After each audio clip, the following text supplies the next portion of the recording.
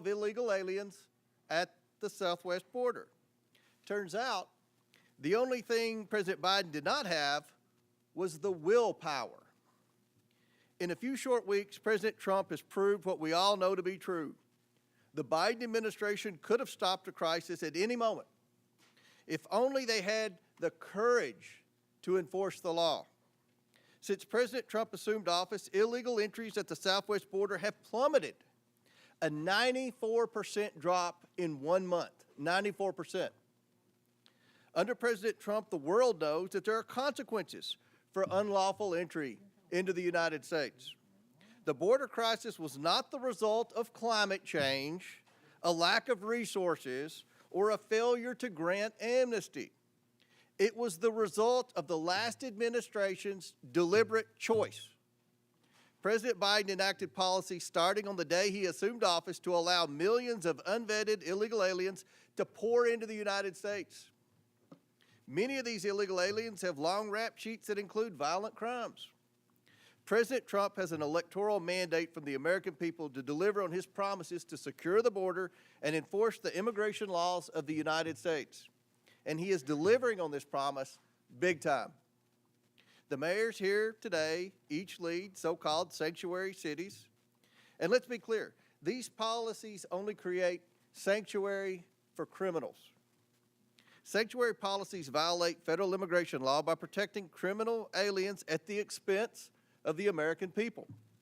Sanctuary cities and states refuse to cooperate with federal immigration enforcement efforts and harbor illegal aliens. They often actively work to stand in the way of President Trump's mission to protect the American people and restore integrity to the American immigration system and the rule of law. Sanctuary cities forbid their officials, including those in law enforcement and public safety roles, from sharing information about illegal aliens in their cities with the federal government or turning over criminals in their custody to ICE.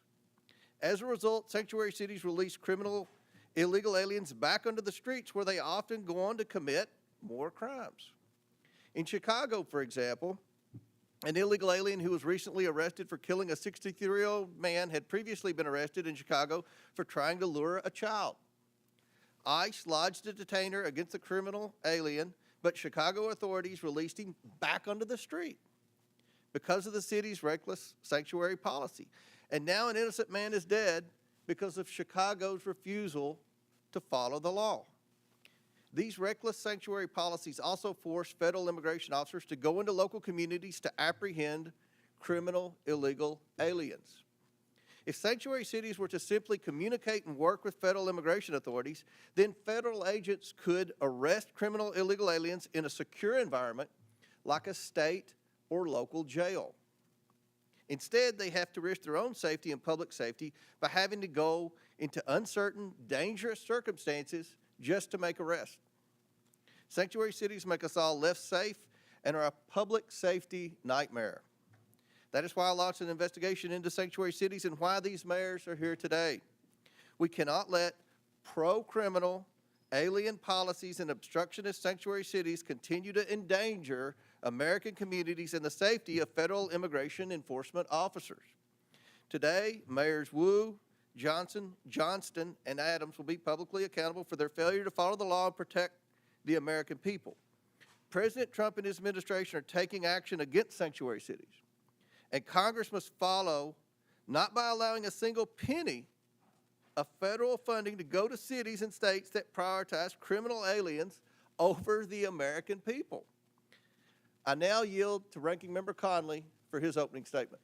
Thank you, Mr. Chairman. Every member here today, Democrats and Republicans alike, agrees that violent criminals don't belong in our communities.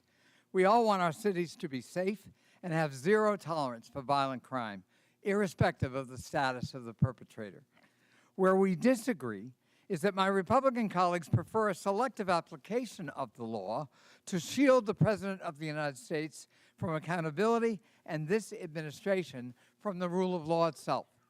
In America, we uphold the rule of law, independent from partisan politics, without fear or favor.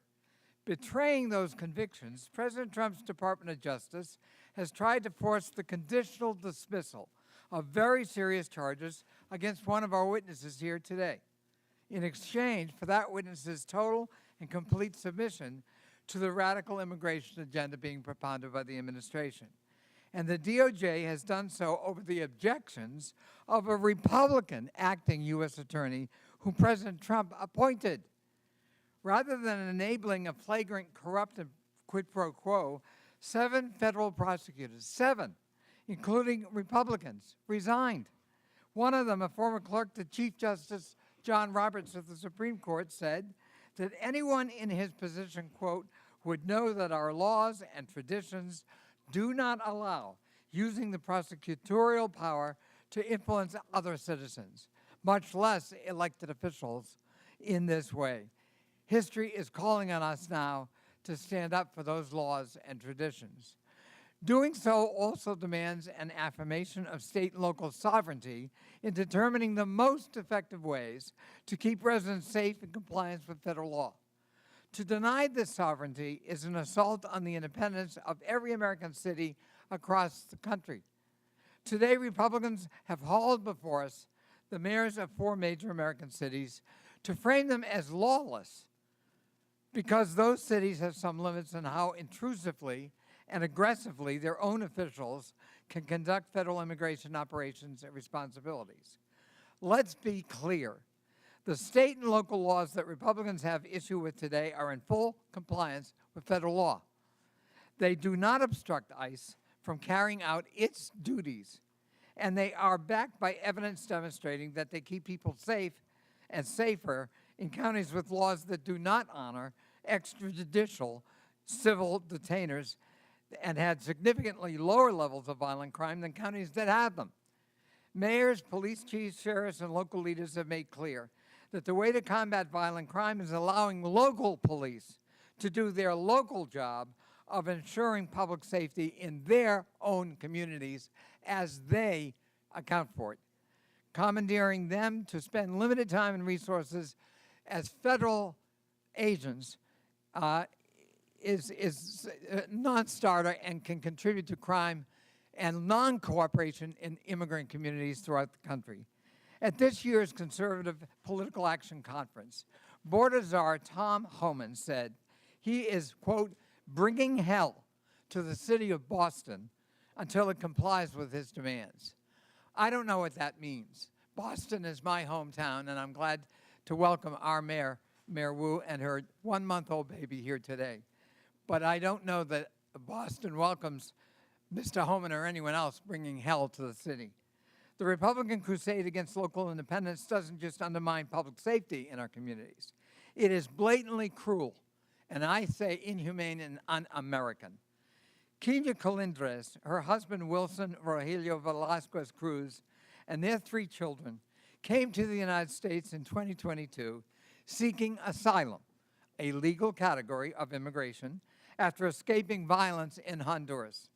Wilson was granted a 5-year work permit, allowing him to work at a tire shop and to provide for his family here in the United States. Kenya said that her husband had never been in trouble and was, quote, a man of God. On January 26, the family of 5 was in church when Wilson was lured out by an ICE agent waiting to arrest him. Despite having valid work permits, the Trump administration refused to hear his appeal and is actively deporting him. Wilson was the sole breadwinner for his family. Now Kenya has to worry about how she's going to pay the bills and take care of her 3 children, on top of the fears that she and her children might be next. Last week in El Monte, California, Sitley, a woman who was battling bone cancer, tearfully watched as her mother, Yolanda, cried inconsolably as she was detained by ICE agents who refused to even present the detention order. Yolanda was Sitley's sole caretaker in her struggle against cancer and has no criminal record. And now Sitley is on her own. ICE is also conducting massive raids in cities and towns that have led to the wrongful detention of U.S. citizens, including Native Americans and military veterans. One school district sent a letter to parents warning that ICE may board school buses and demand documents from children. Children are going to be afraid to go to school One reportedly wrote a goodbye note to friends saying, quote, "If ICE takes me, don't forget about me. If ICE takes me, don't forget about me," from a child. Is that the country we want? America needs immigration policies that keep everyone safe and make the country stronger and allow us to grow and fill in the skill sets we don't have. If President Trump was serious about delivering those solutions, he would not be attacking the Constitution's guarantee of citizenship to children born in the United States. To see our country through this period of darkness, we need leaders who will stand up for the rule of law and will champion public safety at the local level. And American families, whether they're immigrant families or native-born families, deserve due process, deserve respect, and deserve that Statue of Liberty that welcomes all comers. I yield back. Ranking member yields back. I request unanimous consent that Representatives LaHood of Illinois, LaLota of New York, Crank of Colorado, Malatakis of New York, Hurd of Colorado, Evans of Colorado, Van Dyne of Texas, Ocasio-Cortez of New York, Gillen of New York, and Davis of Illinois be waived onto today's hearing for the purpose of asking questions. Without objection, so ordered. And now, before we introduce the witnesses, I recognize Mr. Higgins from Louisiana for 20 seconds. Thank you, Mr. Chairman, and I thank the ranking member as well. Just to briefly, respectfully recognize the presence of the family of Wesley Haynes, a constituent. I'll speak to his case in my time, Mr. Chairman, but his parents, Patrick and Kathy, his wife, Olivia, his little brother, Brady, are present today, and they have a hard exit soon. Their 4-month-old daughter, Anne Marie, is waiting at home for Olivia to care for. And I just respectfully acknowledge their presence, Mr. Chairman and Mr. Ranking Member. We will discuss the details of their case. They tragically lost Wesley Haynes last year. Thank you, Mr. Chairman, for allowing me to recognize this beautiful American family. Thank you, Mr. Higgins. I'm very pleased today to welcome our outstanding witness panel, the mayors of 4 major American cities. First, we have Mayor Eric Adams, who's the outstanding mayor of New York City. He was sworn into office on January 1st, 2022. We have Mayor Mike Johnston, who's the mayor of the city and county of Denver. He was sworn into office on July 17th, 2023. I now recognize Representative Krista Morte from Illinois for 1 minute to introduce our next witness. Mr. Chair, I'm pleased to introduce Brandon Johnson, mayor of the greatest city in the world, namely Chicago, a city that was built by generations of immigrants, people like my parents and myself. Mayor Johnson was raised in Elgin, Illinois, which I'm proud to represent in Congress. The mayor was one of 10 children born to Andrew and Wilma Jean Johnson. His parents inspired him to become a teacher in the Chicago Public Schools and then later to run for office. Mayor Johnson won his first race for Cook County Commissioner in 2018 and later became mayor of Chicago in 2023. Mayor Johnson has dedicated his life to public service, and I'm pleased to welcome my fellow Illinoisan to the United States House of Representatives and to the Oversight Committee. Welcome, Mayor. I now recognize Representative Presley from Massachusetts for 1 minute to introduce our next witness. Thank you, Mr. Chair. I'm proud to introduce Mayor Michelle Wu, a dedicated leader committed to making Boston a welcoming home for everyone, and the first woman and person of color to be elected mayor of the city of Boston. For over a decade, I've had the privilege of working alongside Mayor Wu and witnessing her dedication to public service firsthand. She leads with compassion, she is innovative and inclusive. Under her leadership, Boston has become the safest major city in America, a city that is welcoming to families from all walks of life. Just weeks ago, she welcomed her newest family member, baby Mira, who is with us today, a beautiful reminder of the future she's working to build. Madam Mayor, I am grateful for your partnership, friendship, and leadership. Thank you for being here. Gentlelady yields back. And finally, we're also joined by Mr. David Beer, who is the Director of Immigration Studies at the Cato Institute. Mr. Beer is the minority witness here today. I want to thank you all again for joining us, and I look forward to our discussion this afternoon. Pursuant to Committee Rule 9G, the witnesses will please stand and raise their right hand. Do you solemnly swear or affirm that the testimony you are about to give is the truth, the whole truth, and nothing but the truth, so help you God? Let the record show that the witnesses answered in the affirmative. Thank you all. You may take a seat. We, again, appreciate you being here today and look forward to your testimony. Now, let me remind the witnesses that we have read your written statement, and they will appear in full in the hearing record. Please limit your oral statement to 5 minutes, and we're going to limit our questions to 5 minutes, and that's going to be enforced today, and that's for both sides, As a reminder, please press the button on the microphone in front of you so that it is on and the members can hear you.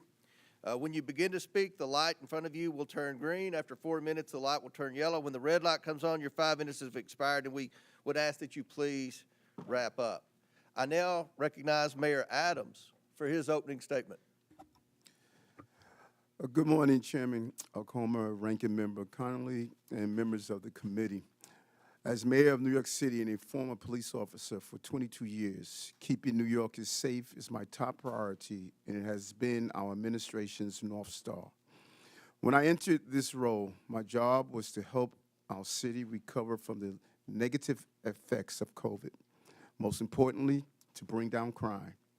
As a result, overall crime was down across New York City last year, and we have now had 3 straight months of double-digit declines in major crimes. I'm here today to testify on how New York City can continue to reduce crime, even as a sanctuary city. To be clear, a sanctuary city classification does not mean our city will ever be a safe haven for violent criminals. It also does not give New York City the authority to violate federal immigration laws. To the contrary, New York City will always comply with city, state, and federal laws as it does now. Law-abiding immigrants in New York have an important role.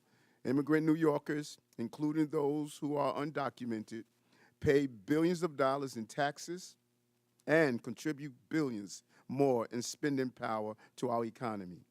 Immigrants also play a vital role in the functioning of the city. This was on full display during the COVID-19 pandemic.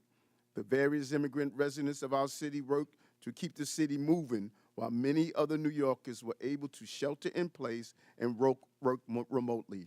Hospitals, the food industry, and many other businesses were able to function because of the commitment of our immigrant population. As mayor, I do not control who enters or remains in our country, but I do have to manage the population that is within our city. In order to carry out this function without having long-term negative ramification, I must create an atmosphere that allows every law-abiding resident, documented or not, to access vital services without fear of being turned over to federal authorities. I cannot have a city where parents are afraid to send their children to school or where children are sleeping on the streets, creating the potential for child exploitation and sex trafficking. If an undocumented person refuses to seek medical care until they have a medical emergency, our city's healthcare system will be strained. And if an undocumented individual witnesses a crime but is afraid to call 911 for fear of being turned over to federal authorities, criminals will roam free. And it reminds me of my early days as a police officer. I have seen firsthand the damage that can be done when someone is too afraid to seek out the police. Early in my career, I responded to a man who was calling out for help. We caught the suspect, but when it came to filling out the police report, the individual, an undocumented man from China, said he did not want to file a report and put a target on his back with federal immigration authorities. Approximately 4 decades later, our country still is in desperate need of comprehensive immigration reform. And as a result, New York City was hit with the largest humanitarian crisis in our city's history over the last 3 years. Federal law did not allow me to stop buses from entering New York City. State law required me to provide all in our city with housing and meals and to educate children. City law makes it unlawful to collaborate with ICE for civil enforcement. We complied with all of these legal requirements and still managed the humanitarian crisis with the care and compassion while at the same time bringing down crime, recovering our economy, and preventing any child from being forced to sleep on the streets. Comprehensive immigration reform is long overdue. While the solution is not within my control as a mayor, I am committed to working with federal officials to go after violent gangs and those who harm residents of our city. This is why we have over 330 NYPD officers assigned to different federal joint task forces, over 70 of which are assigned to task forces with Homeland Security investigation, the criminal investigation arm of ICE. Those task forces focus on many different important priorities, including going after violent gangs and child exploitation. I look forward to sharing New York City collaborations that we do daily with our city, state, and federal partners to keep New York City to continue to be the safest big city in America. Thank you. Thank you. I now recognize Denver Mayor Johnston for his opening statement. Good morning, Mr. Chairman, and thank you for inviting me to testify today. This committee convened this hearing on the critical topic of immigration. I want to tell you Denver's story. When I became mayor 20 months ago, Denver was already receiving buses of immigrants with little to no notice or coordination. At one point, we were receiving 10 to 11 buses a day, dropping off as many as 300 people, mostly women and children, in 10-degree weather with only sandals and a t-shirt, leaving them in danger of freezing to death on our streets. All told, 42,000 people arrived in Denver over 18 months, the largest per capita influx of any city in America. We are each entitled to our own opinion about what should happen at the border, but that was not the question facing Denver. The question Denver faced was, what will you do with a mom and 2 kids dropped on the streets of our city with no warm clothes, no food, and no place to stay? As mayor, I have to protect the health and safety of everyone in our city. As a man of faith, I have a moral obligation to care for those in need. As Scripture says, for I was hungry, and you gave me something to eat. I was thirsty, you gave me something to drink. I was a stranger, and you invited me in. So that's what we did. In Denver, we believe our problems are solvable, and we are the ones to solve them. So we went to work. When we started, we had the largest encampment in Denver history, with more than 200 migrant families living in freezing temperatures.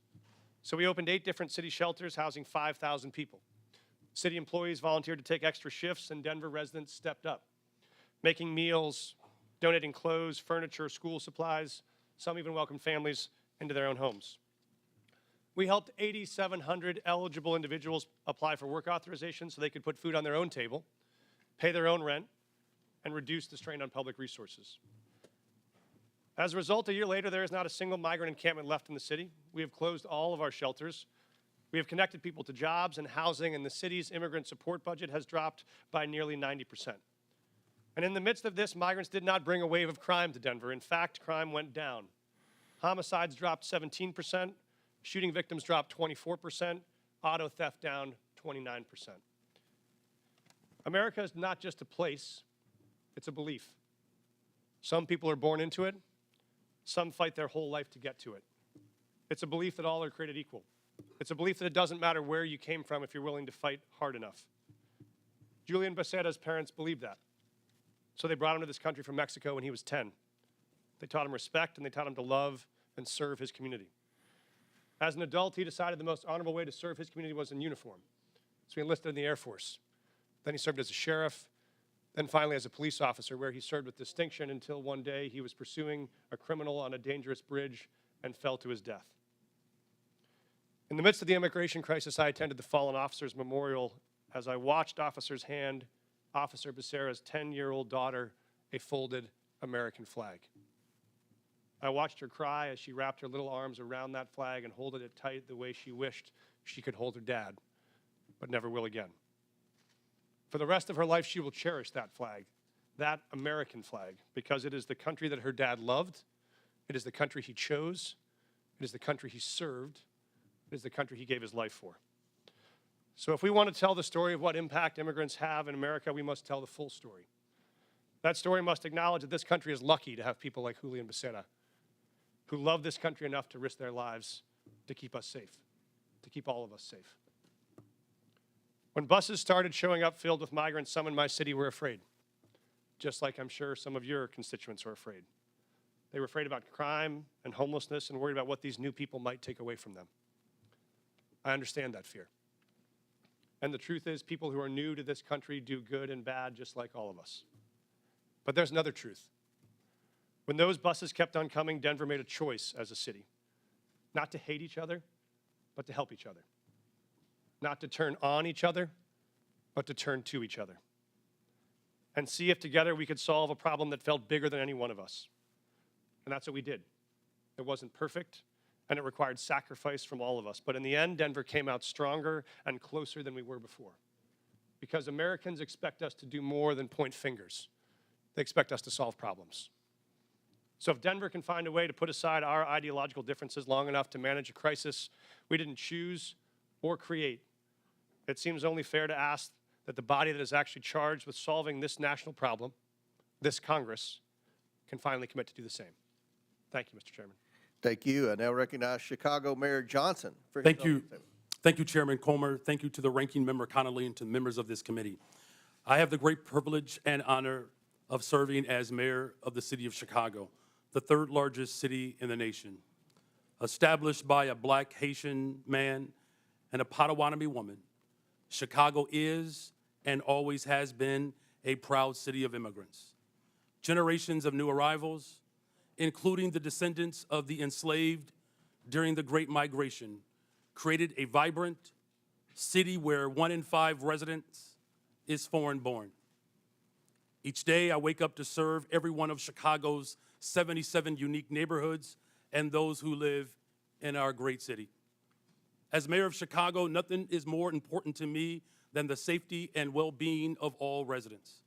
And since I was elected, my administration has been laser-focused on creating and implementing public safety initiatives that protect all Chicagoans. We launched the People's Plan for Community Safety, which builds trust between communities and law enforcement by prioritizing transparency and violence intervention. We established a dedicated robbery task force that reduced robberies by 25% citywide. We added over 200 detectives, increasing the clearance rates on our cases. And we've updated police equipment and technology so that our police officers have the tools they need to effectively prevent and fight crime. Our efforts to improve public safety by building trust with and investing in our communities are working. Violent crime is down in Chicago. The city ended 2024 with its lowest homicide rate in 5 years. The city is also safer because of our Welcoming City Ordinance. That law makes sure that the city's police resources are focused on our local priorities. In fact, the 40 years of Chicago's leaders have recognized that our policies toward civil immigration matters help to prevent and solve crimes. Put simply, any actions that amplify fears of deportations make Chicago more dangerous. Those fears cause witnesses and victims to avoid cooperating with police. The cooperation of all people, regardless of their immigration status, is essential to achieving the city's goals of reducing crime and pursuing justice for victims. When there is trust between city's residents and the police, undocumented immigrants come forward to report crimes to local law enforcement and provide information that helps the police solve those crimes. And now, I know there are myths about these laws, but we must not let mischaracterizations and fear-mongering obscure the reality that Chicago's crime rates are trending down. We still have a long way to go, but sensationalizing tragedy in the name of political expediency is not governing, it's grandstanding. Every violent crime is devastating, but scapegoating entire communities is not only misleading, it is unjust, and it is beneath us. So let me be clear.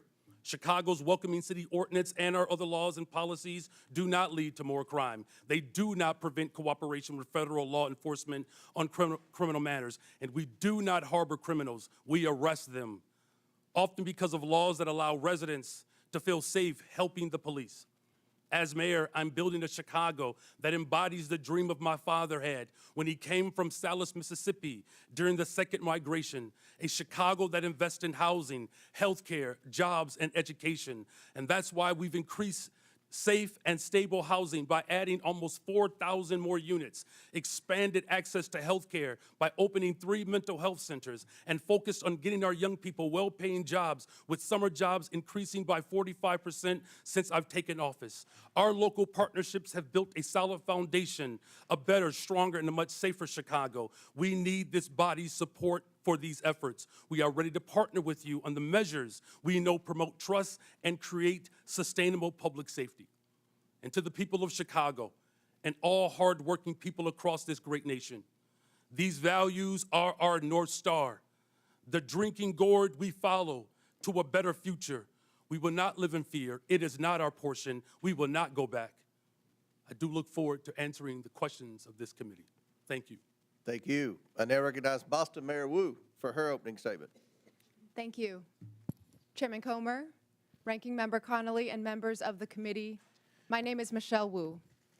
I am the daughter of immigrants, and since November of 2021, I have had the honor of serving as mayor of Boston. I'm proud to be here on behalf of our city, the police officers, first responders, city workers, the faith leaders, teachers, parents, and neighbors who partner every day to make Boston the safest major city in the nation. And I'm proud every day to work alongside the greatest police commissioner in the nation, Commissioner Michael Cox. Every year since I took office, we've set a new record low for gun violence in Boston. Last year, Boston saw the fewest homicides on record in the last 70 years. Those are the facts. And behind these record lows are historic highs.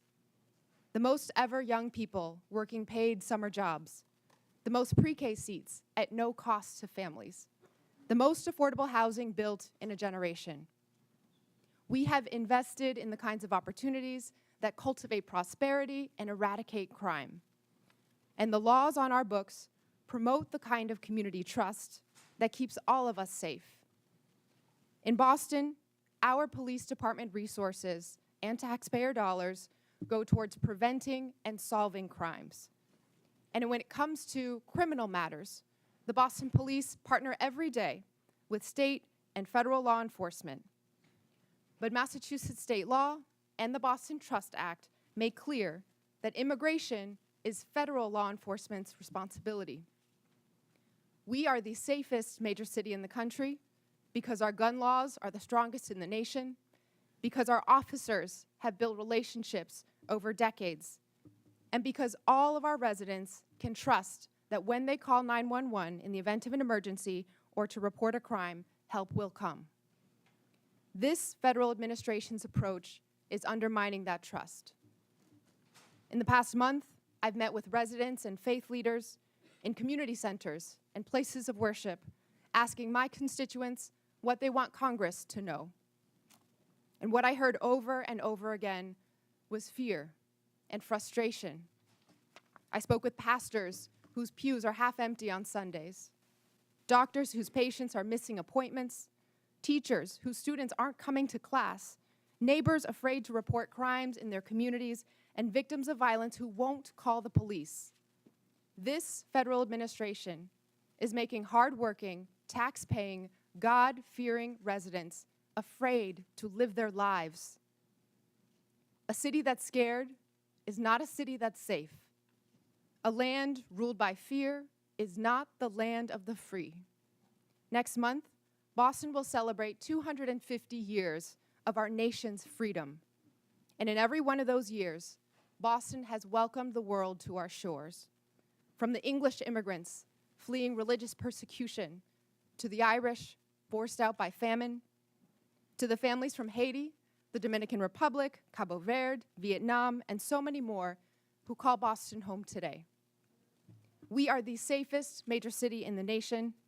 We are home to the greatest healthcare, the greatest colleges and universities, the most advanced innovators, and the 2024 world champion Boston Celtics. We are the cradle of democracy and the city of champions. We are all of these things not in spite of our immigrants, but because of them. 1 in 7 signers of the Declaration of Independence were immigrants. On the last 4 Red Sox rosters to win a World Series, 1 in 5 were immigrants. Of all the faculty at Boston University to have earned a Nobel Prize, all but 1 were immigrants. Today, 1 in 4 Boston residents were born somewhere else. Most have jobs, many have kids. All of them chose this country as their home because, like my mom and dad, they believe that here, where you've been doesn't limit where you're going. The strength of your character has nothing to do with the color of your passport. And how hard you work matters more than where you were born. That wherever you're from, if you pitch in, look out for your neighbors, and cheer for the home team, you can build a better future here for the people you love. So to every one of my neighbors back in Boston, know this: you belong here. This is your home. Boston es tu hogar. Boston, 是la calle. 这是你的家. This is our city. We are the safest major city in the nation because we are safe for everyone.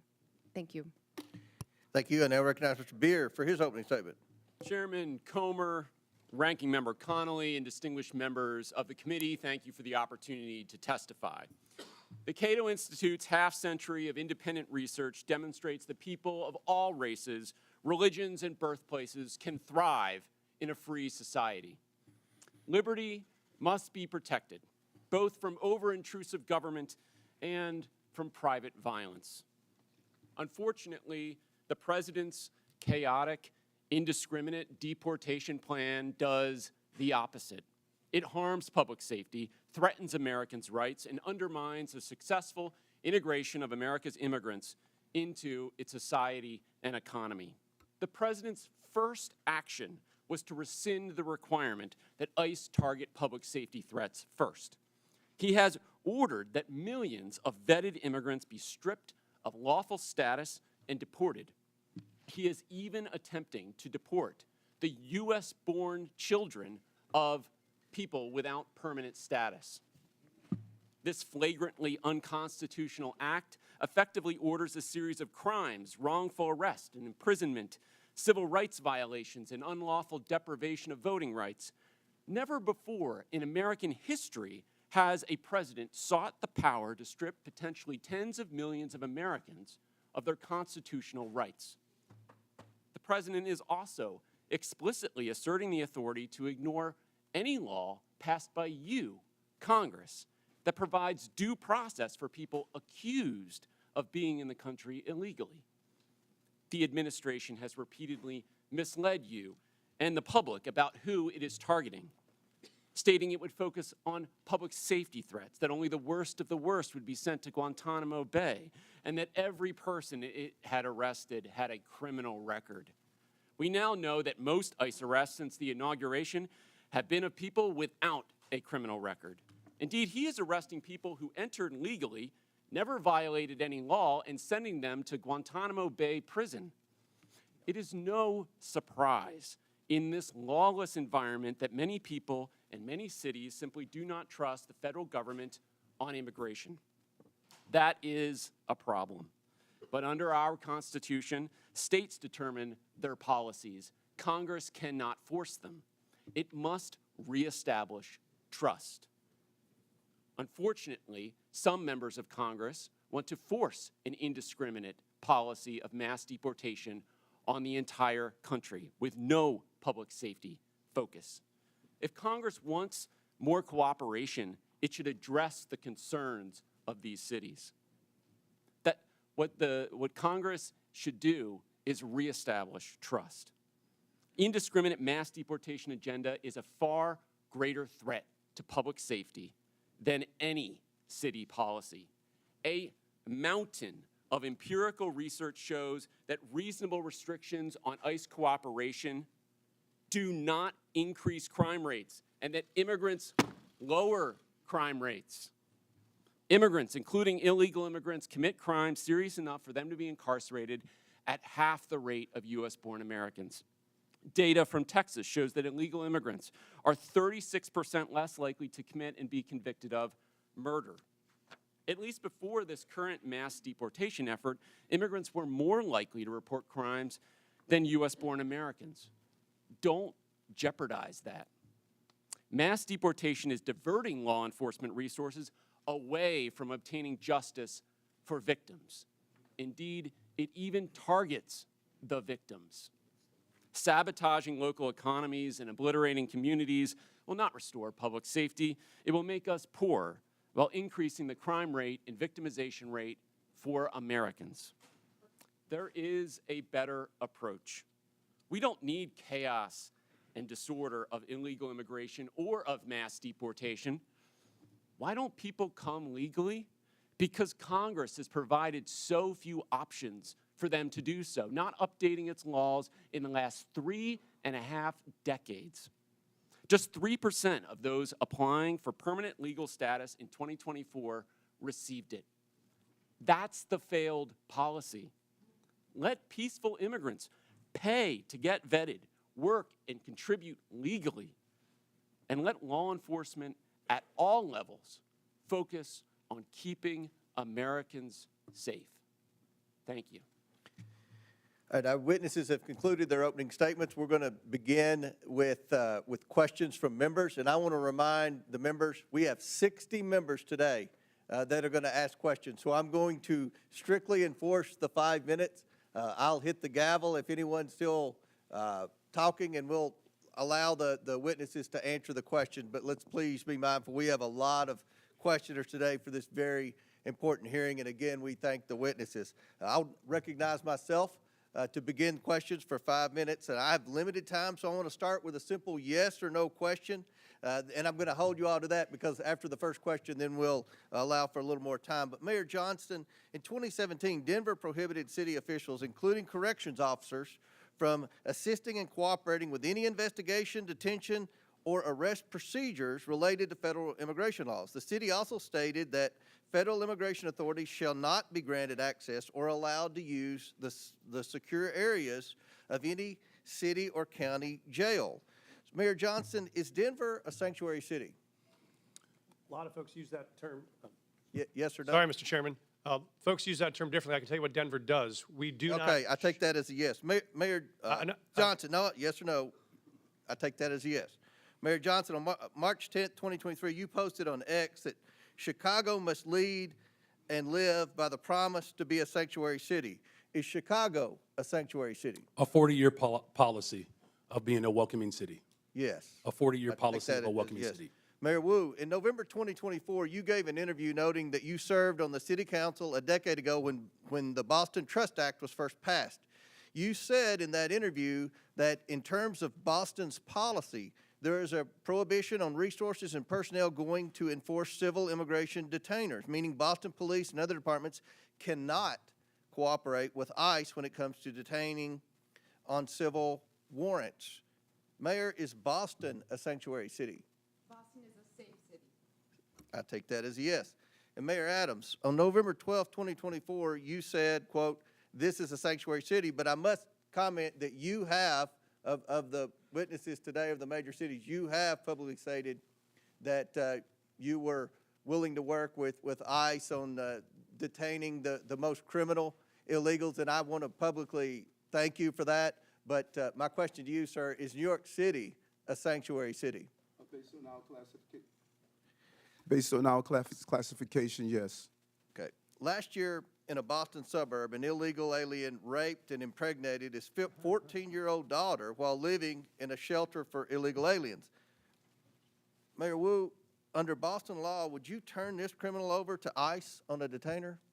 Whenever there's a criminal warrant, Boston police enforce that and hold people accountable. So would you turn that criminal over to ICE? This happened outside the city of Boston, but I can tell you in the city, whenever someone commits a crime, whenever there's a criminal warrant, we hold them accountable. If ICE deems that they are dangerous enough to obtain a criminal warrant, and the Boston police will enforce it. Will you turn that criminal over to ICE? We follow the laws, I and take we that make as a no. sure that everyone. In Chicago, say. an illegal alien who is a suspected member of a violent foreign gang who was brought into custody for his potential involvement in a murder. He was released when Cook County declined to press charges. This illegal alien is also facing charges for kidnapping and sexually assaulting his former girlfriend last year. Now he's on the streets. Mayor Johnston, under Chicago law, would you turn this criminal over to ICE on a detainer? Our local law enforcement works hard every day to get criminals off the streets of Chicago. Would you And turn that criminal over to ICE? That's the problem. That's one of the topics of this conversation. That's one of the problems we've heard from Tom Hammond and from the Homeland Security is that in your cities, when someone's apprehended for a crime, and ICE is now with this new federal policy wanting to come in and deport the criminal alien, that you will not cooperate with ICE. Will you turn that criminal over to ICE? And we do not harbor criminals. Our local police department works hard every single day to ensure that the city of Chicago is Yes safe. or no? Will you turn the criminal over to ICE? With a criminal warrant from the federal government, our local law enforcement repeatedly collaborates with federal agents. So you're saying publicly today, you will turn that alien over to ICE in a safe place like a jail and not turn him out on the street and say, here you go, ICE, good luck. You will turn that criminal over to ICE.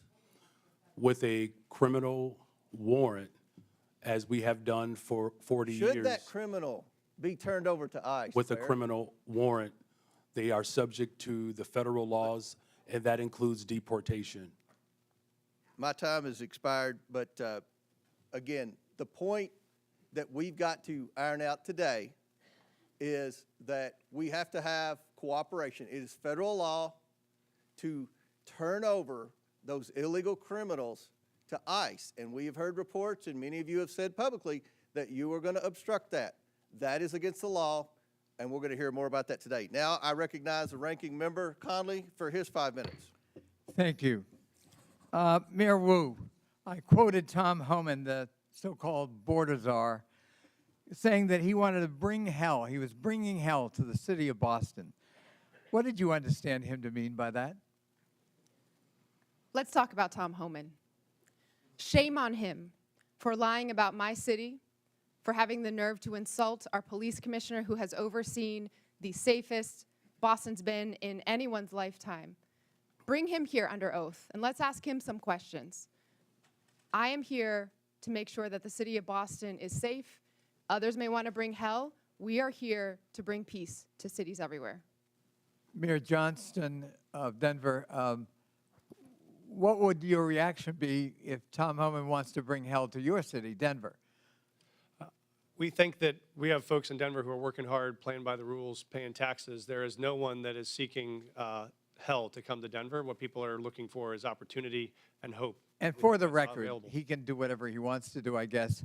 But the fact of the matter is you absorbed on a per capita basis the largest immigration a year or two ago, and you indicated that your crime rate actually fell. It didn't increase. Is that correct? That is correct. Crime is down in Denver. We have homicides down 17%.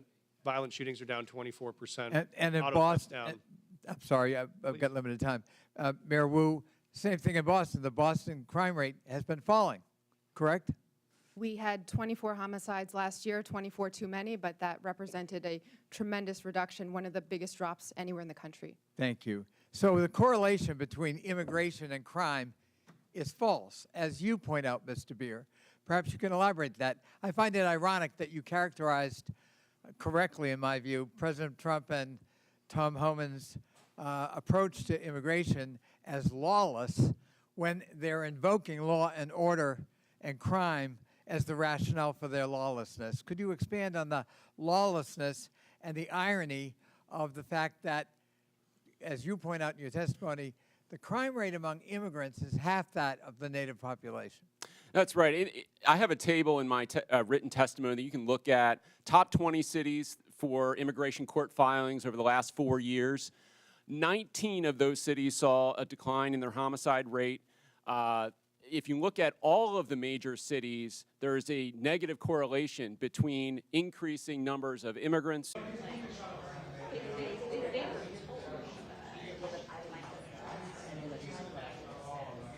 I think the correlation that's trying to be made is more immigrants, more illegal immigrants, more chaos, more crime.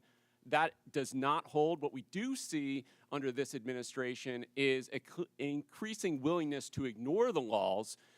He has, as I mentioned, signed an executive order that says he can ignore due process rights for people who are accused of being in the country illegally. This is an incredibly dangerous assertion of authority and should be investigated by Congress. And is it a reasonable proposition for a local leader? I know I was chairman of my county, which is like being mayor of a large county, and you know, we focused on local law enforcement. You know, we tried to help the feds when we could. We were cooperative where we could be, but our job was local law enforcement. And there is a clash when ICE behaves this way, and I described some horrible incidents. It instills fear in the immigrant community, and it fosters non-cooperation rather than cooperation, which is the mandate of each of these leaders, is it not? Absolutely. We want cooperation. Many of these cities are the reason why immigrants are more likely to cooperate and report crimes to the police than the U.S.-born population is. So there are good reasons to limit this mass deportation of people in their communities. I would just argue that the premise of this hearing is false. We have local law enforcement cooperating with the local political leadership, and it's working. It's bringing down crime rates. And the proposition that immigrants cause crime is false, in fact, patently false, as your testimony, I think, would demonstrate, Mr. Beer. And the idea that these are sanctuary cities that need to be punished is simply a war on urban America. And I'm proud of the mayors who are in front of us here today, and I thank them for their testimony, and I thank them for their service to their local communities. I relate to it, and I think it's a noble calling. I yield back. Gentleman yields back. Chair recognizes Ms. Boebert from Colorado. Thank you, Mr. Chairman. Mayor Mike Johnston, I hope we could start off on a level field of agreement here. So in your testimony, you said that locals were asking Denver, what will you do? When they saw 10 to 11 buses coming in a day and 42,000 illegal aliens entering their city. Denver, what will you do? And in a Fox 31 interview in January, you blamed state law for not allowing the city of Denver to coordinate with ICE, resulting in Denver being a sanctuary city, saying, quote, the whole state is bound by our state law in this, which is pretty consistent in some of these practices, like everywhere in the state. We don't honor ICE detainers, end quote. I've demanded Governor Jared Polis and the Colorado State Legislature to repeal them. Douglas County has led on a lawsuit to get those laws repealed. So, Mr. Mayor, would you join me today in calling and demanding that these sanctuary policies, these Colorado state laws, be repealed? Thank you, Congresswoman. Yes or no, Mr. Mayor? Pardon? Yes or no? Will you join me? I do not believe the detainer law needs to be changed. I can tell you what Denver Okay, so does you right now. don't want them to coordinate with ICE, but yet you're blaming the state of Colorado for those policies. It's a statewide law. It's not a Denver law. And you're blaming the state of Colorado for the law, yet you will not call for that law to be repealed. Correct? Yes or no? We do coordinate with ICE presently. I'm happy to tell you what we do on that. So we've honored detainer requests more than 1,226 times over the last What about years. before a warrant? There are many issues before a warrant. So if what happens is if ICE has sends us a detainer request, Well, you have local law enforcement officers, Mr. Mayor, who are unable to coordinate with ICE to even get the initial warrant. They aren't allowed to tell them that they are illegal aliens. So unfortunately, you won't join me in asking for this law, demanding that this law be repealed. So let's keep going. In 2017, Denver passed an ordinance that ensured any city employee who spoke with federal immigration authorities would be fired, among other policies that have led to local and national media outlets to call Denver a sanctuary city. So now let me ask you, would a city employee be fired for communicating with anyone from the EPA? Right now, Congresswoman, our policy is we don't ask people's status. when Would they come any into city contact with employee any- be fired for communicating and coordinating, talking with an agent from the EPA, a federal employee? Not to my knowledge, Congresswoman. What about Health and Human Services? Would they get fired for talking with someone from Health and Human Services? Not to my knowledge, Congresswoman. So they would only be fired for talking to federal law enforcement officers. No, that's incorrect, Congresswoman. This is an ordinance city employees do, in Denver fact, passed in 2017, Mr. Mayor. our city employees do, in fact, communicate with ICE. We do coordinate on multiple things with ICE. For instance, if there is a violent criminal warrant in the city, we No, pursue that we're warrant talking together. before the warrants, Mr. Mayor. There are issues happening before warrants are issued, and local law enforcement officers are unable to coordinate because there is no warrant. And your ordinance says that a city employee would be fired for communicating with federal law enforcement. So you've been mayor for 600 days. Have you ever called for that ordinance to be repealed? We are not unable to coordinate with ICE right now. We are in communication with ICE right now. Only if about- there is a warrant, but I'm talking prior to the warrant. We wouldn't have a reason to coordinate. Because you prior don't know to if they're warrant. illegal, because you are unable to coordinate until there's a warrant. So that's why this ordinance needs to be repealed. So now the 600 days, there's been no time to ask for this to be repealed. You did have a newcomer's playbook, 25 pages. You had time to put that together. And you had time to agree with the city council to authorize up to $2 million to pay Joe Biden's former lawyer, his law firm, to help cover your ass for Denver's sanctuary city policies for this hearing, correct? Thank you, Congresswoman. We have counsel. Did you to authorize support- that spending? We have counsel to support this committee's investigation into any documents you may have. That is a year-long contract for the 13,000 city employees. And your budget you may is request documents from. seriously declining. Denver Magazine reported that Denver has spent $7.5 million on shipping illegal aliens to other destinations. Mayor Adams, did Mayor Johnston ever coordinate with you and tell you that he was shipping illegal aliens to your city? We coordinated in communication around the entire asylum seeker issue in our cities. So I've heard that Denver crime went down. Well, Aurora's crime went up because you were also shipping them to Aurora. And we have documentation that I don't have time to discuss here in this hearing that proves you were shipping illegal aliens to Aurora. Their crime was increasing while you were hiding under laws that you will not demand be repealed, ordinance from your city, and then crime was going up from Trinidad gangs vandalizing apartment owners. Thank you, Mr. Chairman, and I hope that we can get this We have a resolved in 5-minute Colorado. rule, Mr. Chairman. Chair, gentlelady's time's expired. Chair recognizes Ms. Norton from Washington, D.C.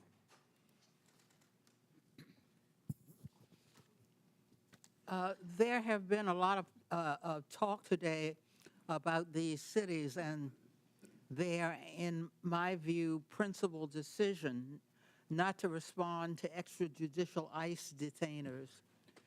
But I would like to back up and talk about these detainers, what these detainers really are.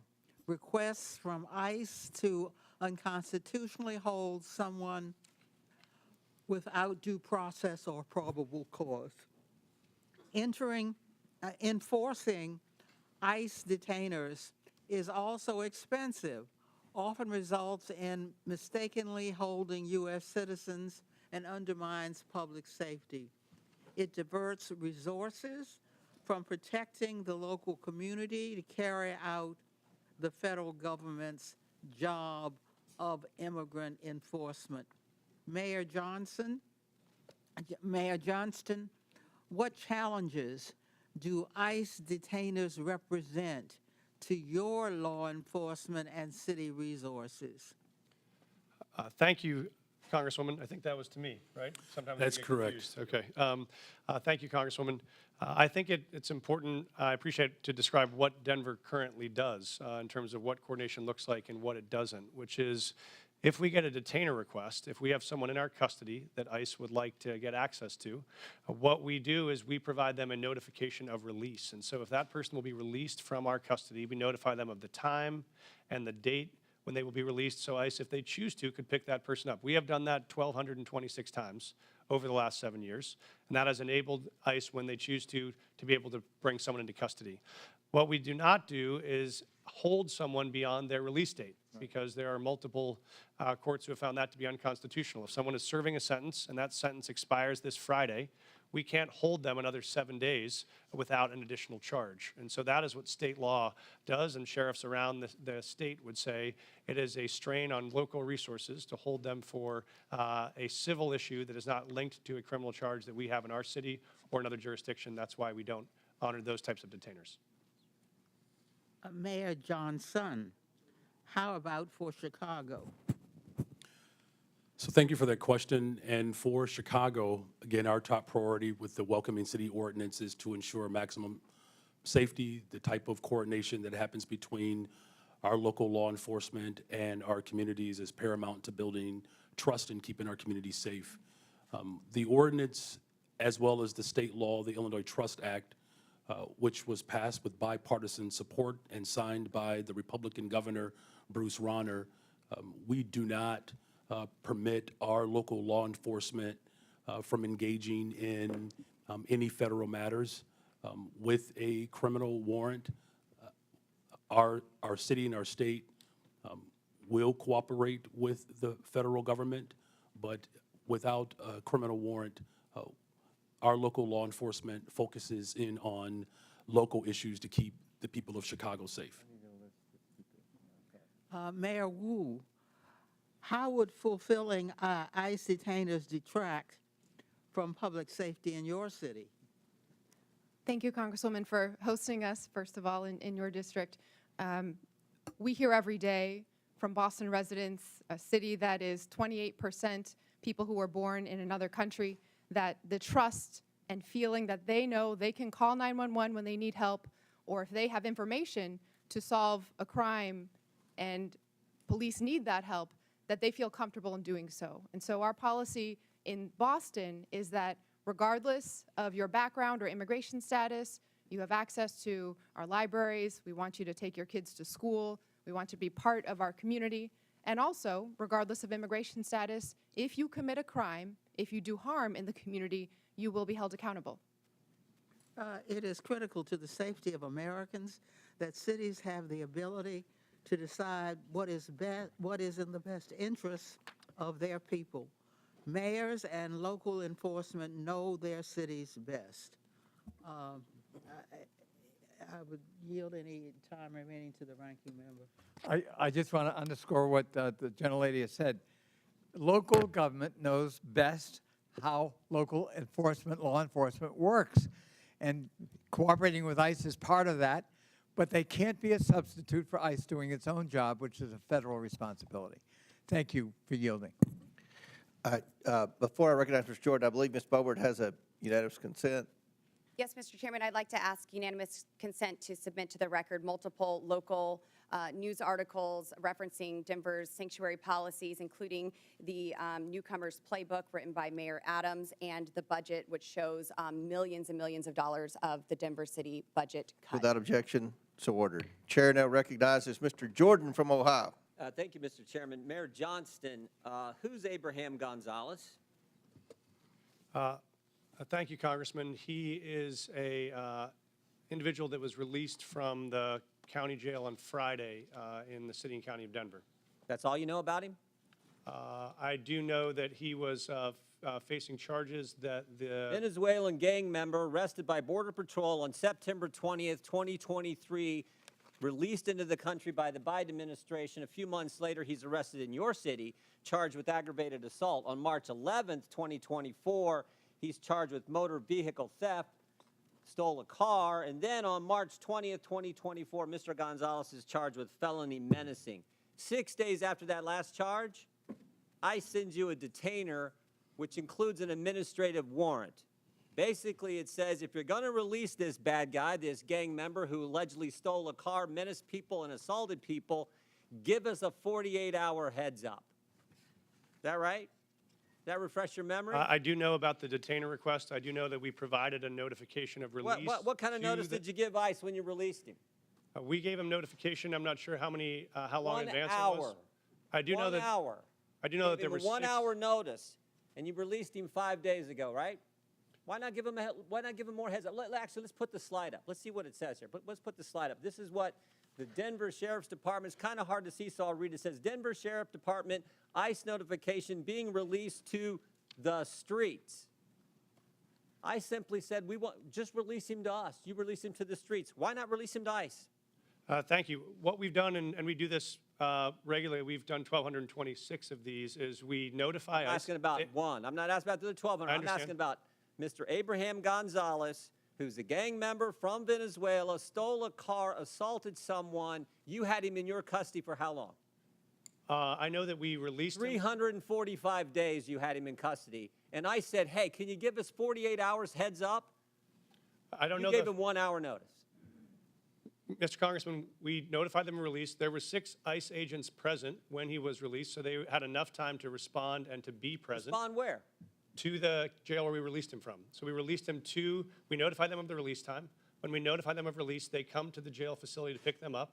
They're Why still didn't you on. say, that's not what you said. You said you release him to the streets. Did you release him to the streets? You release him to ICE? What we do, sir, is we release him from our county jail, and we coordinate with ICE on that release time and release date so that ICE can come and pick them up from that location. Pick them up where? In the parking lot? Yes, sir. They're on the facility Guess property. what happened in the parking lot? I know, sir. I've reviewed the video. So I looked at it. I've talked to the sheriff last night. One of the ICE officers got assaulted, didn't he? I've reviewed the video, They had sir. to tase the guy, didn't they? Would you like me to answer, sir? No, I'd like you to answer, did they tase him? I know that there were 6 officers that had multiple tasers. I saw the So they detention had on 6 video. officers. If you keep him in the facility and they come in the facility and get him, does it take 6 officers? Probably takes 2, doesn't it? So we've been doing these, as I mentioned, 1,224 times, 1,226 times. This is the first time I've been made aware of there's been an incident like this. So I reached out to ICE after I saw the video. I've coordinated with their team and offered to sit down and see if there are procedures we can change It's a simple to make sure question. this works smoothly. It's a simple question. You can release him in the parking lot, give ICE 1 hour notice, and they got to send 6 officers to arrest this guy. Or you can say, hey, what? Here's what we're going to do. We're going to hold him. You come in and bring 2 officers in, and you turn him over there. Why not do it that way? We have a city You ordinance. know why you don't do it that way? We have a city ordinance that Because you're a governs. sanctuary city. This is the whole point. No, sir, I disagree with you. Oh, okay. Because I'll tell you why. If you talk about sanctuary as a definition of shielding people from law enforcement, we do not do that. What we do is provide services. In this context, what we did is we coordinated the release. An officer got assaulted because of your policy, which says we're going to release him to, in your words, not mine, to the streets. They have to arrest him in the parking lot. They bring 6 officers when they could have had 1 or 2 just come in your facility, in the jail, and take the guy there. But you won't do it that way. I've seen the video. I've reached out to ICE. don't care if I've you've seen the offered to video. I sit know the down and facts, coordinate too. on strategies. If we need to make adjustments to what we do on releases, we'll do that. This is the first time in the 1,226 releases You know, I've heard of an I read your incident, so we'll written take testimony action. last night. I read your written testimony last night. 4.5 pages. And you used the word safe, safer, or safety 13 times. Talking about my job is to protect is the safety of the people in Denver. We prioritizing making sure everyone in our community is safe. That's a lie. Because it was not safer for the ICE agents who are part of your community. No way was it safer. The safest thing to do is to say, ICE, we got him in custody. Come here, we're releasing. We held him 345 days. We can't hold him a second longer. We can't wait for you to come inside the building. We got to let him go, so you have to arrest him in the parking lot. That is how stupid sanctuary policies are and what they mean to the community that you put at risk and to the ICE officers ICE officer who was assaulted, and they had to use a taser on them. It's not good. Mr. Chairman, Time, Mr. Chairman. 5 minutes is up. Consent request. Gentlemen's time's expired. Chair recognizes Mr. Lynch from Massachusetts. Thank you, Mr. Chairman and Ranking Member Connolly. I want to thank the panelists for your willingness to come before the committee and help us with our work.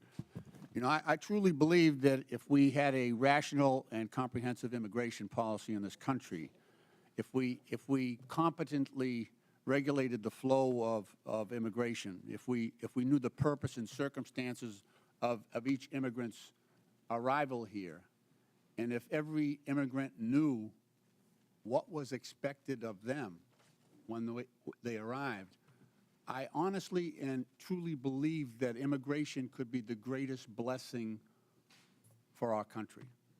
Look at our world rivals, China and Russia.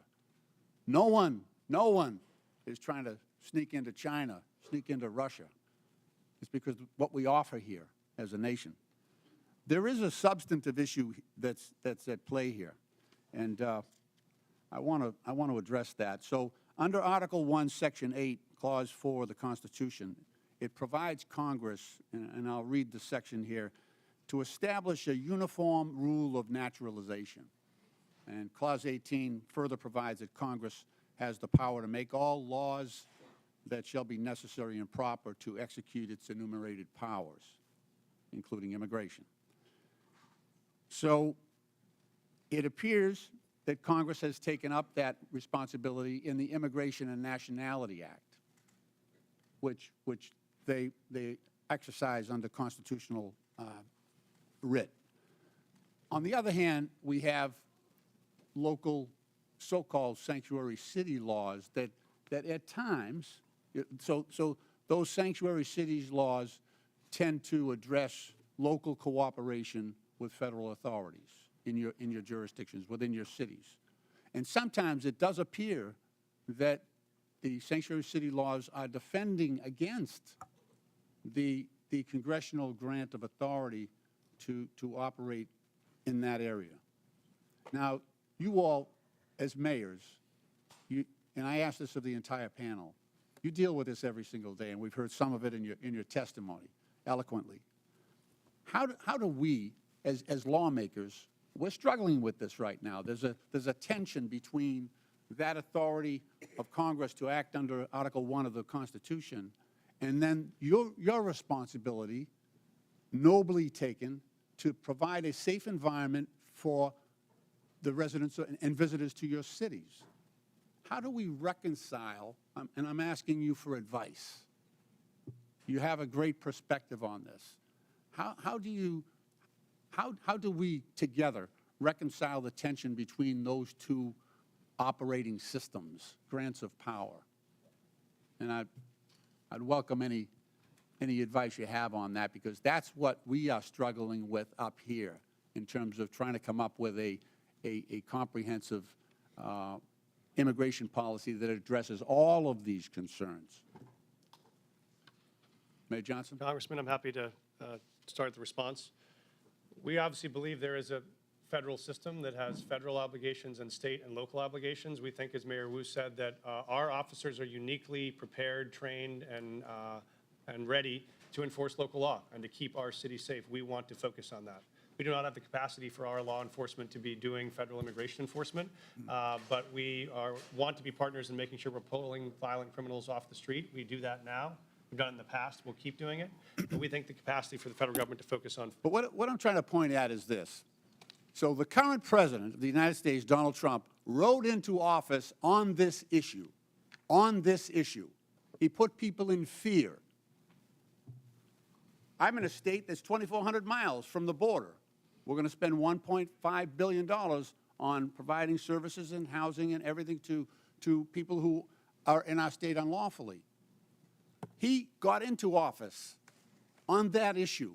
So the costs to democracy are massive. It is now threatening our democracy because we have mishandled this issue. So we need to get together on this and turn immigration, like I say, into the greatest blessing that this country has, and not something that people are afraid of. That's the challenge. May I, Congressman? Please.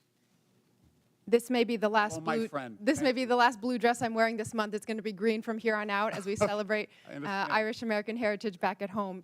Please pass comprehensive immigration law that is consistent and compassionate.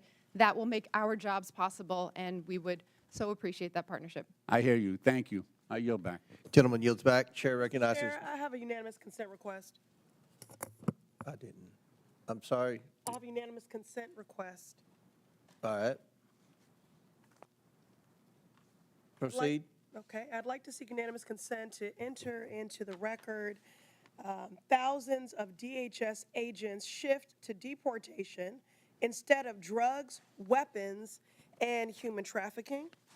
That is February 2025 USA Today. Without Also, objection, so ordered. Parents pull kids from childcare as immigration fears hit U.S. youngest. Without objection, so ordered. Chair. Finally, an 11-year-old girl in Texas died by suicide after she was bullied about her family's immigration status, her mother says. Without objection to order, Chair recognizes Dr. Gosar from Arizona. Thank you, Mr. Chairman. Mayor Wu, I'll be showing up at your house tomorrow with my bags at 5 o'clock. Leave your doors unlocked, please. What are you making for dinner? Because I expect a warm meal and a balanced diet. Now, I'm going to need a car, and please leave me some cash because I'm going to need to go to my doctor's appointment on Friday. That would be to Mr. Mayor Johnson.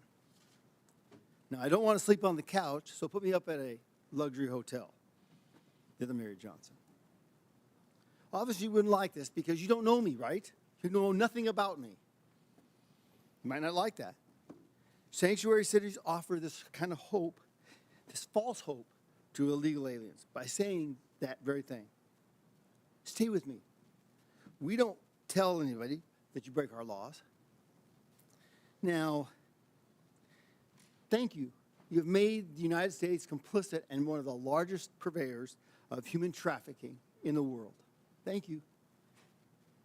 You're disgracing the legal immigration system that came here and the immigrants that came here the right way, through Ellis Island at the time, now through our going through our process. And I want to talk about that process because I've always been told, and it's never been really challenged, is that good process builds good policy, builds good politics. I think that works really, really good because you can always fall back to the process. If the process isn't good, you always get a good process.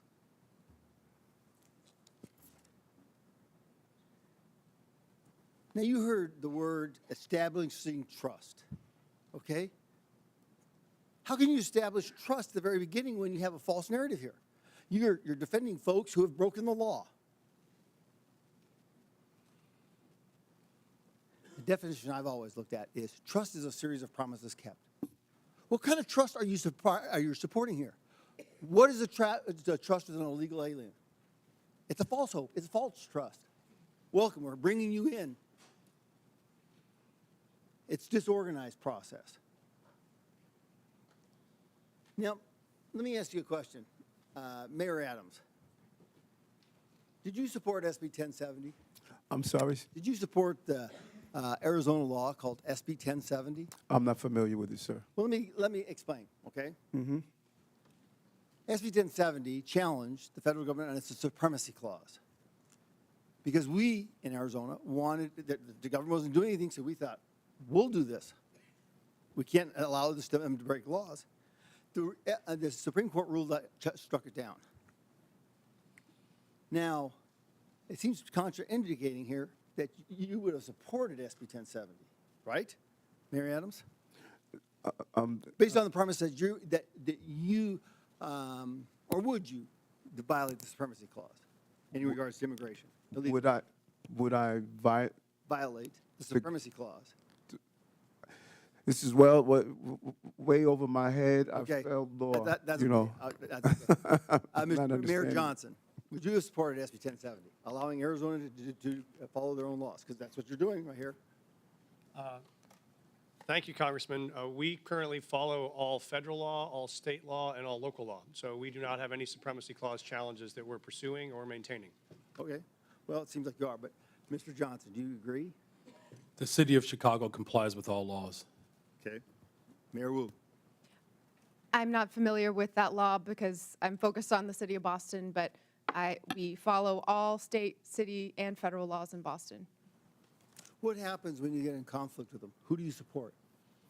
The Constitution, as I understand it, doesn't require cities or police officers or anyone to follow their laws in conflict, follow federal laws in conflict with local laws or state laws. Okay, in the Constitution it says, and it's explicit, that the federal government has jurisdiction and supremacy over all immigration laws, right? I mean, I've heard it a number of times from my colleagues over here.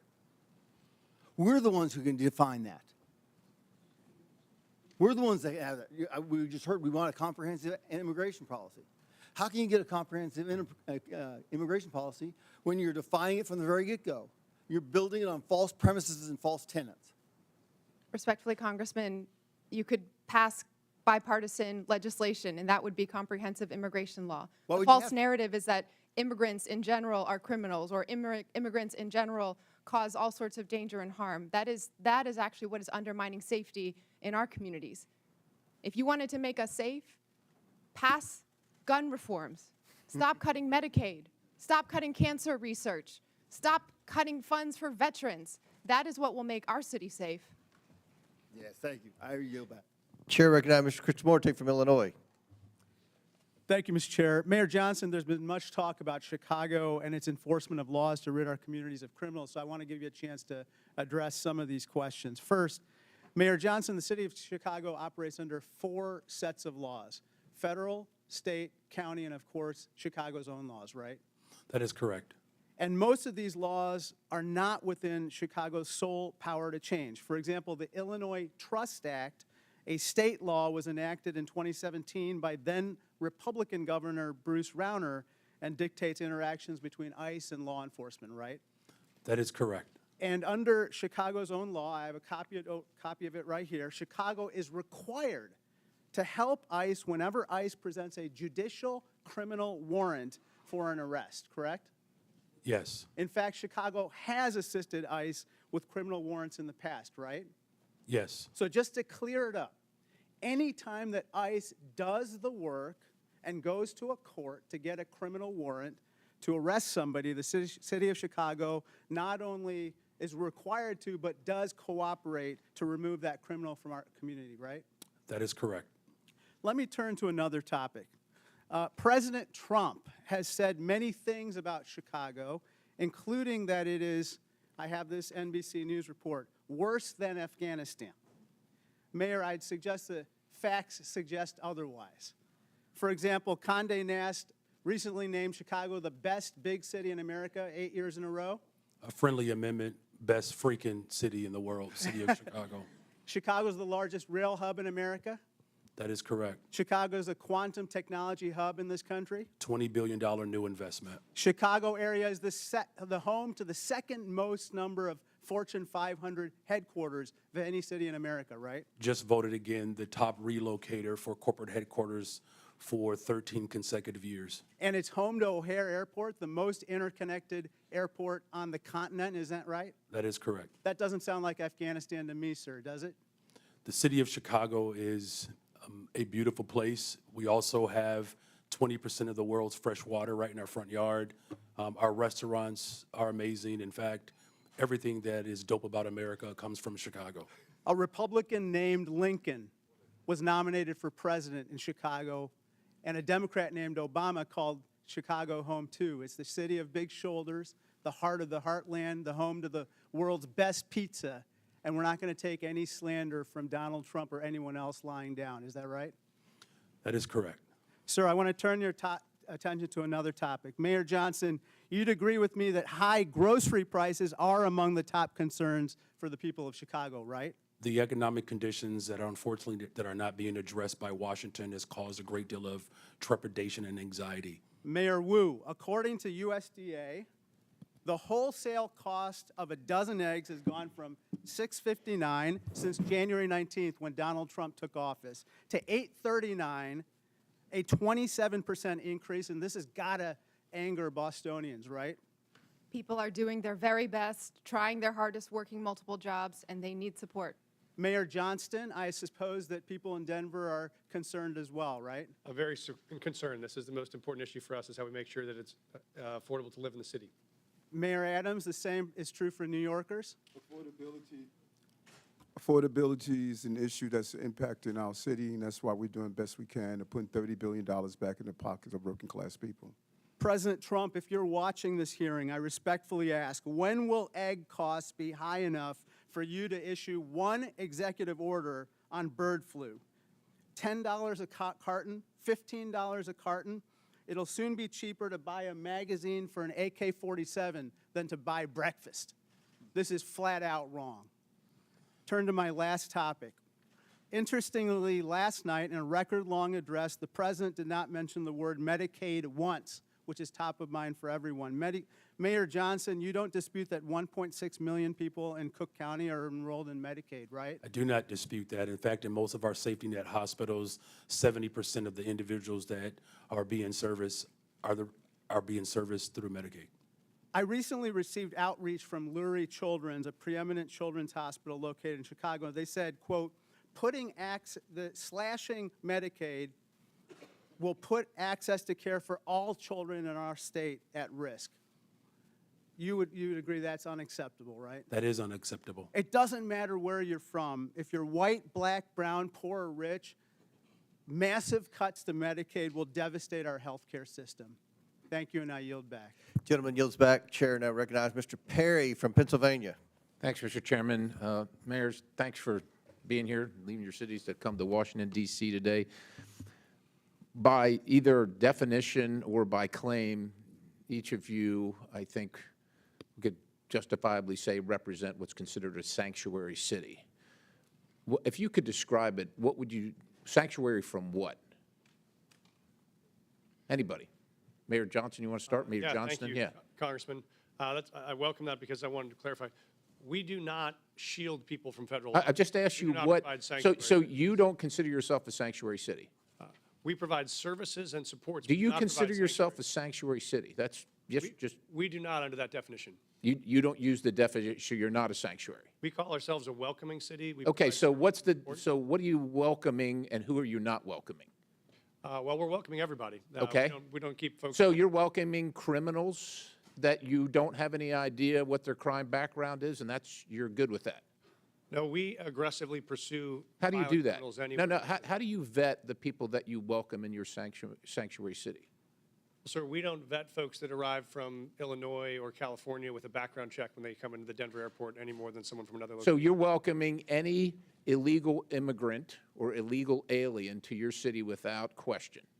Well, folks that make the decision to come to Denver, they arrive, and then we expect But them to you get a call job, them, you pay welcome taxes. them. You welcome them. You call them to your city and say, if you come here, you will be safe from what?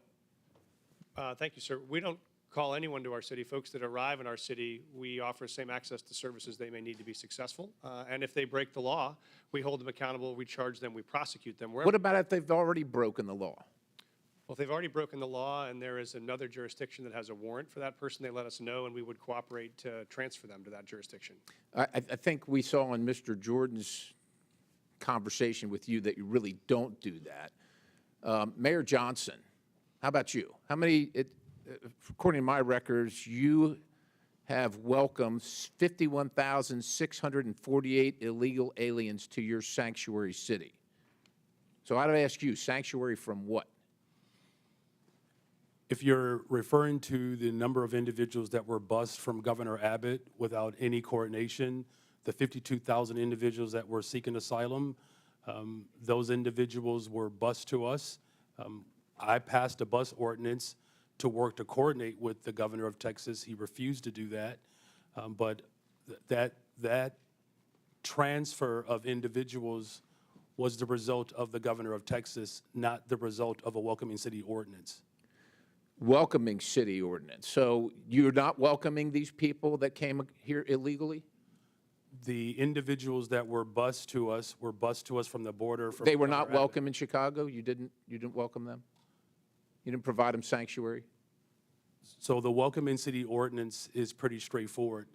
It allows for our local law enforcement to focus on local policies, and that's why we're seeing a decline in violence. So you don't care about federal law enforcement policies, only local policies? We comply with all laws. What I do care about is this body, Washington, passing comprehensive immigration So let me ask you this. Chicago residents reported 28,443 violent crimes during 2024 alone, cases of aggravated assault rising to the highest level in 2 decades. Now, also, state funds, $160 million, were issued to illegal alien job assistance shelters in Chicago. You're the mayor of Chicago. Do you think that your residents or the residents of your state should be paying for that more than they should be paying for their own needs, their own roads, their own public safety? I mean, who elected you? The people that came illegally, whether they were sent to you or not, or the people that reside in Chicago? Who elected you? And who do you serve? The people of Chicago elected me as the 57th mayor of the city of Chicago, and we serve all the residents of the city of Chicago. Illegal or not, criminal or not. How many of the 662,566 illegal aliens with criminal histories that ICE has reported are now residing in Chicago. Someone will have to get back with you with that number. I don't keep account do you of. take immigration information from criminals as they're arrested and processed? Do you take immigration information? Our local law enforcement focuses on getting all violent individuals do you off the determine streets whether of they're Chicago. here legally, what their immigration status is as a function of your justice Gentleman's system? time's expired, but please feel free to answer the question, Mayor.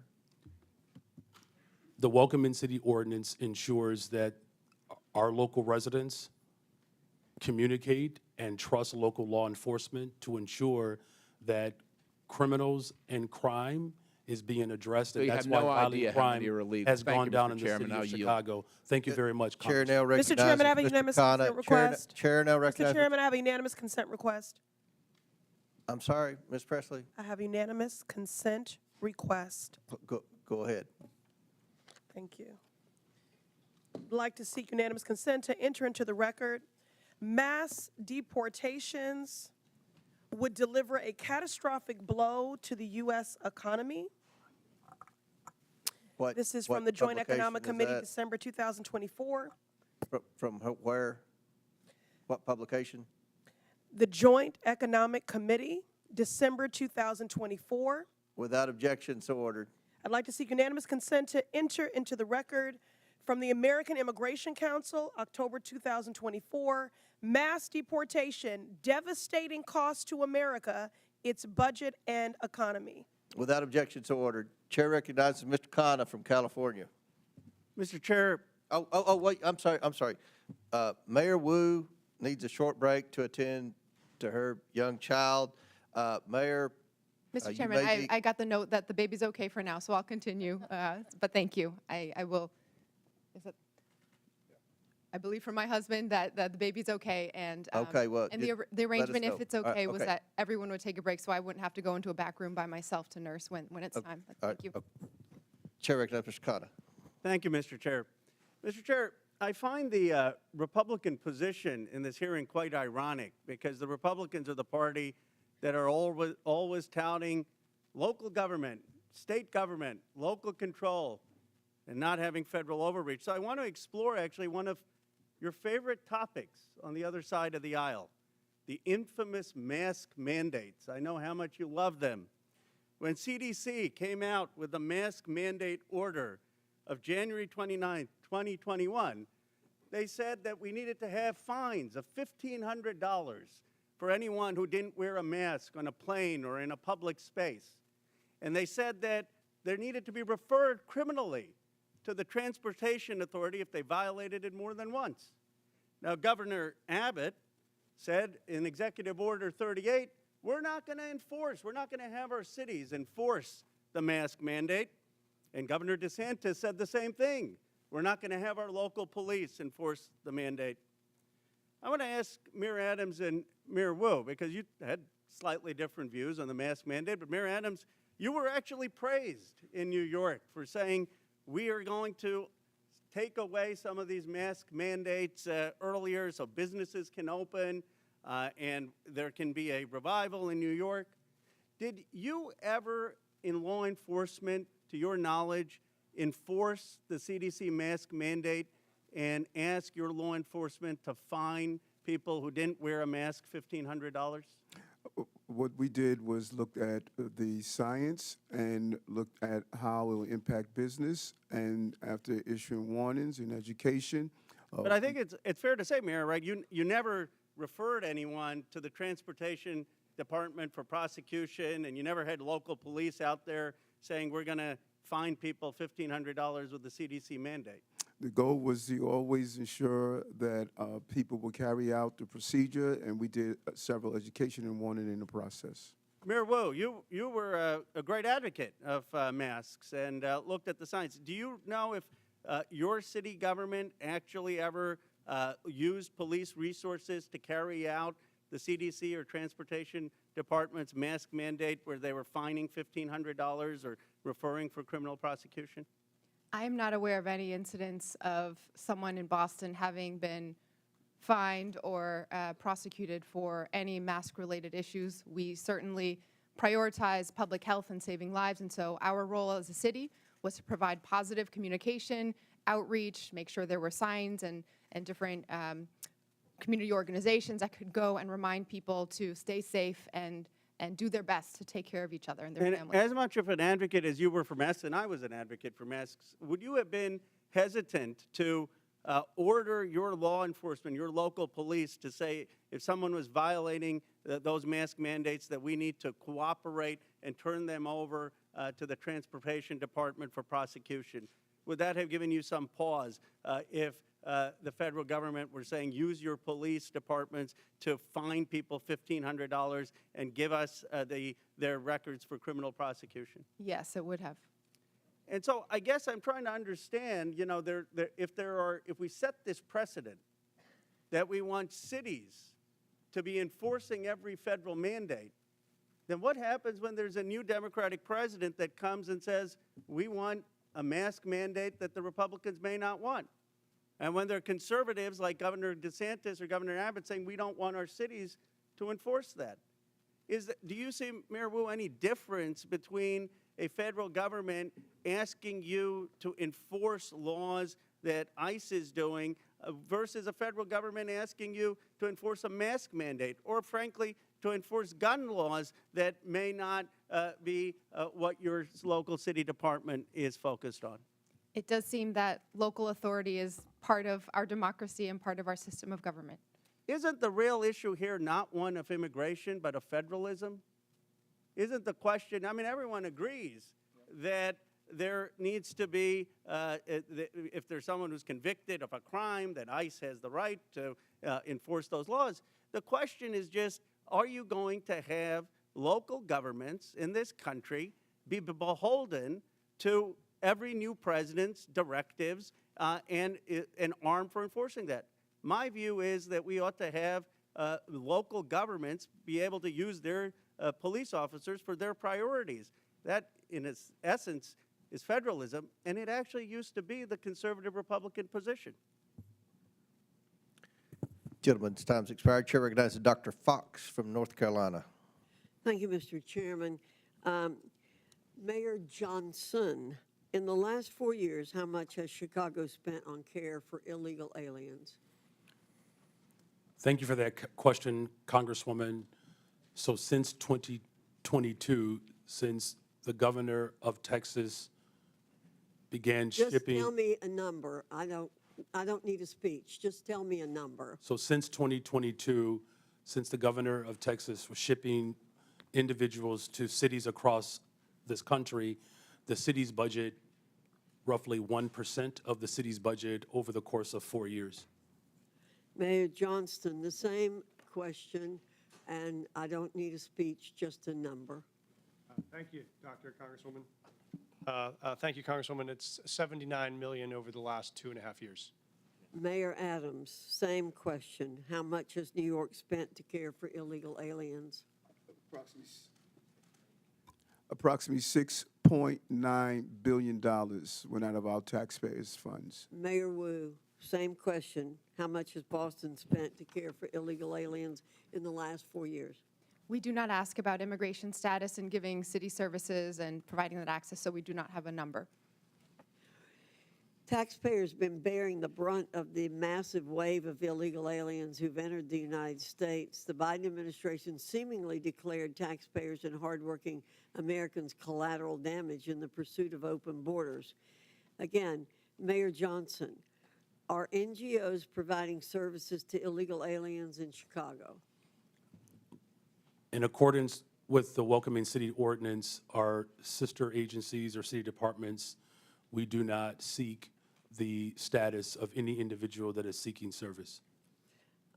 Mayor Johnston, are NGOs providing services to illegal aliens in Denver? Thank you, ma'am.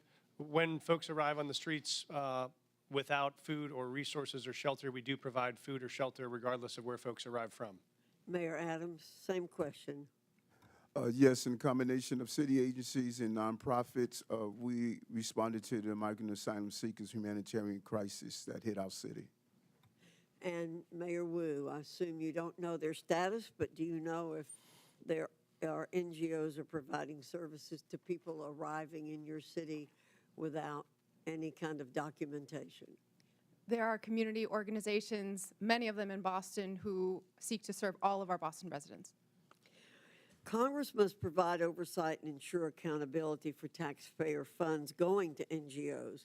Agents from Customs and Border Protection have been outspoken in opposition to allowing NGOs to assist illegal aliens in subversion of law and order.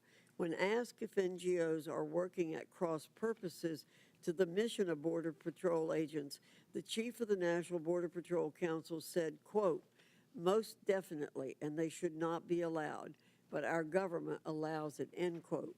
NGOs receiving taxpayer funding through grants pay for everything from food, shelter, and transportation to legal services that help the migrants traverse Mexico. That is why I introduced H.R. 245, the Grant Integrity and Border Security Act.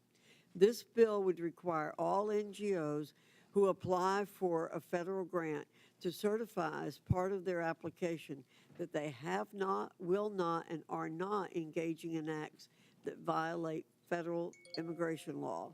If NGOs continue violating our immigration laws, then my bill would ensure that no federal funds can ever go to the violators. It's time to pass this bill, ensure accountability, and secure our cities and the border. And with that, Mr. Chairman, I yield back. Gentlelady yields back. Chair recognizes Ms. Brown from Ohio. Thank you, Mr. Chairman. Today we've heard my colleagues on the other side of the aisle demean and dehumanize immigrants, choosing fear-mongering and political theater over real solutions. So let's take a moment to set the record straight. The best chance for comprehensive immigration reform came in 2013, when a bipartisan Senate majority passed a bill strengthening border security and providing a path to citizenship for longtime residents. But House Republicans killed it. Fast forward a decade later to last year, the Senate crafted another bipartisan deal, one that would have enhanced border security and tackled the fentanyl crisis with better technology and more agents. But Donald Trump torpedoed it, preferring anti-immigration rhetoric to real solutions. So this isn't about fixing the problem, it's about exploiting it. And let's not forget, the president wasn't complaining about this when he was employing undocumented immigrants at his resort. We all remember President Trump's tired old tactics from his first term, the harmful Muslim ban, referring to black and brown countries as quote-unquote shithole countries, and the cruel images of kids in cages. This time around is no different. President Trump signed multiple executive orders before even attempting to work with Congress. Mind you, a Republican-controlled Congress. So this isn't about policy, it's about fear. For the last decade, Trump has pushed menacing messages portraying all immigrants as criminals. But it isn't just coming from Trump. It's being amplified by right-wing media. A recent Ipsos poll found that people who watch Fox News are twice as likely to believe myths about immigration, including the false idea that immigrants commit more crimes than native-born Americans. This is objectively false, yet 2 in 3 Fox viewers believe it is true. This serves a purpose: fueling outrage, distracting from real solutions, and keeping the conversation stuck in a cycle of fear instead of facts. And Trump's latest immigration crackdown reinforces these misperceptions. ICE raids, choreographed for cameras, deportation sweeps with photo ops, wardrobe changes, and tough talk. The cruel performative videos of immigrants in shackles. $200 million in taxpayer money to air pro-Trump propaganda ads. Talk about waste, fraud, and abuse. All spectacle, no substance, all performance, no plan. On the campaign trail, J.D. Vance and Donald Trump promoted vile and xenophobic lies about Haitian immigrants in my state of Ohio. And now the Trump administration has moved to strip protections from 500,000 Haitians. These are people who have lived, worked, and contributed to this country for years. And they came here the right way, the legal way. But instead of recognizing their contributions, we are forcing them back to a country plagued by violence, instability, and humanitarian crisis. All so Trump can claim 500,000 more deportations. The cruelty isn't just the point, it's their pleasure. So let's be honest about what's really going on here. Mayor Johnston of Chicago, what sort of an impact will the Trump administration's decision to allow arrests at sensitive locations like hospitals, preschools, churches, and courts have on your city? Thank you for that question. As a welcoming city space, it's important that the trust between the community and law enforcement is strong. That's ultimately how we have built a safer city. Just this year alone, violent crime is down 20%. Any type of threat to the civility and to the humanity of people is a threat to the evolution of our democracy. And so it's incumbent upon Washington to ensure that we are funding our education system, that we are funding our transportation system, our healthcare system, creating more jobs. Just since I've been in office, we've increased youth employment, summer jobs by over 40%. Making sure that our young people see their purpose is the value of this democracy. And so I call on this body to continue to invest in the city of Chicago that sends billions of dollars to Washington. Thank you. Fear and cruelty are not the solution. It's distinctly un-American and a dangerous distraction from the Congress's responsibility to actually deliver progress on this challenging facing our country. And with that, I yield back. Gentlelady yields back. Chair recognizes Mr. Groffman from Wisconsin.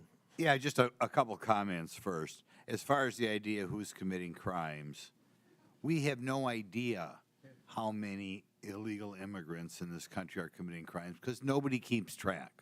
Okay, if I go to a prison or a jail in Wisconsin with, I don't know, 1,500 inmates, and I ask how many of these people are here illegally or how many are citizens of another country, nobody will know the answer to that question. So that's why we don't have hard facts on how many crimes people committed. The other thing I like to point out is every year in this country, about 850,000 new people from other countries are sworn in as American citizens. I don't know of Donald Trump ever talking about reducing that number. Maybe he should reduce that number, but I've never heard him talk about reducing that number. Our concern here was illegal immigration, and I would hope the vast majority of Americans think we ought to have an immigration law that the 850,000 new citizens every year go through. But if we're going to have an immigration law, it means we have to do something with the people who try to become permanent residents without going through the proper structure. Now, I think part of our problem here is we have a lot of people who don't understand why we have an immigration law at all. And I want to ask all four of you as I go down, we go down the row here, do you believe the United States should have an immigration law, or do you believe that just anybody should be able to show up and come in? And we'll start with Mayor Adams there. I strongly believe we need to have an immigration law. I strongly believe we need to secure our borders. We witnessed a 90% decrease, and we're seeing that play out in our city. So we should have a strong immigration law. Good. And I'll ask this question then. If you believe we should have an immigration law, and then we'll get all four of you here, if you believe that, do you believe people who ignore the law, whatever that law is, should be allowed in the country? I think that all of us must be held accountable to the law, and if we secure our borders to make sure before they come in that is done correctly, it is not going to impact cities to carry that burden. Like I said, close to $7 billion in tax dollars.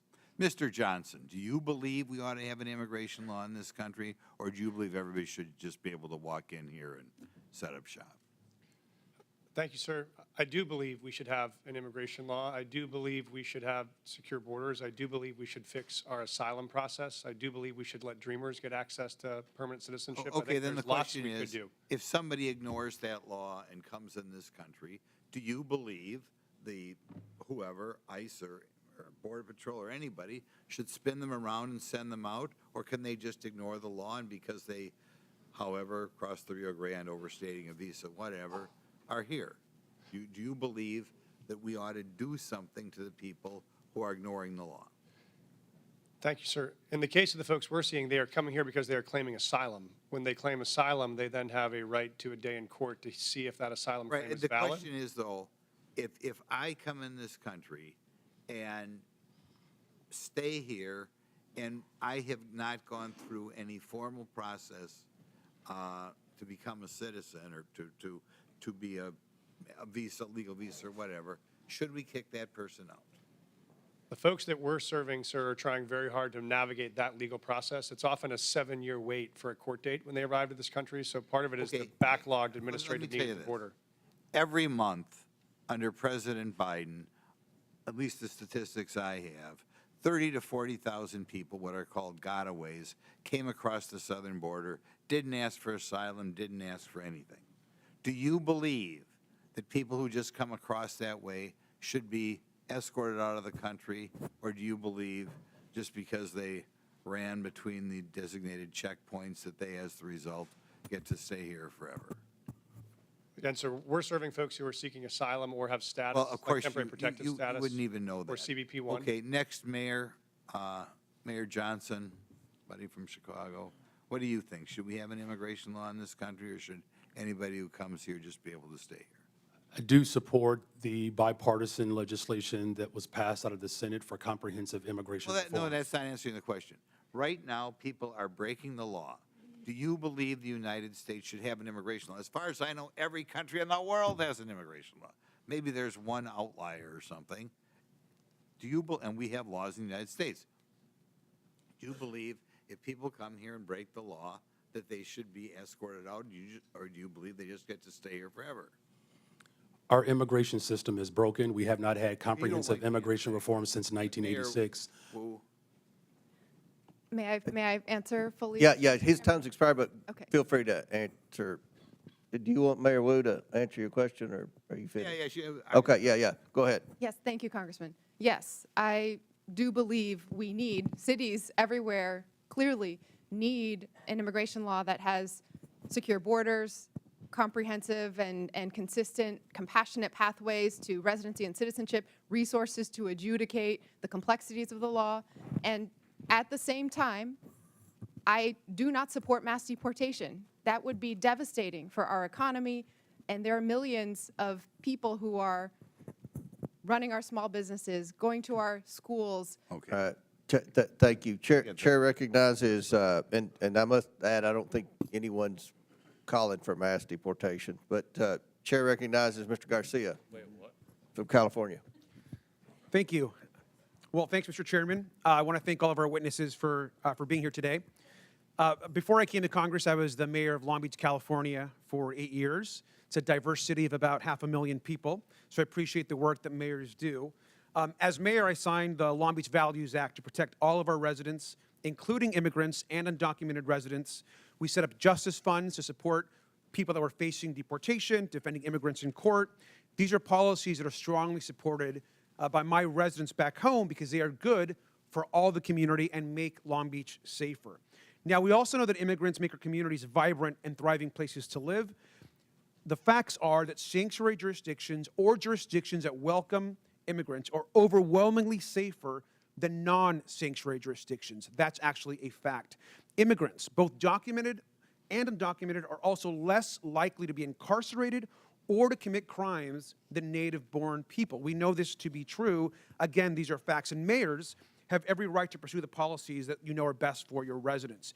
Now, the Trump administration has threatened to prosecute some of the mayors on the panel today and force them to comply with his extremist agenda. But however, Mayor Adams, you are in a different position. You, of course, are already facing serious criminal charges. And Mayor Adams, I assume that you are not going to commit perjury today. And I do believe, though, that you have an enormous amount of issues facing you ahead of you. And it means that your criminal charges are absolutely relevant to us today.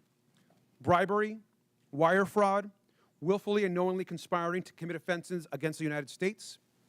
Mayor Adams, you, of course, deny these corruption charges against you. Is that correct? Yes. Yes, Congressman. Thank you. Now, I understand that you are proven innocent unless you are guilty, but you also have, sir, a trust problem. 4 of your deputy mayors have resigned. Now, this is serious, and Republican prosecutors agree that the evidence against you is ironclad, yet Trump's DOJ moved to drop these charges. Now, I just want to be just really clear and show this here. Now, look at how the Trump-appointed acting U.S. attorney who is prosecuting you described it. Because the law does not support a dismissal, and because I am confident that Adams committed the crimes with which he is charged, I cannot agree to seek a dismissal. Now, this is a conservative Republican who resigned when Donald Trump pressured her to drop the charges. And we know that the Trump administration demanded that the charges be dropped. And this is key. They will be able to refile them against you, Mr. Mayor, at any time. I think, personally, that's why you sat next to the architect of family separation on Fox and Friends. Now, Tom Homan sat next to you and said the following, and I quote, "Getting on Rikers Island is step one. We're working on some other things that we don't really want to talk about on open air because the city council will be putting roadblocks up on us. The mayor and me have a commitment to several other things." Now, this was you, of course, and Mr. Homan, the architect of family separation. This is also incredibly concerning, Mr. Mayor. You sat next to him, you smiled, you badmouthed your own city council. Now, Mr. Mayor, we have a right to know if the Trump administration has actually coerced you into agreeing to anything. And Mayor Adams, I also want to be very clear. Are you selling out New Yorkers to save yourself from prosecution? There's no deal, no quid pro quo, and I did nothing wrong. And anything dealing with this case out of deference to Judge Ho, who's now addressing it, I'm going to refer to his actions. Well, Mr. Mayor, it appears, to me at least, that you are selling New Yorkers out.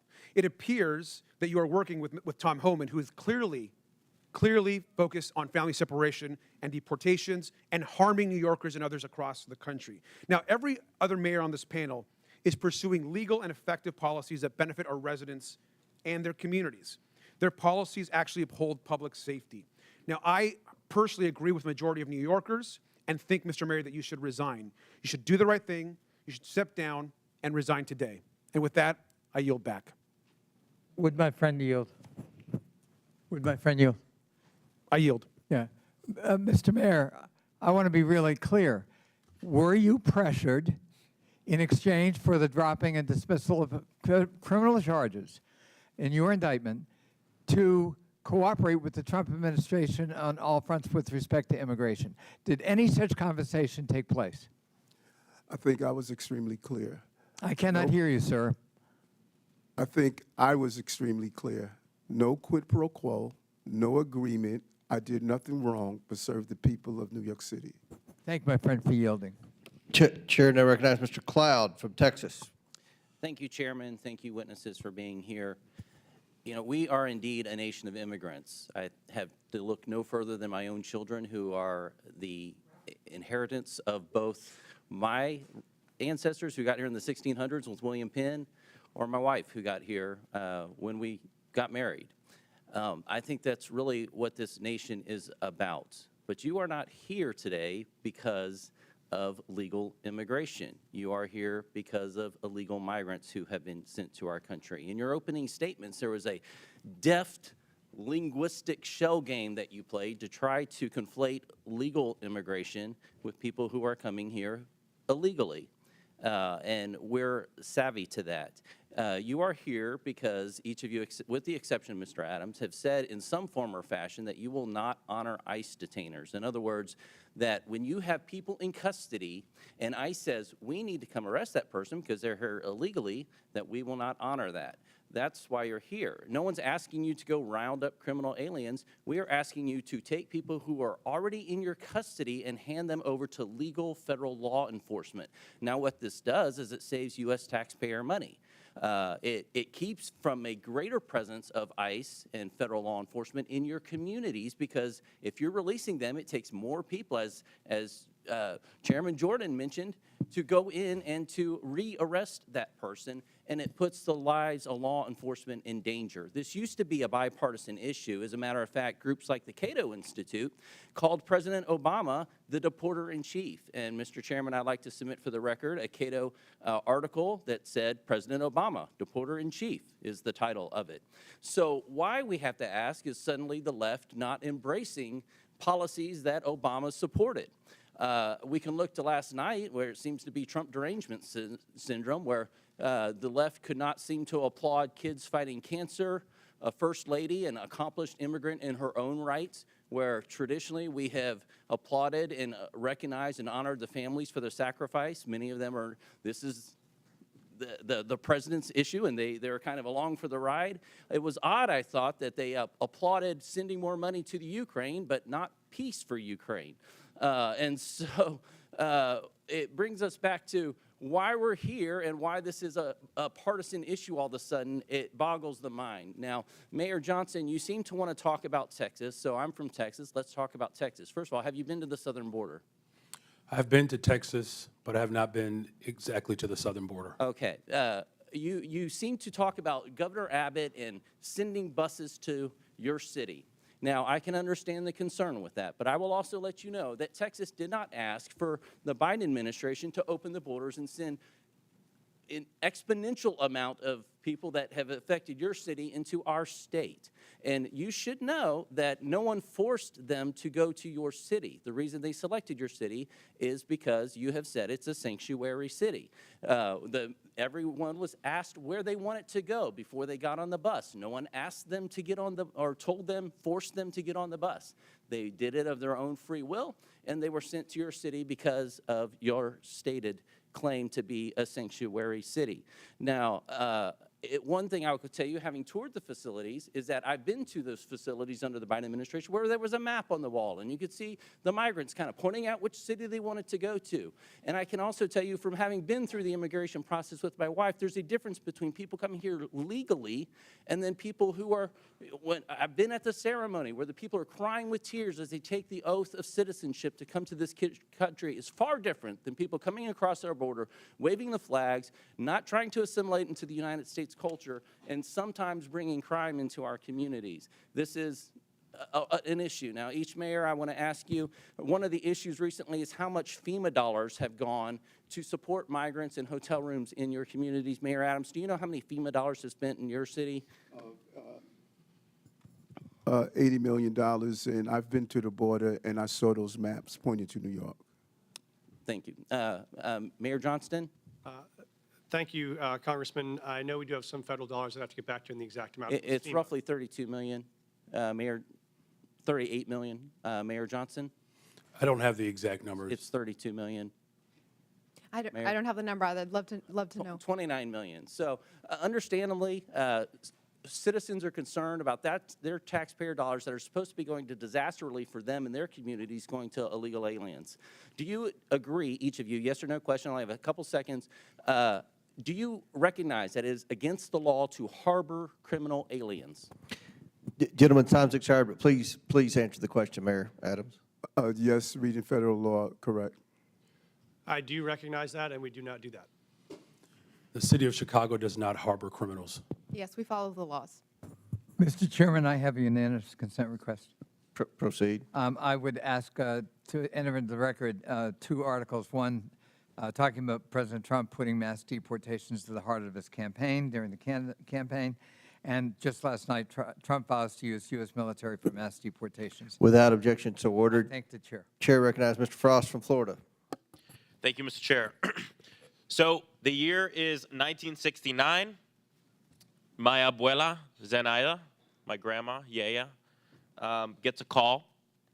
And her, my mother, Maritza, my aunt, Sandra, and my grandpa, Pepe, have to go to a plane within 24 hours because they've been approved to come to the United States. They came here as refugees in 1969 during the freedom flights from Cuba for their new life in accordance with the promise of this nation. ICE arrested hundreds of U.S. citizens during Trump's first term. Again, in the last few weeks, ICE has detained Native Americans, a teenage girl from Nicaragua, Puerto Ricans, a Puerto Rican military veteran, all legal residents, but all who fit the description. I bet someone like my grandma would have fit the description too. Maybe even myself. Trump's border czar went on TV and raged about Americans studying up on their constitutional rights during interactions with ICE agents. It was one of the most despicable things I've seen. And the question is, why is he so upset that people know their constitutional rights? To the point where this administration has moved to try to intimidate members of Congress for trying to educate their constituents to know their rights. Why don't they want people to know their rights? Well, because if we know what our rights are, we'll also know when Trump tries to take them away. Mr. Beer, why are such outbursts from this administration alarming as threats to our rights and liberties? Well, you think about what we've heard about detainer requests. I have documented over 155 U.S. citizens who've been targeted by detainer requests, and they want to say, we're going to just take the discretion away from state and local governments over detainer requests, even in the case where someone is clearly a U.S. citizen. Here's my birth certificate. Doesn't matter. They're going to disregard it. And so, yes, I am well aware of the threat this administration poses to constitutional rights. So from what we see the last few weeks, should American citizens, should people with legal permanent residence in this country be also scared of this mass deportation campaign for themselves and their own children? Oh, absolutely. The birthright citizenship order is the most egregious, but that doesn't stop there. They want to take away people's citizenship and people's rights, regardless whether they're citizens or not. Thank you. Mayor Wu, Boston has been named the 9th best city for quality of life in the entire country. Congratulations. I would argue with that. Okay. If Trump succeeds in forcing you to redirect your city's budget and personnel to help with ICE raids in this mass deportation campaign, how would that affect quality of life for your people? First, that is against the laws in Boston and in Massachusetts, but I've heard from so many community members, including residents who are immigrants who are citizens, that they are terrified. And that means when people don't feel comfortable reaching out to call 911 when they need help, when survivors of domestic violence don't feel comfortable reporting or giving information, it makes all of us less safe, even those who aren't immigrants. This culture of fear is bad for the safety of our people. Donald Trump's immigration raids are also traumatizing and destabilizing, of course, all Americans, but especially children and kids. Being a kid in America is hard enough. Making good grades, going through more school shooter drills and fire drills, and now Trump wants to send armed ICE agents into their classrooms to rip children from the school desk as they're trying to learn. Mayor Johnston, my colleagues are laughing about that. I don't find that funny. What would a school day be like for a kid in your city when ICE suddenly bangs down on the door and abruptly grabs their teacher or one of their friends? Thank you, sir. I was a teacher and I was a school principal before I did this job, so I knew that our school was often the safest place that kids came, and they knew there they could learn, they could get support, they get access to services. And many of our kids come from mixed status families. They don't know their status, they don't know their mom's status or their dad's status. So I've had families before who have pulled their kids out of school, kids who were citizens, because they were worried that somehow their kids were in danger because they didn't know who was being taken. And so for us, the fastest way to make a city unsafe is to have kids not feel safe in their own schools. See, they want everybody to live in fear of undocumented people.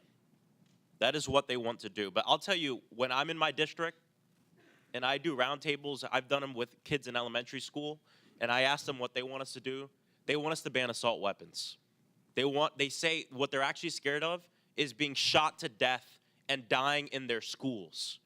And because of actions that the Democratic administration took, the Biden administration with Congress, gun violence has gone down in Denver, 24%, 25% in Chicago, 40% down homicides in Boston. This works. Gun violence went up 45% under Trump. So when they're in charge, more people die. When they're in charge, we are actually less safe. And I think that's an important thing that we all have to keep in mind as they try to scare us in terms of immigrants who are living in this country. Thank you, and I yield back. Chair recognizes Mr. Palmer from Alabama. Thank you, Mr. Chairman. I thank the witnesses for being here. I just want to respond about crimes committed by people here illegally. Every crime committed by someone in the United States illegally is a crime that would not have been committed. Lincoln Riley, Ruby Garcia, Rachel Morin, Joycelyn Nungaray, the woman set on fire in the New York subway. These are all assaults, rapes, murders, and other crimes that would not have taken the lives of these people if those people were not here illegally. They were given safe harbor. Now, I want to ask you something. You all took an oath of office. Mr. Adams, did you swear to uphold the Constitution of the United States?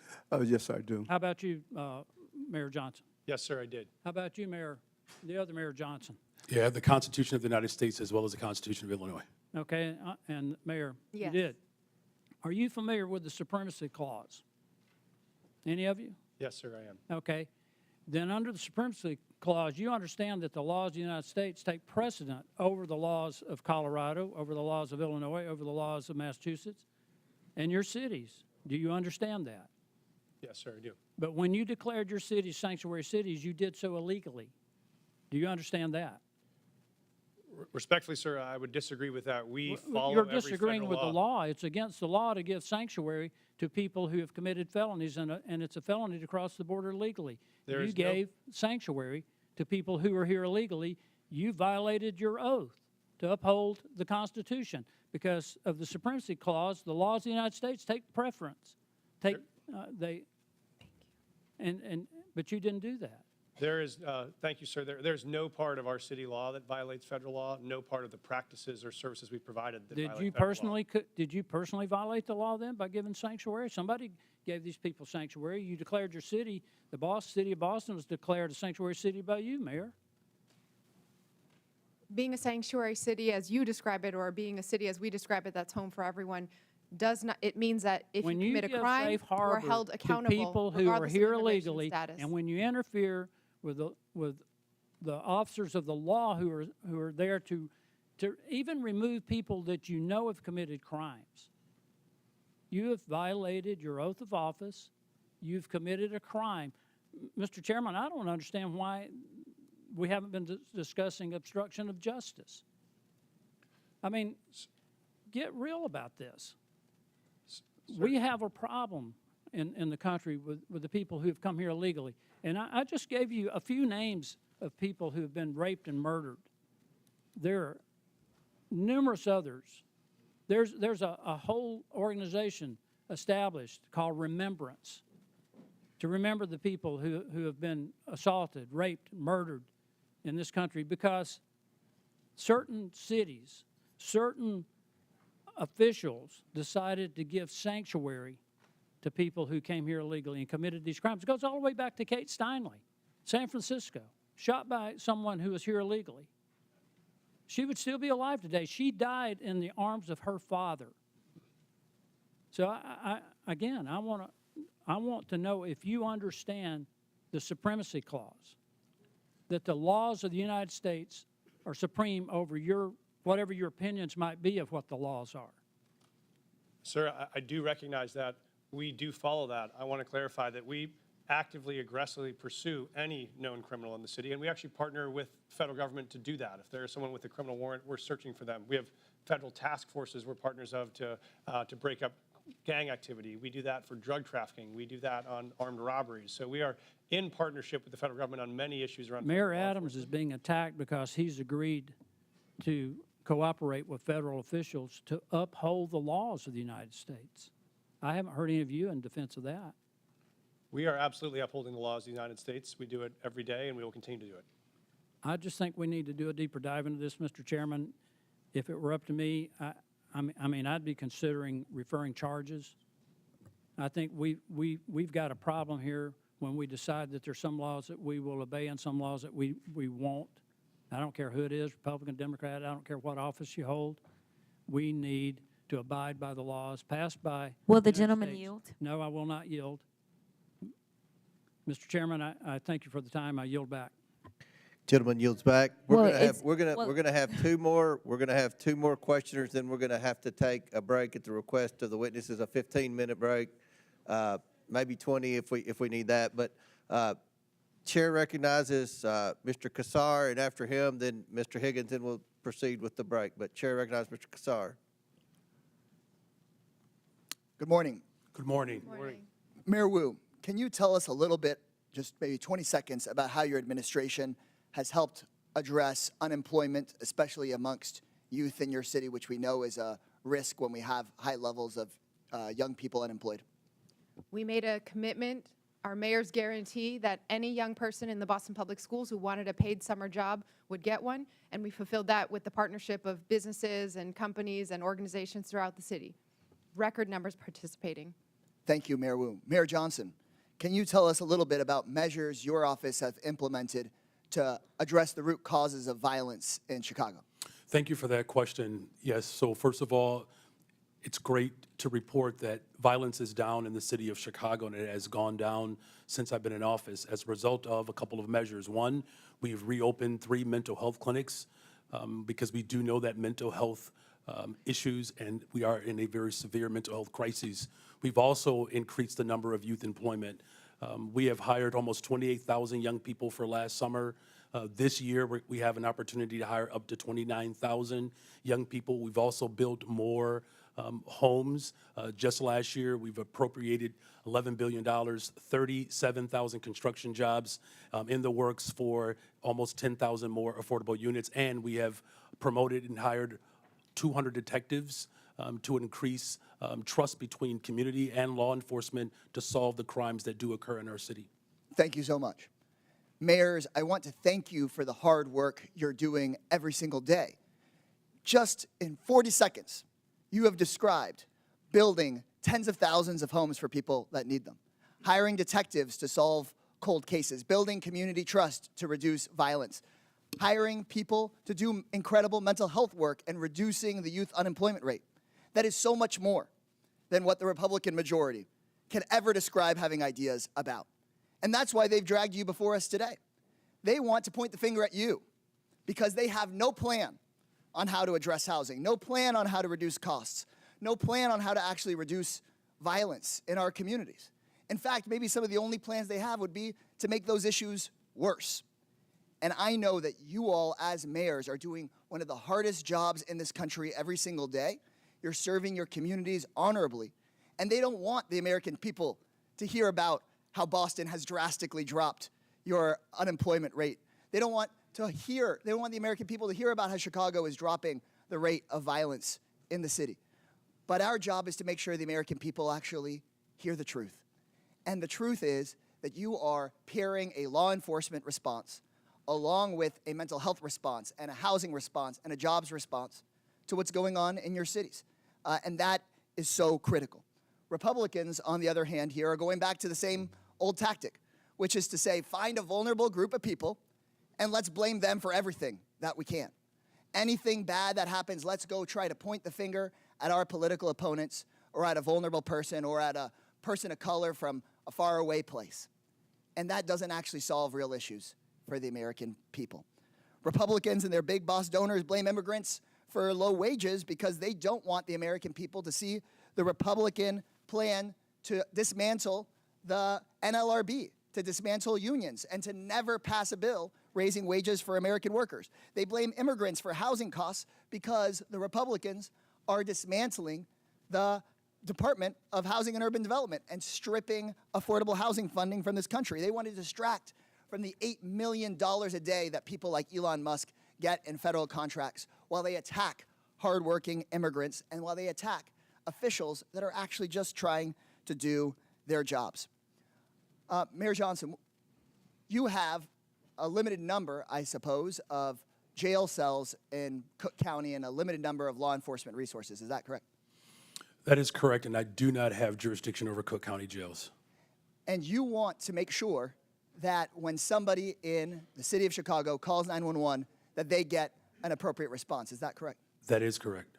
And so what I have been hearing all morning from my Republican colleagues is they want the federal government to go tell the city of Denver or the city of Boston or the city of Chicago, no, they want the federal government to be able to call you and take over your police resources or take over your county's jail resources, and you don't even represent the county, for whatever case they might come up with, whether the person is dangerous or not. Instead of having cities determine if somebody is dangerous and needs to be held, instead of having cities say, we want to make sure if you have an emergency that we get somebody to you and don't just send out our police to a call that may not be a priority just because somebody in the federal government wants to go after somebody with no criminal background and that isn't a threat.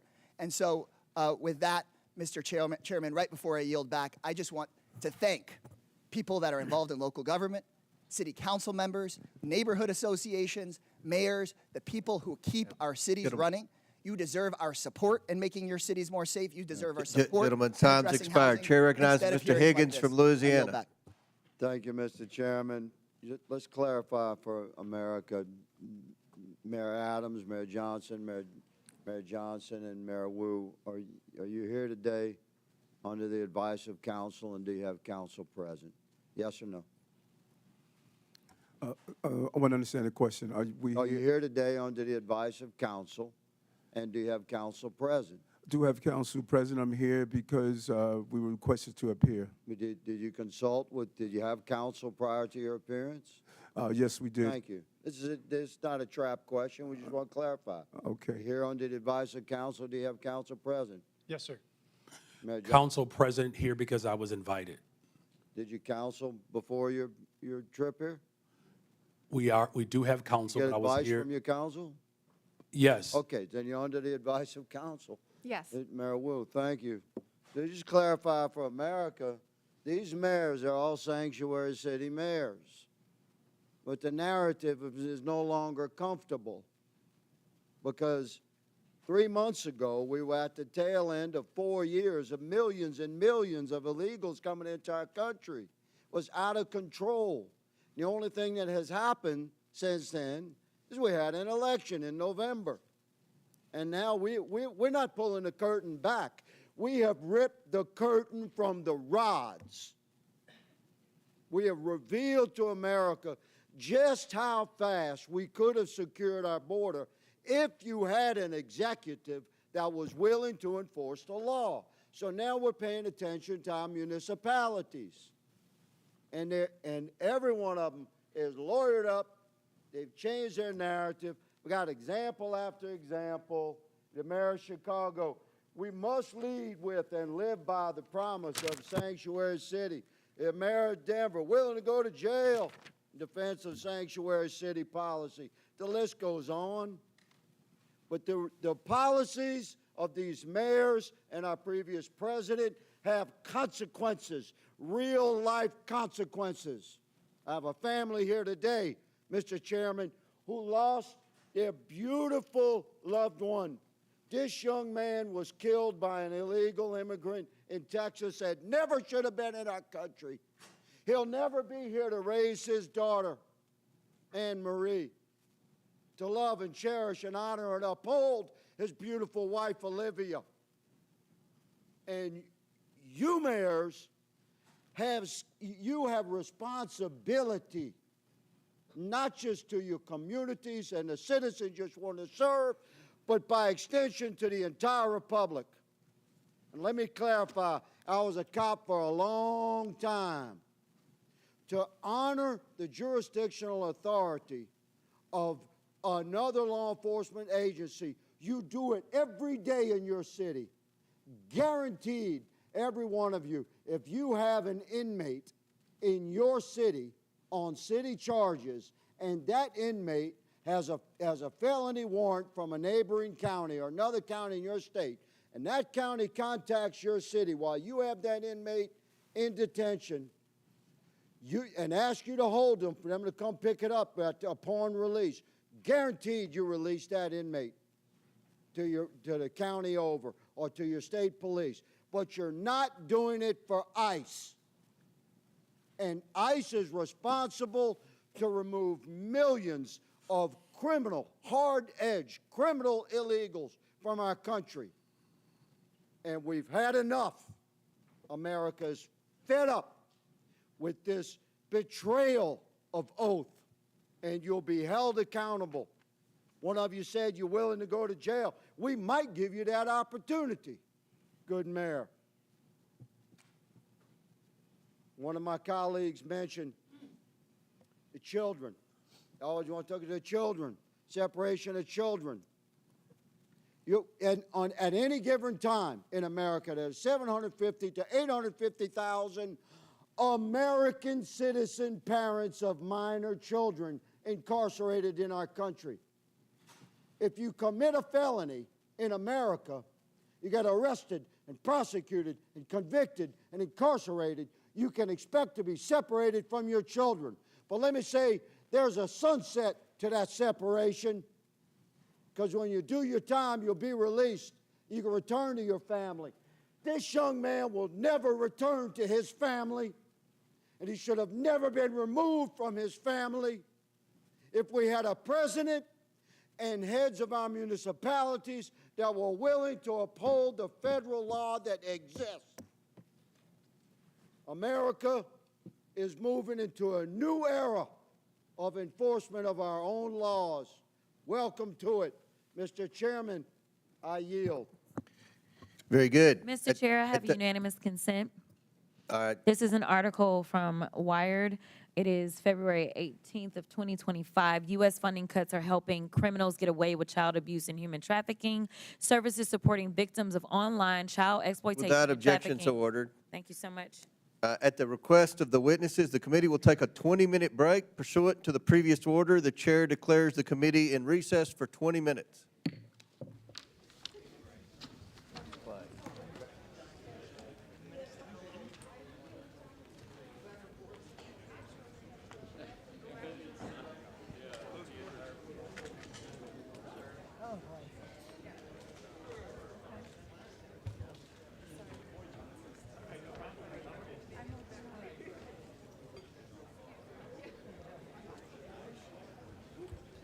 I'm going to go after you.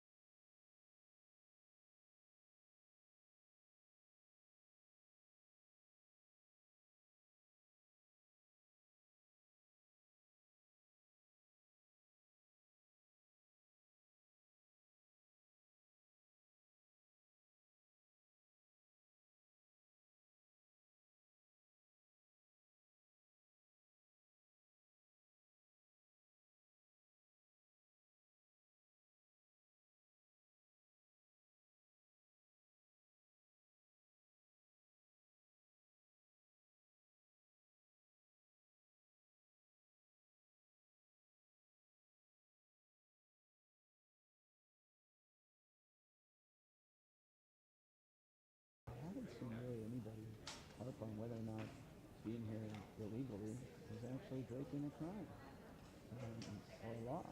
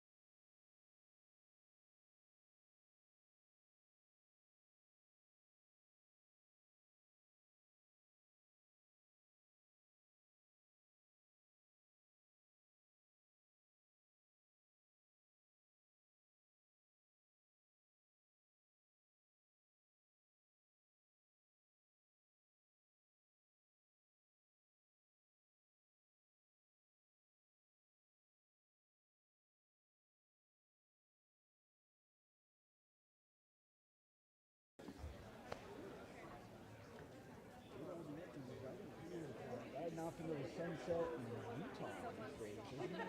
Yeah, he stepped down in the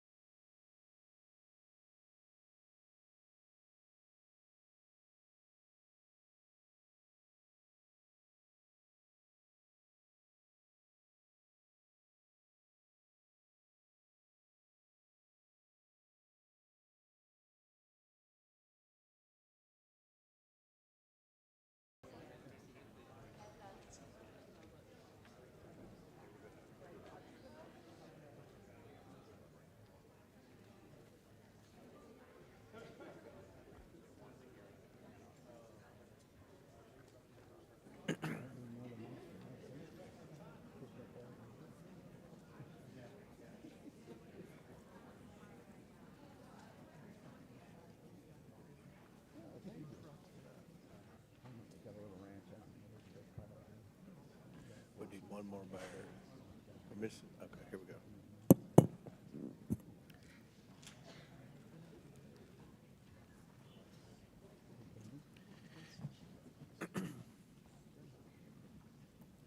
The committee will come back to order. Chair recognizes Ms. Lee from Pennsylvania for 5 minutes. Thank you, Mr. Chair. So we've heard a lot of accusations and sensationalism thrown around here today, which is not new for this committee. But I do think we need to be clear about what we're really talking about today and what the so-called sanctuary city policies actually mean. What Republicans are calling sanctuary cities, it simply means that a city or a state is not going to do the job of ICE for them. That's it. Republicans are acting like there's like a mythical barrier that keeps ICE completely out of cities. If you're listening to Fox News, they make it seem like they're police at the borders of Chicago keeping ICE agents out, and that's simply not the case. Republicans want every town, city, state to dedicate their limited resources to entering what's called a 287G agreement with ICE to either do their enforcement work on the ground or hold people in custody for an additional 48 hours on detainers. That's 48 hours beyond the lawful detention. To be clear, that is illegal. In more than 700 counties in at least 9 states, there are policies or court decisions limiting these ICE detainers, as it is such a blatant violation of the Fourth Amendment. And when people's Fourth Amendment rights are violated, it's the cities, not ICE, who face civil lawsuits. As a reminder to Republicans, the Fourth Amendment is the one against unlawful searches and seizures. Just last year, New York City's Department of Corrections had to pay $92.5 million in a settlement to those they unlawfully detained for ICE. Republicans are putting these mayors between a rock and a hard place. And the reason that they're doing this is because Trump is trying to get them to do illegal things. If they work for ICE, they risk violating their own residents' constitutional rights and opening themselves up to costly litigation. But if they don't do Trump's bidding, they're being threatened with losing federal funding. Today's hearing is nothing more than a shakedown against the mayors of some of our nation's biggest cities and a part of Trump's ongoing anti-city crusade. In Trump's America, if you disagree with his priorities, then you lose federal dollars. Just last week, Donald Trump actually called city leaders who oppose his cruel policies sick politicians. Just a few days before that, his border czar, Tom Homan, threatened that he would be bringing hell on the city of Boston. Mayor Wu, what do you think about these threats against Boston and their attempts to force you to enact policies that are against the very things your constituents voted for?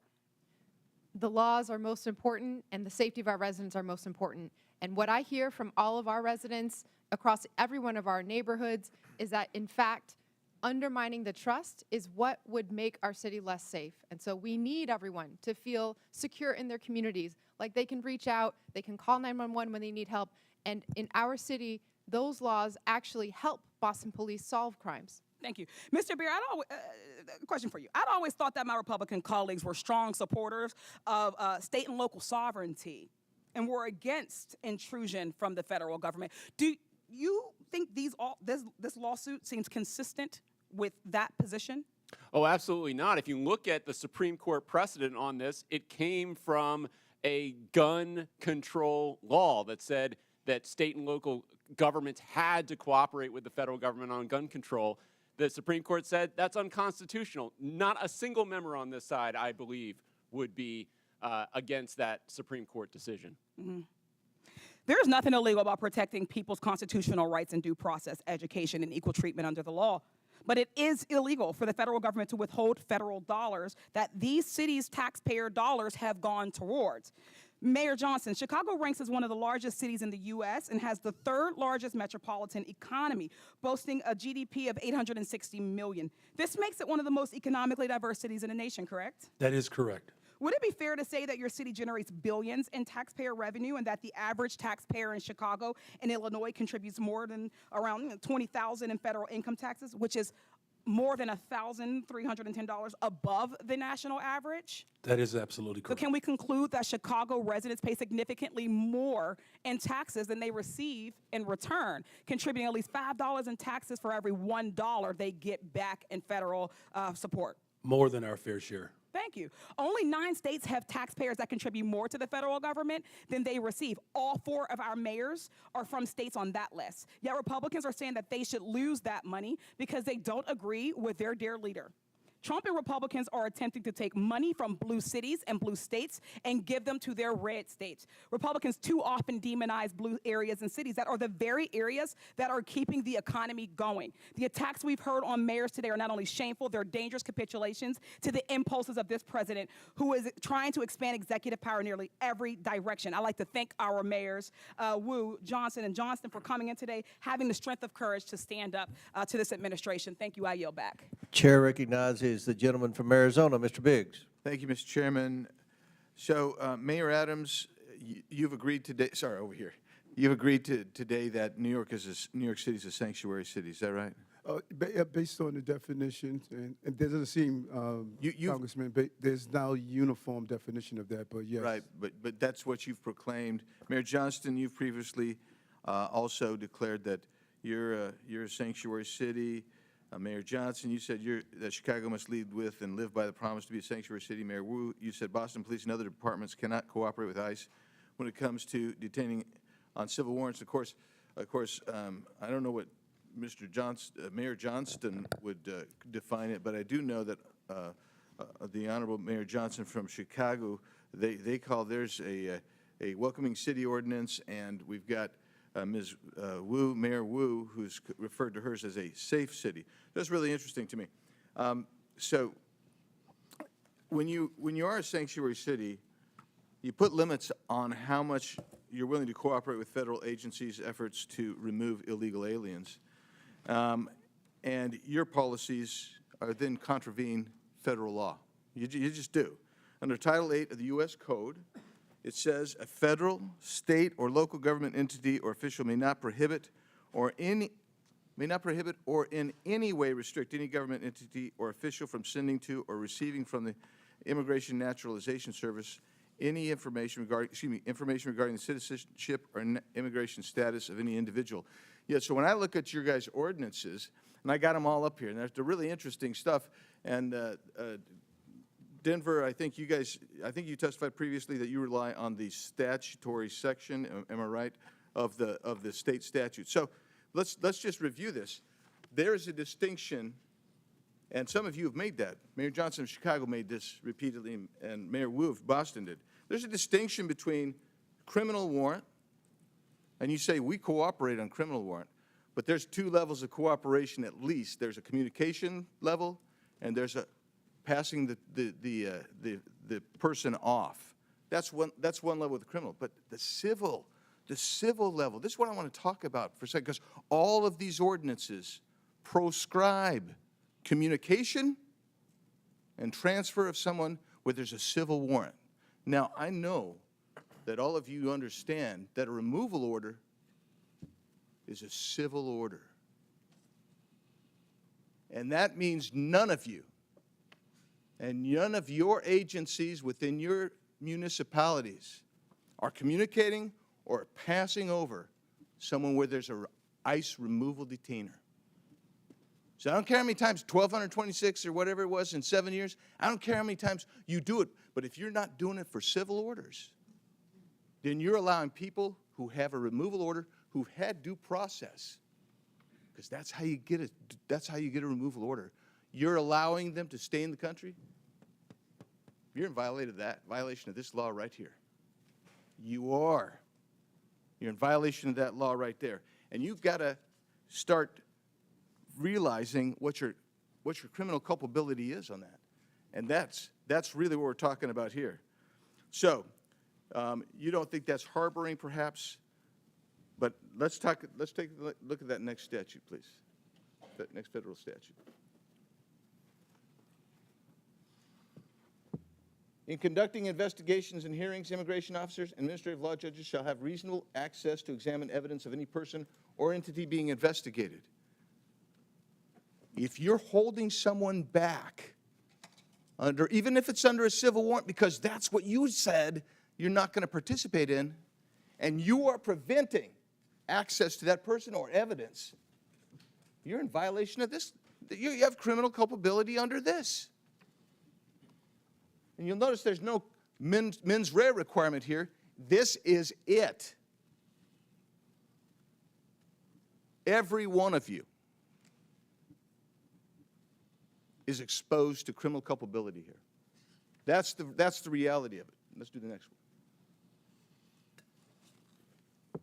Any person who knowing that a person is an alien, knowing or in reckless disregard, now you got a culpable mental state here, of the fact that an alien has come to, entered, or remains in the United States in violation of law, conceals, harbors, or shields from detection, or attempts to conceal, harbor, or shield from detection, such alien in any place. You'll notice it doesn't make a distinction that all of y'all want to make of criminal warrants versus civil. You're all in violation of all three of these statutes. You got criminal culpability. I yield back. Gentleman yields back. Chair recognizes Ms. Randall from Washington State. Thank you, Mr. Chair, and thank you to our witnesses for taking the time to be here today. You know, I represent the northwest corner of the country, though I did happily live in Boston for 10 years safely. And Washington State is proudly home to more than 1 million immigrants. We know in Washington that our communities, like yours, are stronger because of immigrants. We are fed because of immigrants. We're able to take public transportation because of the work of immigrants. We are able to work on building the affordable housing that we need because of immigrants. We receive quality health care because of immigrants. But this administration, as we see over and over and over, is more concerned with deporting families than supporting families. Their actions are rooted in hatred and fear and deliberate misunderstanding. They say they want to lower costs, but what their actions show us is the opposite.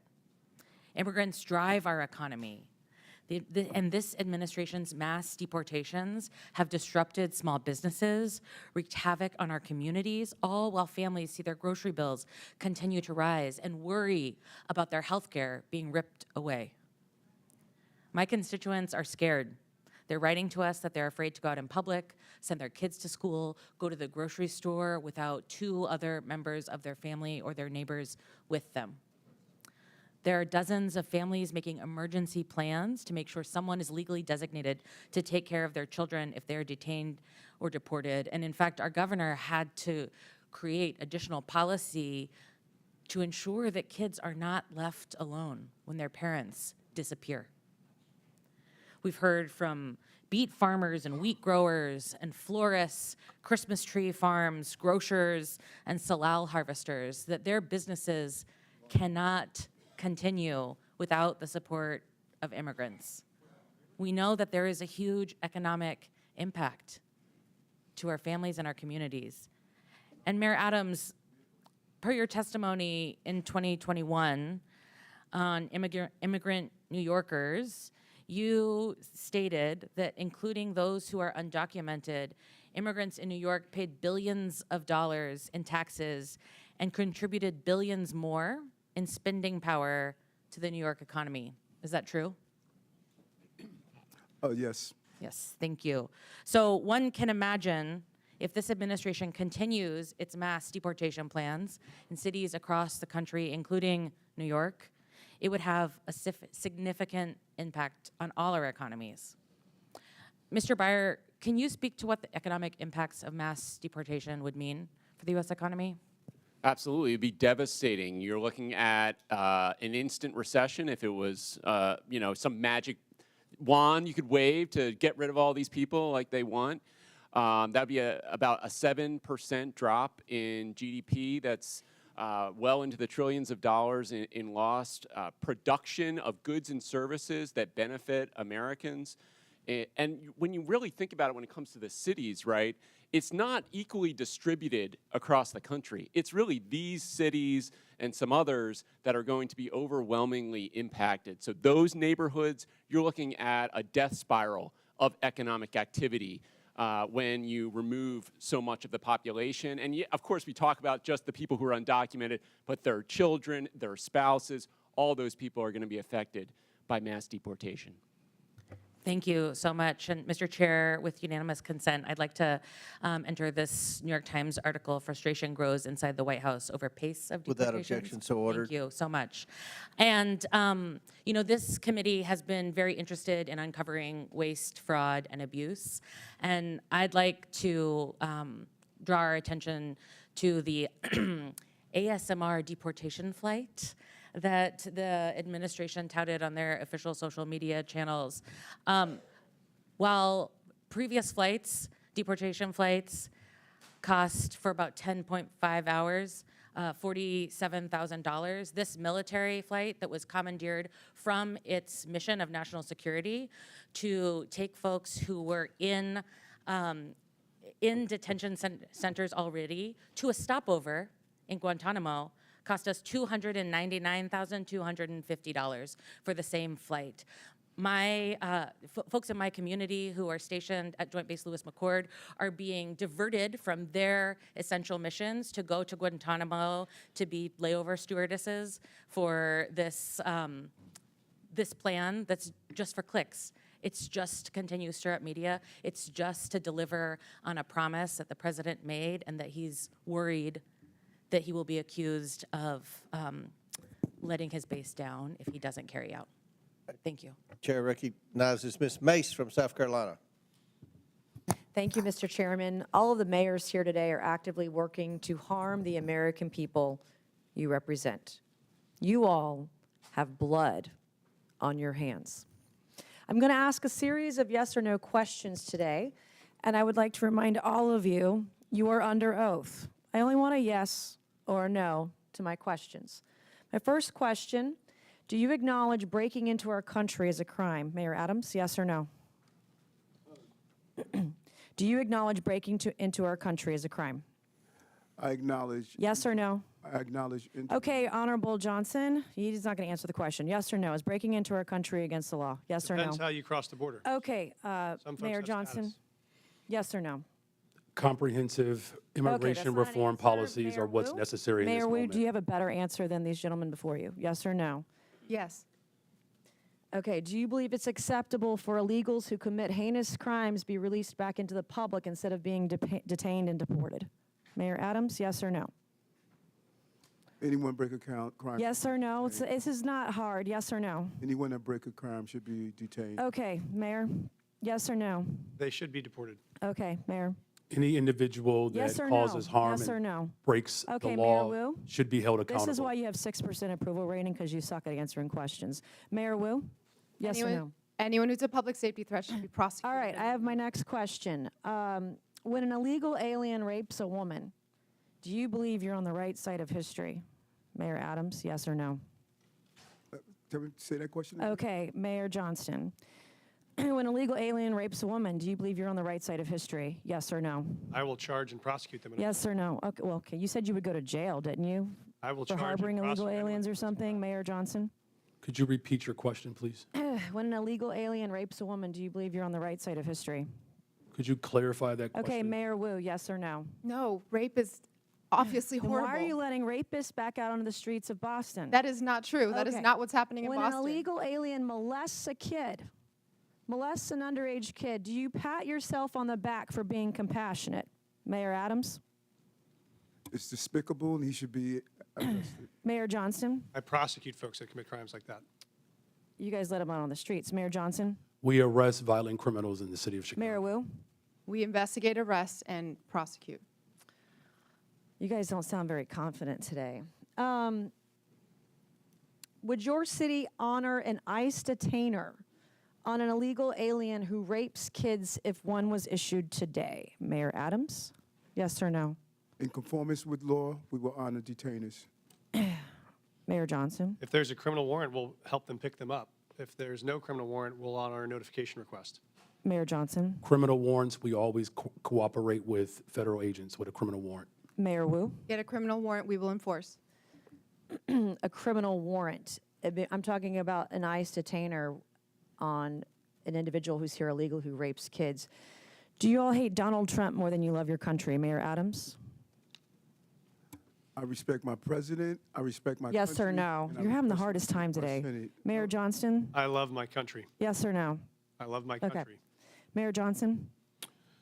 As the son of a pastor, I love everyone and this country. Mayor Wu? I love my country and my city. Do you all, are you all willing to go to jail for violating federal law? Mayor Adams? I'm not going to violate federal law, so I don't have to worry about that. Mayor Johnston? We don't violate federal law either. You don't violate federal law. We do not violate federal law. Is it violating federal law if you don't honor detainer requests from ICE? Absolutely not. In fact, the statute Congressman Biggs shared, we explicitly follow. The statute says you cannot prohibit city employees from sharing information about someone's status with the government. We do not prohibit that. Do you love illegal aliens more than you love your fellow countrymen? I love all the residents of the city and county. Mayor Johnston, are you willing to go to jail for violating federal law? The city of Chicago complies with all laws. Oh, I highly doubt that. Mayor Wu? We are not violating federal law. Mayor Wu, I have a last couple questions for you. Do you believe that ICE arresting a child rapist, quote, threatens everyone's safety, end quote? Yes or no? No. Does ICE arresting a murderous MS-13 gang member threaten everyone's safety? Yes or no? No. I would like to hold up this quote of you where you say, ICE's efforts actually threaten the safety of everyone, end quote, Boston Mayor Michelle Wu. You're a hypocrite. Thank you, Mr. Chairman, and I yield back. Chair recognizes Mr. Chairman, I have unanimous consent Subramaniam. request. Mr. Chairman, I have unanimous consent request. Proceed. I'd like to seek unanimous consent to enter into the record this article, and I'll do this as a survivor of sexual violence myself. This is from Courts, March 2018. Without objection, so ordered. Data from Texas shows that U.S.-born Without objection, so ordered. We've put it in the record. I haven't entered it. You have what? Mr. Chair, can I have several articles. I need to enter them. Let me just go ahead with what the articles are, what they speak to. What's the next article? Let me proceed. Data from Texas shows that U.S.-born Americans that is commit not- more rape Presley, and murder than immigrants. Listen, this trend of you Data all from trying to get Texas thrown out of shows committee that so you can get on US-born MSNBC Americans is going to commit end. more We're not rape. going to put up with it. This is Chair my recognizes procedural Mr. right as a Subramaniam. member of this committee You can to go. enter documents You can go with into the Mr. record. Frost and Mr. I'm Green. reclaiming my time. That's you what do you not want. get to No. dictate Ms. Presley, how I've been I very. recite the I have articles been very for the accommodating record. to you, Mr. Subramaniam. And I Start take the particular clock. umbrage Start as a the clock. survivor No, I of don't. sexual violence. Go. I will enter Order. into the record. This is my right. Thank you. No. It is Mr. Subramaniam. Mr. Chair, No, you know the process of unanimous consent. You are not I have recognized. several articles to enter into the record. Mr. Subramaniam, if you don't go, we're going to recognize Mr. Timmons.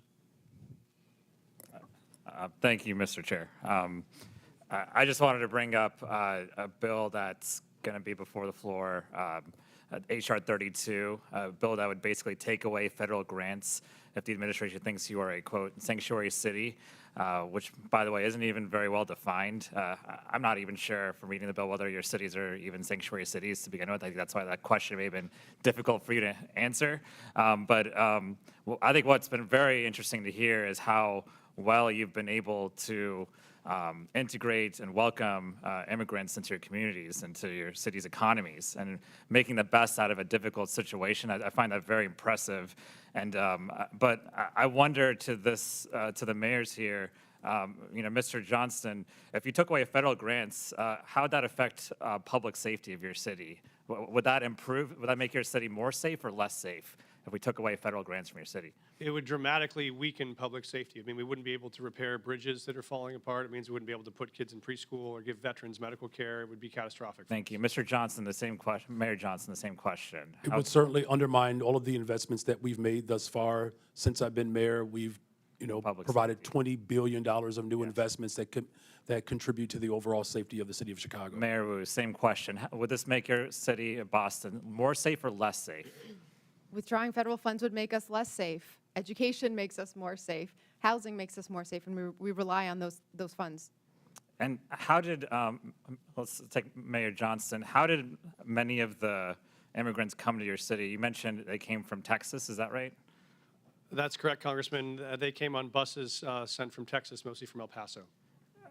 I feel like we have the wrong people in the room today. We have mayors of cities that are trying to do their best with the situation that they have.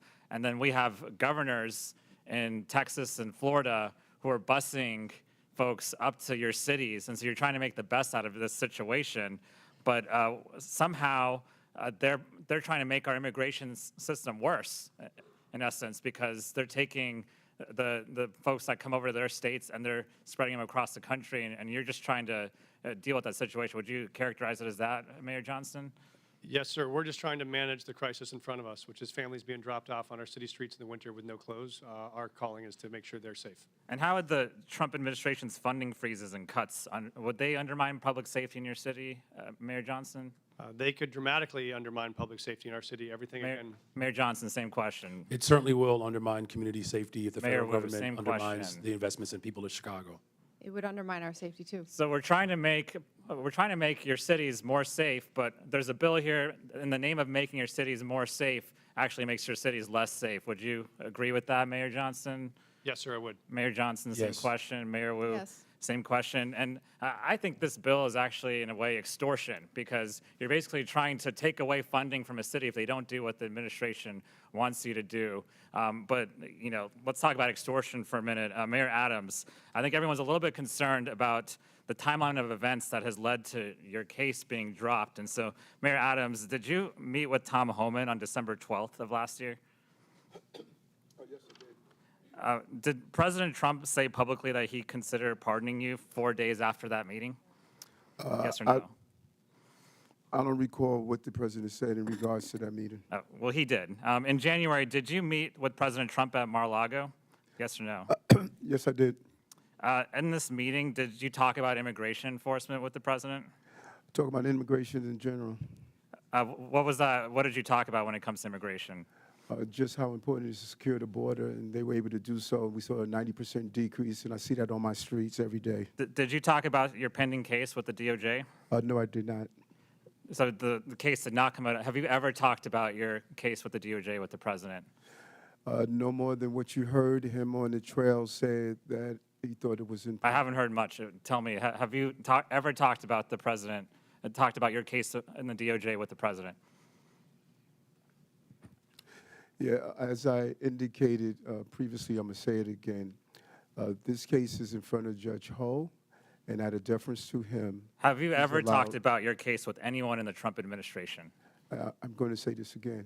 This case is in front of Judge Ho, and out of deference to Judge Ho, he is going to determine the outcome of this case. That's not answering the question. I'm going to ask you one more time. Have you ever talked about this case with anyone in the Trump administration? This case is in front of Judge Ho, and out of deference to Judge Ho is going to decide the outcome of this case. I think Mayor Adams is not answering the question because he probably has. And I think there's a pretty clear timeline here that indicates that a case is being dropped in the name of trying to appease the president, who seems to be okay with what's going on. And so look, we can talk about the policy, but I think there's a bigger problem here of public extortion and almost an endorsement of this extortion, and it's becoming the norm for this administration. I yield back. Chair recognizes Mr. Timmons from South Carolina. Mr. Chairman, before you do, I have a unanimous consent request, please. Ms. Spansbury, you recognize. Thank you, Mr. Chairman. I have 4 articles I would like to enter into the record titled "The Mythical Tie Between Immigration and Crime. Undocumented immigrants half as likely to be arrested for violent crimes. Immigrants significantly less likely to commit crimes," and one titled "Showing Data About U.S.-Born Citizens More Likely to Commit Murder." And Mr. Chairman, I do ask that you do respect my colleagues on this side of the aisle, parliamentary. Without objection, so ordered. Your unanimous consents are put into the record, and only titles are required. And once you start filibustering, you become out of order. I am not filibustering. I'm just saying the last member on your that side was filibustering. She was not. She had Yes, more she was. articles And now you're than filibustering. Chair Mr. recognizes Chairman. Mr. Timmons from South Carolina. Thank you, Mr. Chairman. I just want to speak directly to all 4 of the mayors. Y'all did the best you could with bad situations. You did. The former president let in, I don't even know what number to use. Some places use 8 million, some people use 16, 20, whatever the number is. And so each of you had an influx of illegal immigrants into your cities, and you have federal, state, and local statutes that you have to deal with, and an untenable situation was created. I want to go one by one. Mayor Adams, how many illegal immigrants were present in New York City in the last 4 years? How many people did you have to deal with? 230,000. All right, so, and that's 230,000 people that were using your limited resources that American citizens are entitled to, but you were actually required under local ordinance or under state law to provide services to them. They're not supposed to be here. They're not supposed to be here because we have borders. Borders are supposed to matter. Mayor Johnston, how many illegal immigrants did you have to deal with over the last 4 years? Thank you, sir. We had 42,000 newcomers arrive over the 42,000? Mayor Johnson, how many illegal immigrants did you have to deal with over the last 4 years? Over the last 4 years, there were roughly 50,000 asylum seekers bused from the state of Texas to the city of Chicago. And you know why that Texas did that? Because 10, 12, 15 million people were in Texas, and they had to deal with the same problem you did, and they thought it was appropriate that everyone should have to share this burden. Mayor Wu, how many did Boston have over the last 4 years? We don't ask about immigration status and giving How many services, people so that- I don't have that number. Okay, well, we'll say at least tens of thousands. So all of you have limited resources, limited tax dollars to spend to serve your community. And there's people that have a disproportionate need, and you have obligations to serve them more if they are struggling, if they do not have income, if they are jobless. So you have limited resources, and all of you had this problem. And we've been saying for the last 4 years that this is all because Joe Biden and his policies were allowing lawlessness at our southern border, which allowed millions of people into this country. Mayor Johnston, Did you say anything to the Biden administration? Did you say, we're struggling, we can't make ends meet, we can't serve our citizens because of your open southern border? Did you, Mayor Johnston? Yes, Congressman, I did reach out to the Biden administration about that. Did you publicly address this? Did you ever challenge them and say, this is ridiculous, secure the southern border? What we focused on, sir, was the biggest challenge we were facing was folks needed the right to work. They I came to our couldn't city. find anything where you told the Biden administration they are wrong for their border policy. Mayor Johnson, did you publicly attack the President Biden in the last 4 years because he let millions of people into this country and it hurt your constituents? Did you publicly attack him for his policies? So I publicly called Did for... you say secure the damn border? No, you I didn't. publicly called for Congress to pass comprehensive immigration Okay, we'll get to reform, that in a second. and that Mayor did Wu, not happen. Did you ever publicly attack the open border policies of the previous administration? Congressman, in fact, we hosted the former Secretary of DHS in Boston so that he could see the impact. To talk of about how we Florida need for our residents. legislation, I'm sure. Mayor Adams, did you ever publicly attack President Biden for his open border policy? Yes, in addition to having $7 billion out of our tax base. Did you see what his administration did to political opponents? Did you see what they did to President Trump? I mean, I guess you're standing up for your people. I admire that. For the last 4 years, I heard how Congress needed to spend tens of billions of dollars to secure the southern border. We had to change policies. We had to do all this nonsense. We didn't need to do any of that. We just needed a new president. Last month, we had the lowest number of border crossings in decades. And I can promise you this, that's going to continue because our president has always had the ability to stop this. And the only one of you that stood up to the previous administration was under investigation shortly thereafter. Weird how that happens. We're turning the page here. Going forward, each of you need to cooperate to the fullest extent of your ability with President Trump, with ICE, with all federal laws to make sure that you can secure your people and stop spending billions of taxpayer dollars on people that do not deserve it. Your constituents deserve those resources, not the people that enter this country illegally. With that, Mr. Chairman, I yield back. Gentleman yields back. Chair recognizes Ms. Ansari from Arizona. Thank you, Mr. Chair. President Trump has talked a big game about how he wants to allegedly make our cities and communities safer. He says he wants to get violent criminals off the streets, and he thinks that mass deportations are the way to do it. He sent ICE and Border Patrol agents after our Native American communities, parents and children, and law-abiding American citizens who are targeted simply because of the color of their skin or the language that they're speaking. The chaos and the fear that this has instilled pits neighbor against neighbor, creates more distrust in law enforcement, and puts us all in danger. Mayor Wu, first of all, congratulations on your baby. What have you been hearing from communities in Boston? Are people fearful of engaging with law enforcement? In Boston, because our laws are what they are, we have very strong relationships with our community, and that's why we've been able to continue making progress on being the safest major city in the nation. But we do hear that people are afraid of the federal government, and it's including people who are immigrants, but also U.S. citizens. That fear is widespread. Thank you. Perhaps most disturbing, President Trump has diverted critical Homeland Security investigation agents to work on immigration enforcement. That means they're no longer investigating violent crimes like human trafficking, child pornography, and the flow of fentanyl in our communities, putting our entire country at greater risk. That means fewer violent criminals, pedophiles, and drug runners being apprehended, not more. Once again, Republicans are making life easier for criminals at the expense of victims, actually making our communities less safe. Mr. Beer, question for you. What effect do you think that assigning DHS agents to deportations is going to have on public safety? Well, it's an extremely negative effect, and it's not just limited to DHS. He's pulling in FBI, ATF, DEA. They're all being diverted off their primary missions to crack down on criminal gangs and criminal organizations in the United States. So it's not just DHS, it's every criminal agency in the United States government is being diverted to mass deportation right now. The Phoenix police chief has stated, "We work with our federal partners all the time to work on criminal issues, not civil immigration issues. That will continue to be the stance of the Phoenix Police Department." I can tell you during my time on the Phoenix City Council, I served on the Public Safety and Justice Subcommittee. I heard constantly from our police force that they are understaffed and need to focus their resources on violent crime.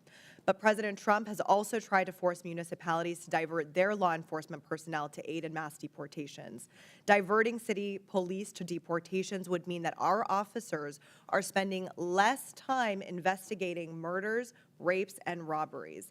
Now, I want to shift to the economy. Mayor Wu, would you agree that local leaders and public safety officials who hear directly from constituents about public safety know better what your city needs to focus on than the White House does? And also, are you worried about ICE raids and the impact that it will have for businesses and economic prosperity?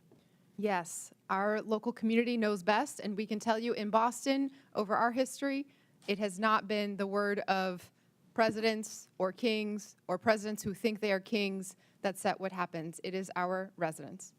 And Mr. Beer, can you tell us more on what the economic impacts like food prices and housing costs of mass deportations would be and how this could affect a city like Phoenix? Well, about half the cost of the fruits and vegetables on your in your grocery store is coming from the labor of immigrants and other workers at our farms. So it's an extremely important component of our agricultural production in the United States. If you look at where these people have gone, they have gone into the sectors where there is no work visa. There is no legal immigration option for employers to hire in these sectors. That is why we had so many people come, because of the labor needs of the United States. Thank you so much. I truly want to thank the mayors for being here and taking on these ridiculous attacks on our local officials. You know what is best for your communities and the people that you represent. You know better than Donald Trump. You know better than Tom Homan. You know better than Stephen Miller. So thank you so much. And finally, I'd like to request unanimous consent to enter into the record, first, a report published by the American Immigration Council titled "Mass Deportation, Devastating Cost to America, Its Budget, and the Economy," and second, a Center for American Progress report titled "Trump's Rash Immigration Actions Place Cruelty and Spectacle Above Security." Without objection, so ordered. Thank you. I yield back to the ranking member. Chair recognizes Mr. Donalds from Florida. Thank you, Chairman. This is my third term on the Oversight Committee. We've been talking about illegal immigration and oversight the entire time. I remember we had a group of this committee that went down to the El Paso section of the border. This was back in February, March of 2021. And during that time period, we were at one of the holding centers, and there were these buses that were coming to the detention facility, and they were picking up 30 kids, 50 kids at random, walking out of the facility. And when I went over to question the bus driver that was transporting these kids, border agents told me, as a member of Congress, that you're not allowed to question the bus driver. And of course, people knowing me, I didn't take no for an answer, and I repeated the question. And I was told that this bus of children was leaving El Paso and going to San Diego. And so what was occurring under the Biden administration is that they were busing unaccompanied minors all across the United States for one reason and one reason only. And that was because they did not want the press to see the pictures of kids in cages. They did not want to see our borders being overrun. They wanted to disperse that problem all through the United States. That is the reckless history of illegal immigration under Joe Biden and the Democrat Party. Mayor Johnston of Denver, you lamented earlier that there were 10 to 11 buses coming per day to your city. Did you ever talk to Joe Biden about why this was happening to your community? Thank you, Congressman. I both reached out to Governor Abbott from Texas. He didn't respond, and I did. Why would you reach out to Governor Abbott of Texas when it is Joe Biden, the former commander-in-chief, that opened up our borders? Why didn't you talk to him? Well, our buses directly were being sent from Governor Abbott in Texas, so that was why we reached out to say we're happy to collaborate on a coordinated entry system. We understand no one state or no one city should bear the entire brunt of this, but let's collaborate. But I did. So I'm glad you said that, because that brings me to my next point.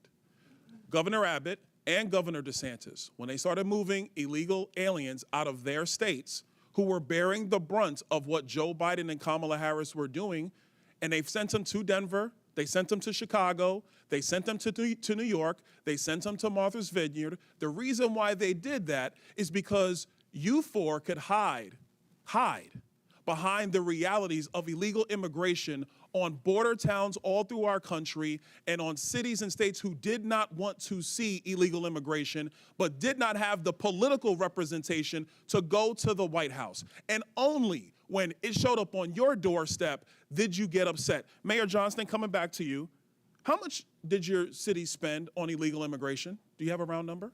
Over the last couple of years on all newcomers, whatever their status was, it's around $79 million since 2022. $79 million. Mayor Johnson, Chicago. How much has the city of Chicago spent on illegal immigration? If you're referring to the 2022 up to 2024 of the buses coming from Texas, roughly the same percentage of the state of Texas, about 1% of our overall budget. What is that?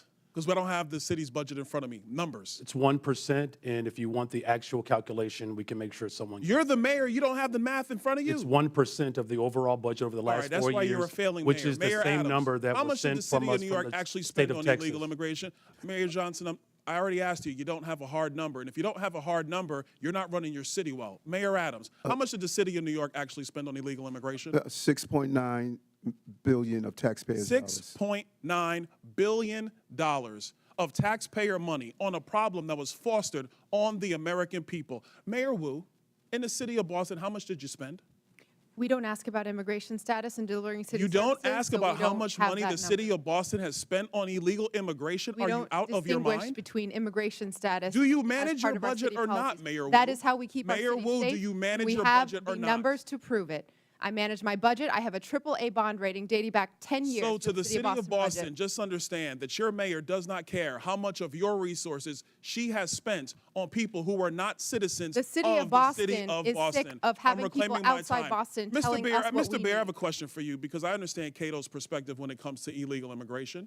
I understand that the Cato Institute for a long time has had a standard of actually having open immigration into the United States. Generally speaking, I don't want to get into specifics. We support legal immigration. We want immigration to be legal. So let me ask you this question, because one of the great libertarians of the modern era, Milton Friedman, famously said, you can either have open borders or a welfare state, but you have to choose. Mr. Beer, what do you choose?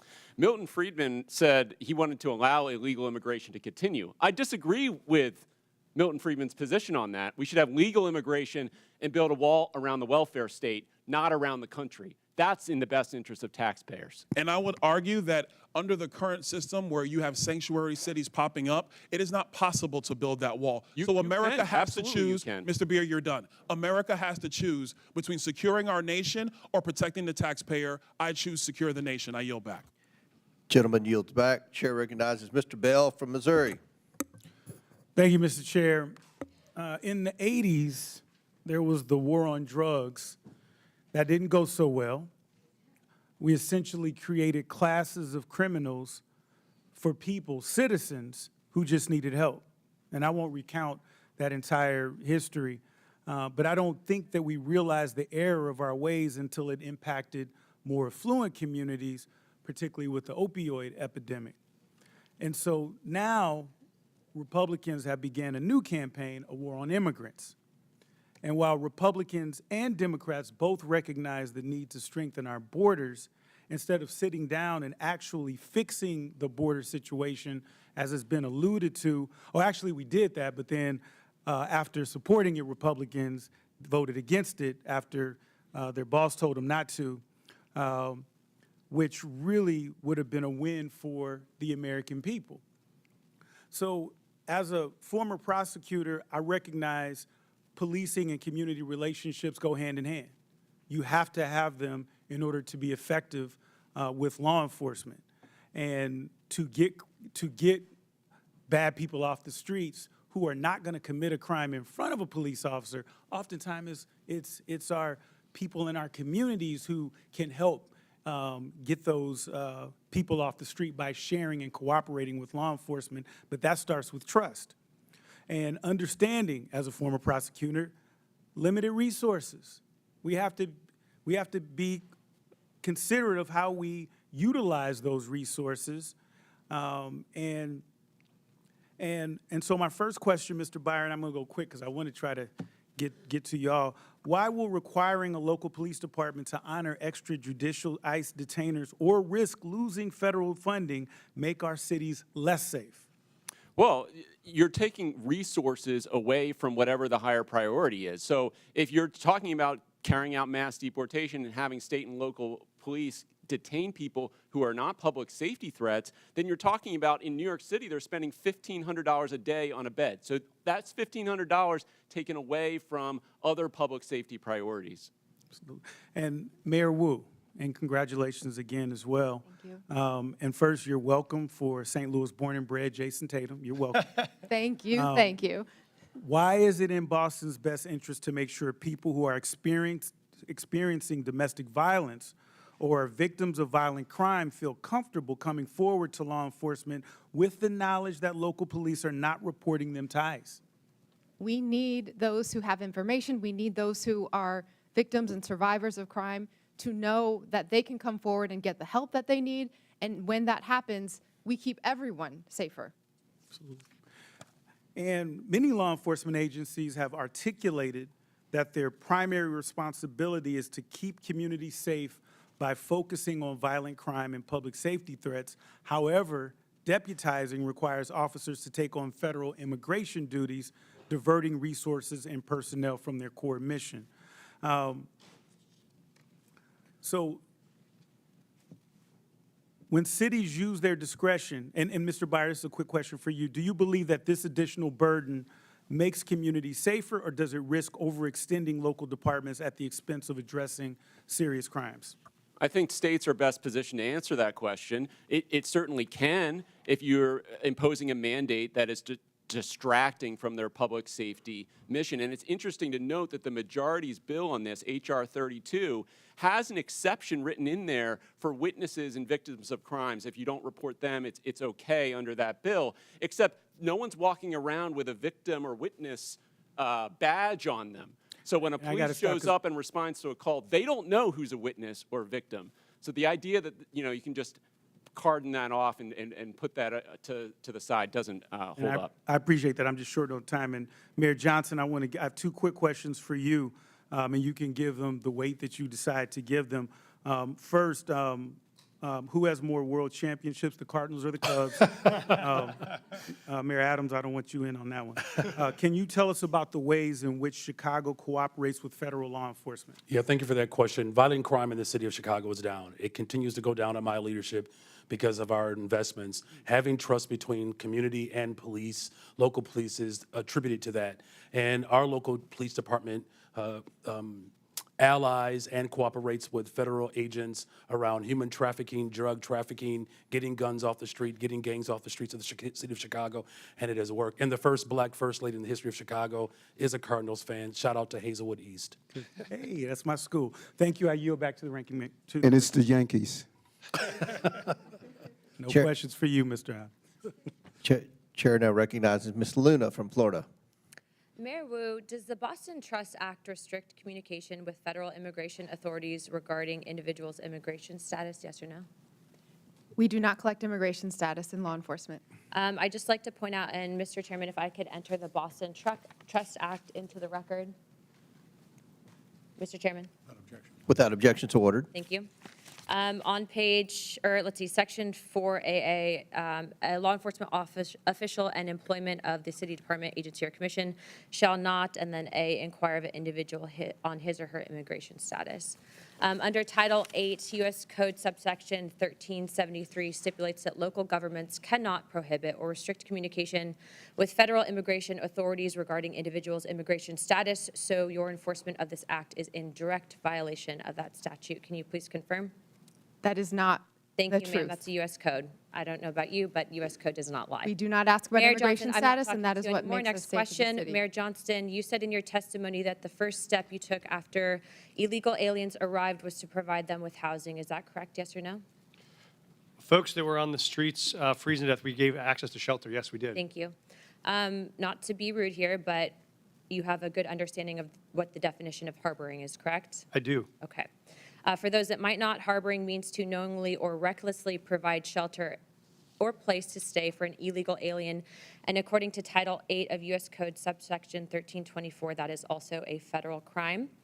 Just to be clear, did you also say that you would be willing to go to jail to stop deportation efforts? I did say that I'd be willing to stand up for all of our residents, and the context was that was the point at which the administration was threatening to deploy the U.S. military to streets of our cities to Okay. pull kids out of schools and churches, Thank so we you. were worried about that. Thank you, Mr. Johnston. Mr. Chairman, I'd like to enter into the record an article from CBS. Without objection, so ordered. Thank you. In this, it says, Johnston said earlier this week that he's willing to use civil disobedience and, if necessary, going to jail to stop deportations. My final question would be for you, Mr. Mayor Johnson. Do you believe that Chicago's welcoming city ordinance encourages illegal aliens to enter the United States, specifically into Chicago? Yes or no? No. Okay. So you don't believe that banning the transfer of individuals into ICE custody for the purpose of civil immigration enforcement encourages illegal immigration into Chicago? Or how about agencies, sorry, one second, or agents not being able to stop, arrest, or detain individuals based solely on their immigration status or administrative warrant? So we comply with all laws, local, state, and federal. To me, after this line of questioning, it's very clear that these policies that you have all implicated are active and alive and well in your cities, are in direct violation with U.S. Title 8 Code subsection 1324, and is a federal offense. But you all speak about a broken immigration system, and yet here you guys are aiding and abetting in that entire process. I want to be very clear about something. Open border policies, which is something that you guys are talking about, hurts people on both sides, meaning the people that are coming here illegally and then American citizens as well. I do not think you guys are bad people, but I think that you are ideologically misled, which is why, unfortunately, based on your responses, I'm all going to be criminally referring you to the Department of Justice for investigation. And as soon as I leave here, these will be going over to Pam Bondi. I'm not doing that in an effort to bully you guys, but I do believe that your policies are hurting the American people, and you can make that known with the evidence that you can present to the Department of Trump's immigration policies prompt some children to skip school. Without objection, so ordered. Mayor Wu, I've been speaking to principals and educators in Boston at various roundtables and town halls that I've convened, and the stories are heartbreaking. Elementary school children are crying in their teachers' arms, fearful that they're going to lose their parents to cruel and unjust deportation raids. Mayor Wu, last week I met with an esteemed doctor from a local Boston hospital who reported that follow-up appointments in her clinic have seen a 200% spike in no-shows and cancellations. Her assessment, her patients are missing critical care like dialysis, prenatal care, and chemotherapy because of a fear of immigration raids in our hospitals and healthcare settings. Mayor Wu, do you agree with this healthcare provider? Absolutely. We hear it from our shared constituents. People are afraid, and that is having huge impact on their daily lives when they're just trying to do right and be a good example for their kids as they pursue the American dream. Mr. Chair, I ask unanimous consent to enter into the record this article titled, "Fearful Amid ICE Crackdown, Some Immigrants Are Skipping Healthcare." Without objection, so ordered. So here we have a man who thinks he is king, screaming anti-immigrant slurs from the Oval Office and what it has done to make Boston safer. Nothing, not a thing. But it has traumatized our kids, cost our elders their dialysis, delayed cancer patients' chemotherapy, and struck fear into the heart of hardworking people who not only contribute immensely to our city and our community, but whose labor and contributions are also essential to the very functions of daily life in our great city. The members of this committee would be well served by learning from our esteemed mayor, but a teach-in is not the charge of this committee. Remind my colleagues, this committee's purpose is oversight. The only person who has something to answer for is Donald Trump. He is single-handedly decimating decades of economic progress, vilifying our immigrant neighbors, and disregarding the Constitution and basic decency daily. This man points to our most vulnerable, scapegoats them for every hardship, while he himself is actually the source of the hardship that the American people are experiencing. My colleagues don't really care about criminality. If you really cared about criminality, you would do something about Elon Musk's power grab, stealing our data. You would do something about efforts to defund the National Institutes of Health cancer research. If you really cared about criminality, you would do something about people that want to rob our babies of food. Make it make sense. My Republican colleagues across the aisle believe a 6-year-old from El Salvador who wants to go to school and a mom who fled violence in Haiti are the reason that the cost of eggs are too damn high. And your housing and gas will follow suit shortly because of these Donald Trump tariffs. The shameful Republican ripoff slashing away at basic government services to line the pockets of Donald Trump's buddies so they can buy toy yachts and rocket ships. It is a shame and a sham. America has a problem, and it is Donald Trump. And if my colleagues really cared about criminality, they would do something about him. I'm grateful that the people of Boston and my mayor stand with their neighbors from every walk of life. I yield back. Chair recognizes Mr. Gill from Texas. Thank you, Mr. Chairman, for holding this hearing on such an important topic. Mayor Johnson, I want to start with you. One of your first actions as mayor was establishing a deputy mayor for immigrant, migrant, and refugee rights. I want to ask you a series of questions. If you could answer with a yes or no answer, that'd be great. First of all, do you support allowing illegal aliens to obtain driver's licenses? Just yes or no? So the city of Chicago has been a welcoming city for over 40 years. I'll take that as a yes. Next question. And that's the policy that we will hold to. Do you support tax dollars subsidizing or paying for the health care of illegal aliens? I support investments in all residents of the people of Chicago, and that's what I do. That's a yes as well. Do you support free or reduced college for illegal aliens? Again, I support the investments of all residents of the people of Chicago. Take that as a yes. Next question. Do you support allowing non-citizens to vote in local elections? Again, I'm not over the jurisdiction of that type of law, but again, I'm committed to investing in all residents of the people of Chicago. I'll take that as a yes. I've got an article from the Chicago Sun-Times, and I'll quote here briefly. Johnson proposed, among other things, that all residents, regardless of citizenship status, be able to vote for Chicago Board of Education members. Next question. Your website states, and this is your campaign website, quote, "I will not stop fighting until abortion access is completely secure for people all over the country," end quote. Yes or no, do you support taxpayer-funded abortions for illegal aliens? I support the reproductive rights of all people, all women. That is a yes as well. Your mayoral transition website mentions support for creating a Chicago Board of Education non-citizen advisory board. Again, yes or no, do you support appointing non-citizens to government advisory boards? I was invited here today to discuss welcoming cities. Yes or no? I was invited here to discuss welcoming cities. This is a yes or no If you're question. interested in asking me You're not questions gonna about the filibuster. welcoming I'll city, take that as a I'm yes. happy to We're gonna answer move those on. questions. No, we're going to move on. As you know, President Trump, unlike the previous administration, has taken serious action to bring foreign criminal gangs to justice, to take our border back and to restore public safety in our communities. He designated 8 transnational criminal organizations and cartels as foreign terrorist organizations. These are groups like Tren de Aragua, MS-13, Sinaloa, other of some of the most grotesque and ruthless and brutal organizations in the world. You, as mayor of a sanctuary city, have been virtually giving favors to illegal aliens. Apparently, you support an enormous amount of taxpayer resources going to them as well. But you yourself have also received a lot of gifts. And for those of you who don't know, Mayor Johnson has a secret gift room that is not given access to the public or for access to the Office of Inspector General. I'd like to ask you a couple questions about that. Do you know everyone who's given you a gift since you became mayor?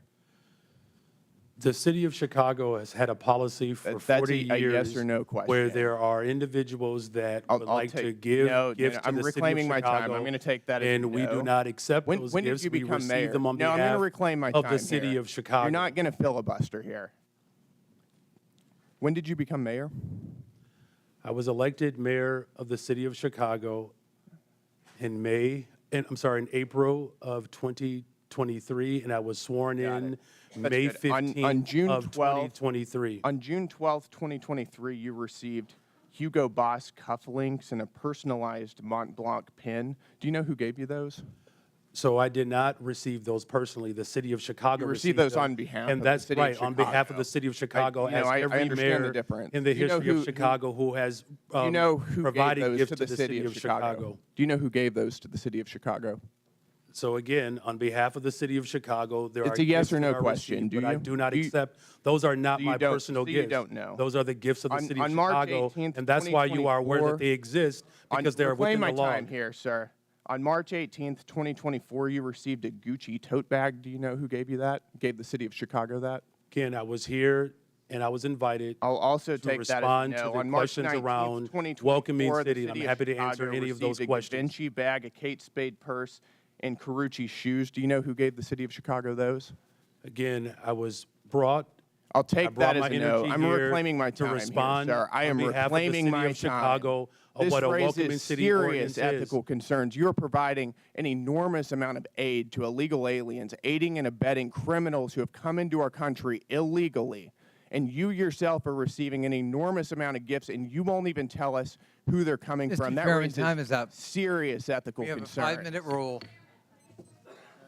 Gentleman's Mr. time's Chairman, I'd like to ask for unanimous consent to enter into the record the City of Chicago Office of Inspector General advisory concerning gifts accepted on behalf of the city. Without objection, so ordered. Thank you. Chair now recognizes Ms. Talib for 5 minutes. Thank you, Mr. Chair.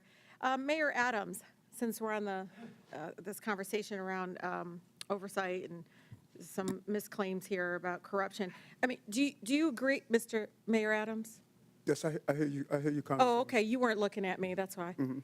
It's okay, I'll speak louder if you want. Do you agree to a quid pro quo deal to enforce the Trump administration's cruel immigration policy in exchange for protection from the federal corruption charges against you? And you are under oath, just as a reminder. Congresswoman, there was no agreement, there was no quid pro quo, and I've done nothing Yeah, wrong. help me out here, though. So the Trump official, Tom Homan, we all know who he is, he said, quote, I'm quoting him, "If he doesn't come through, I'll be in his office, up his butt," sorry, Chairman, saying where the hell is the agreement we came to, end of quote. You're accusing the Trump administration for lying? Or, did they lie? What agreement did they're lying then? Mr. Homeland and I both agree we will fight dangerous criminals, and we've never had any conversation about my case. Okay. So Mayor Johnson and Johnson and Wu, I'm sorry, I can't get that. You can just call it Chicago and Denver. There you go. This is really important, you know, as a child of immigrants, and I think many of my colleagues on that side of the aisle have beautiful, diverse communities as well. And one of the things that I know happens when we try to have local law enforcement and local city officials, I mean, they even want treasury, folks that work for our city treasury, asking people for immigration status. That's what they would prefer. See if he's ready. You know, is that racial profiling I mean, what do you do? Like, you wait for somebody to come, they have an accent, maybe they wear hijab, maybe they look a certain way. That's what they want you to do. That's what they're asking you to do, by the way. They want you all to basically do the job of what the federal government should be doing in regards to passing really comprehensive immigration reform, so families are not separated, because right now all they want to do is continue talking about enforcement. And guess what? The last 20 years it didn't work, did it? It isn't working. So one by one, if you can talk about that, because I know my mother, who's been here for over 50 years, is carrying her passport, her U.S. passport for the first time in her life, and she ain't traveling nowhere out of the country.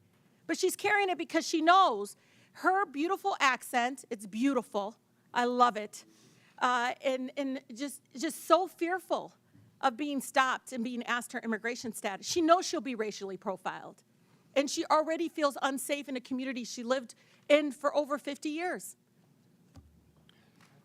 Thank you, Congresswoman. I would just agree. We don't think it's relevant to know someone's status when they come into a public library to check out a book, or if they come to the hospital for service, or if they come to register their child for school. The Constitution says you're entitled to an education. Our job is to provide it. So we think that's unnecessary, and it just scares people away. Yeah, Mayor. Yeah, allowing local law enforcement in the city of Chicago to focus on city priorities as well as making sure that there's trust between our immigrant communities and all of our Yeah, communities. I've worked on that- domestic violence cases as a former immigration attorney. Absolutely. I'm telling you, this is deadly for women being abused, It, deadly. it certainly engenders trust, and that's how we have driven crime down in the city of Chicago because of that trust. Mayor Wu. Thank you, Congresswoman. Boston is proud to be the safest major city in the country, and we do not ask about immigration status when providing city services. We also are clear to all our residents that we do not care about immigration status when we hold people accountable for doing harm in the community as well. Yeah, because when I hear sanctuary city, I hear anti-racial profiling. I really do. I hear like, okay, we're not here in the business of trying to enforce broken immigration laws that are inhumane, completely immoral right now. That's what I hear. And I, as a former immigration attorney, when I hear the story in Denver, and trust me, ICE is there waiting to pick them up. They sent 6 of them, and they couldn't handle six of them couldn't take this guy that they're supposed to pick up. Doesn't make any sense to me because they're there. They're pretending they don't know that as a fact. But one of the things that bothers me about all of this is the executive order of rescinding the sensitive locations. Why this is important. They basically want to do immigration enforcement and racial profiling and immigration enforcement that's race-based because I'm at the Canadian border in Detroit. Do you know the majority of people coming down undocumented is Canadian? But guess what? It's still the brown folks that are overwhelming. ACLU did a study, is overwhelming the ones being targeted, detained, and deported. And so for me, the sensitive location, this is hospitals, schools, this is like funerals. This was all a policy in place to protect us from having our communities over police and militarized. Can you talk about the impact of that? And I have 22 more seconds because No, he went over. this time He went over he 22 was- more he seconds. spoke over him. He That went, was no, not he true. didn't. No, I didn't. Chairman, I never spoke over him. No, not you. The mayor spoke over Brandon. Oh, well, I didn't. It doesn't matter. He went over 22 seconds. But go ahead I and just ask your want them to answer question. the question about the sensitive locations because this is something we all should be scared of because pastors are calling me because they're talking about churches possibly having ICE agents show up at churches. I can just say, Congresswoman, our fastest growing church in Denver went from 700 folks in the parishon to 5 after that announcement. All right. Very good. Thank you. Thank you. Yep. Chair recognizes Mr. Fallon from Texas. All right, 43 seconds. That's a deal. All right. Mr. Chairman, thank you. Coming into this very important hearing, I suspected that Democrats would claim illegal immigrants pose no danger and would frame them as a sympathetic victim class completely glaze over the tremendous financial burden that mass unlawful migration places on the shoulders of the American taxpayers. And furthermore, they would completely ignore the grave dangers that violent criminal illegals pose to all Americans. It would be, Democrats would use spin and deflection and woke wonderment and delusion, and some would even blatantly lie. And as they so often do, the left did not disappoint. The first claim that we heard was there were ICE agents ripping adorable children off adorable school buses. There was a myth and it never happened. And what was the source of this Democratic claim? One letter written by one superintendent in a country of 13,000 school districts. And that letter said that this may happen. Well, I may start a business with flying monkeys delivering new fruit salads. I may. But it never happened. And the case in point, it was Alice ISD. And Mr. Chairman, there was another letter that Alice ISD sent, and I'm going to quote it. It said, "We have not had any Customs and Border Patrol enter or board buses, nor do we have any knowledge of it happening here or in any other school district." It was a spin, it was deflection, and it was a lie. Now, the most important thing that any elected official should focus on is to keep our citizens safe. There's no greater calling. Mayor Johnston, is Chicago a safe city? We are a safer city since I've been in office. Crime Safer is down. city. Okay, sir. Crime is down Sir, do you over know 20%. that, sir, no, you're not just going to this year overtalk. alone. Mr. Chairman, I reclaim my time. You're not going to overtalk me. Brandon's, he was very nice, and he's a freshman. Not going to do that. In 2022, I find it interesting that you say Chicago's safe. You have a higher murder rate than Haiti. And the Biden administration put up a travel advisory saying to Americans, don't go to Haiti. I hope that the Trump administration puts up a travel advisory saying, don't go to Chicago. In fact, the Haiti had a murder rate of 18.02%. Chicago has a murder rate of 18.26%. I can see why, sir, you have a 14% approval rating. Mayor Wu, you're a Democrat, yes? Yes. Okay. You supported the Biden-Harris administration politically? I did. Yeah, okay. Do you think that they took border security seriously? I think Washington failed on immigration and continues to do so. So let me ask that again. Did you think the Biden administration took border security seriously? I think Washington It's failed. a yes or no. It's not a trick question, Mayor. I think there's responsibility across this entire. Come on, we can eke it out of you. Yes or no? Did Biden-Harris do a good job? You were supporting Kamala Harris, so apparently you must have thought she was okay on it. Washington. Okay, has so you're not failed, going to answer. and Well, we here's are the thing. cleaning up We can deal the with pieces delusion. at city. No, Mayor, I'm going to reclaim my time. We can deal with delusion or we can deal with data. So let's talk about some data. I find this interesting. Under the 12 years that Barack Obama and Donald Trump were president, there were 460,000 illegal encounters annually on average. Under Joe Biden, it was 2,641,000. It was 600% worse. Mayor Wu, you would agree with me, I hope, on this. Vladimir Putin's a bad hombre, and he rules over an authoritarian regime, yeah? Yes. Bipartisan agreement. Wonderful. There were, under President Trump's first administration, 98 Russian nationals that were apprehended on the southern border entering the country illegally. Under Joe Biden, it was 127,415, 130,000% worse. Terror watch list went from 11 under President Trump to 382. That might be one of them calling right now.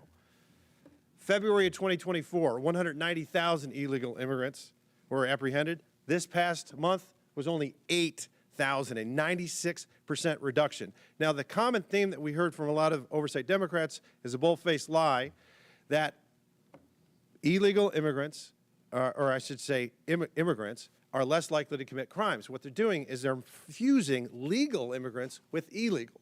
When you bifurcate, when you separate them, yes, legal immigrants are less likely to commit crimes, but illegal immigrants are more likely to. Non-U.S. citizens account for 7% of the U.S. population, yet account for 15% of the federal arrests and prosecutions, according to the Justice Department. The Federation for American Immigration Reform found that if you were an illegal immigrant, you were 2 times more likely to be incarcerated in California and New York, and 5 times more likely in Arizona. And in my home state, in June of 2011 to June of 2024, or January 2024, Mr. Chairman, there were 428,000 criminal aliens booked in Texas jails. 299,000 of them were illegal immigrants charged with murder, rape, sexual assault, kidnapping, assault et al. 187,000 convictions. So it is an outrageous claim to say that when we secure the border, no, Mr. Chairman, no, 42 seconds left. No, you don't.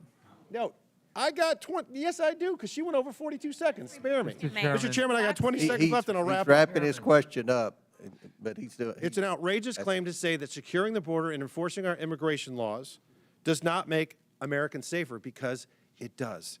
And if you don't agree with that, I would encourage you to talk to Laken Riley's family or Jocelyn Nerngray's family. Mr. Chairman, I yield back. Gentlemen, thank you. Chair recognizes Ms. Stansberry from New Mexico.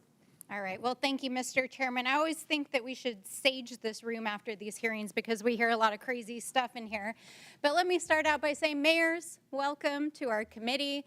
Thank you for serving your cities and your people. I have to say, as also an elected official, you have the hardest job in America. There is no job harder than being a mayor of a major city. So thank you for serving your constituents. And I want to take this opportunity to especially acknowledge Mayor Wu, because not only are you the first woman to ever serve the city of Boston, if you all haven't been watching, she is also the mother of a newborn who is here with her. She has a 7-week-old baby, and she showed up to testify and be yelled at by our colleagues for 4 hours. So I say to you, Mayor Wu, may your daughter grow up to be a fierce leader like you. Thank you. Now, I want to reject the fundamental premise of this hearing, because what this entire effort is about is intimidating state and local officials, attacking law-abiding immigrant families, and spending millions of dollars of taxpayer dollars, both in the administration and in Congress, to make ads that are complete smoke and mirrors, trying to say that Donald Trump has somehow secured America's safety. What they are doing is not making America safer. In fact, it's a total and complete lie, because Donald Trump has failed to actually even secure the border. He's failed to stop illicit drugs like fentanyl from crossing the border. He's failed to secure sufficient staffing and technology to stop human trafficking and illicit drugs from crossing the border. He's failed to support local law enforcement and behavioral health programs to address the issues that are affecting our communities. And he's failed to even execute on the most basic thing that he said he would do, which was to pass immigration reform when he got into office. Here we are, Donald Trump. Where's your immigration bill? Oh, wait, you don't have one. That's right. Because none of this is actually about making America safer. In fact, all of this is making America weaker. He's dismantling our federal law enforcement that would actually go after cartels and drug traffickers. Over the last 6 weeks, Donald Trump has taken out the most senior FBI officials and the officials in our U.S. attorney's offices that were actually prosecuting the cases against the drug cartels. Donald Trump took out the law enforcement that were prosecuting those cases. So let's be real about that. He froze federal law enforcement funds all across the country. I have tribes in my district that still haven't had their DOJ grants reinstated. Let's be real about what's going on here. He's frozen funds to refugee resettlement and other immigrants groups permanently who have outstanding receipts. There are refugees and asylees that had waited decades to get to this country from war-torn parts of the world, and they literally had their flights canceled the last 2 weeks, while Donald Trump is sitting in the Oval Office and offering millionaire oligarchs a free ride into America with his gold visa program. Is this really about making America safe again? Is that really what he's about? Is that really what my colleagues across the aisle are about? Because what I can tell you, as a representative from a great city, the city of Albuquerque, a border state, is that we know what makes our communities safer. It means we stop drugs from coming into our country and our communities. It means that we support and we fund our law enforcement. It means that we fund our behavioral health system. It means that we support our mayors, our tribal leaders, and our state officials. It means that we invest in them. It does not mean that we drag them in front of Congress for 4 hours, we yell at them, we tell them we're going to give them criminal referrals, the DOJ is intimidating our mayors, and my colleagues across the aisle are producing TV ads to try to pretend that they're making this country safe again. It's total bullshit.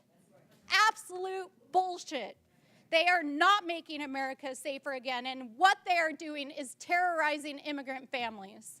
That is what they are doing. Parents who are afraid to send their kids to school, parents who are afraid that they won't come home again, kids who are afraid to leave their houses, refugees who have waited for years to come into this country.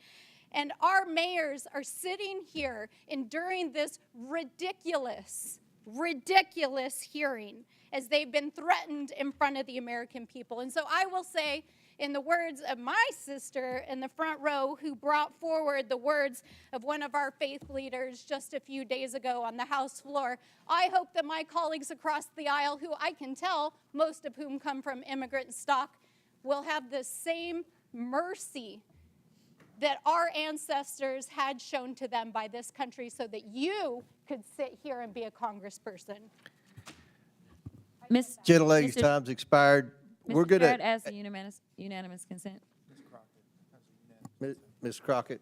From The Economist, how Boston became the safest big city in America. Murder is declining across the country, but Boston has led the way. And then I have one more UC request.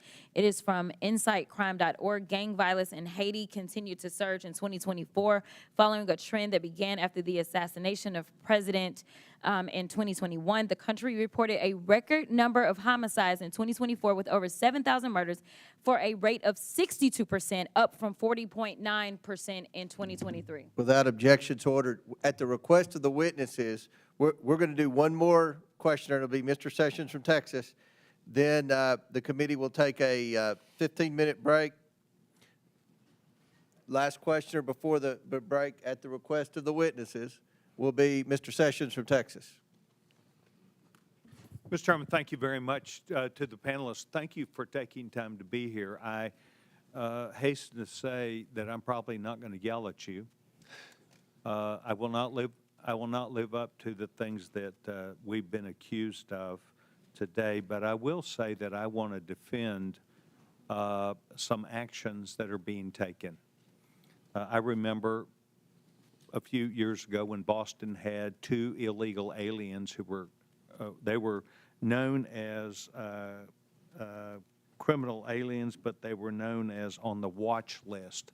They created a bomb that went off at the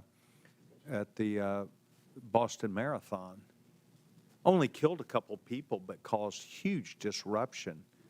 And it brought to light that the administration at the time and prior administration had allowed people who were on watch lists that we understood, terrorism, criminal, and we were allowing them in the country.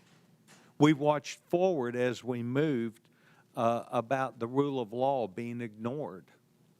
United States of America allows 1 million people to go through our process, the largest amount of anywhere in the world, 1 million people, and they go through a process. And I spoke at one of these ceremonies, naturalization ceremonies last May. And I spoke to the people that were there. And they all unequivocally stated, thank you to the United States of America, but they learned what they were entering, what they were expected to do, that their customs from where they came from, some could be kept, but the things which did not correspond to American law now needed to be followed, that they were going to become American citizens, not where they came from, but they wanted to be Americans, and they had to follow those rules and regulations or laws. That we were very open to them being here and that they could legally perform the duties that they wanted. What has caused this mismatch is more than just the Boston bomber or people being killed, but rather the public interests in looking at what the charade that it caused all across this country, in particular in larger cities. Chicago, yes. New York City, yes. Other cities around the United States where people felt not only threatened, but it was activity that was seen as unbecoming to people who should be where they were and giving respect and thanks to a group of people who were allowing them to be here, i.e., a city that was not going to arrest them. But you see, what we really understood is if you were here illegally, they weren't going to arrest you even for a crime. They might have arrested someone who was a citizen and put them behind bars, but unless they really created a heinous circumstance, they were not going to be arrested. And so this created an aura around the United States that the American people understood. And that is one of the reasons why you saw the American people not only vote with their hands, but vote with their emotions about the need to bring back not just law and order, not just rule of law, but the ability that we had as an American people to rethink the entire issue. And I do understand you think that this is all broken in Washington, D.C. because you disagree with it. But what we've been allowing is the next president, whether it be Barack Obama, whether it be George W. Bush, whether it be Donald Trump, whether it be Joe Biden, to insist upon their own way instead of the law. The laws have been misguided, they've been misused, and they are taken advantage of. I think what we're trying to do today is to hear from you, not as we're accused, but rather thoughtful people, to hear you talk about your cities, the things which you encounter, and the things which you think are right. And by and large, and I've been in and out of this committee today, but we by and large heard it's more safe. It's not less safe. It's more safe because of what we do. And yet it comes at a cost and a price, and it creates circumstances. So I want to thank you for being here. I want you to remember that not everybody yelled and screamed at you. Some people actually showed up to listen. And that is what I did today. I want to thank each of you because your modeling that you have been doing is something that we do need to pay attention to. Mr. Chairman, I yield back my time. Very good. The committee will take a 20-minute break. Pursuant to the previous order, the chair declares the committee in recess for 20 minutes.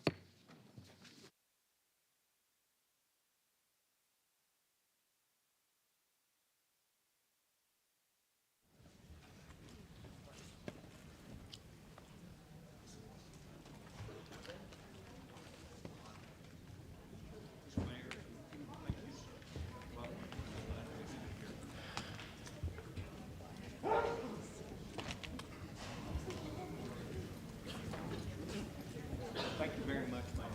Thank you. Well, I think you better inquire here to listen. Thank you. Well, you are a gentleman. You did you good thing.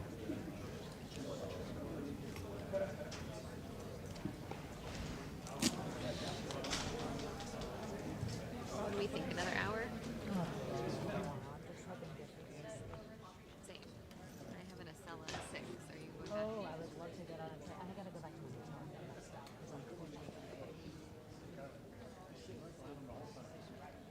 Wrap it up by then.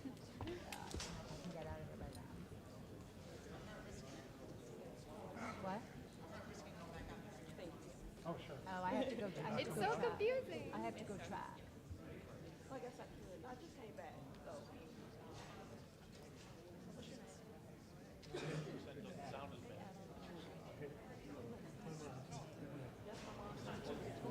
You have a 4?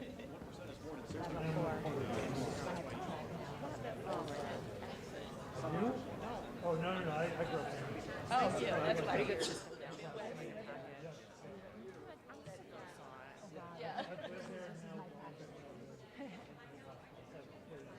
Yeah. I'm from Chicago, so I feel like lost.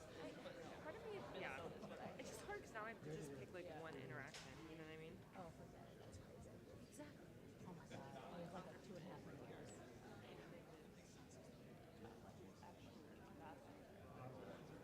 All right, I'm gonna send us.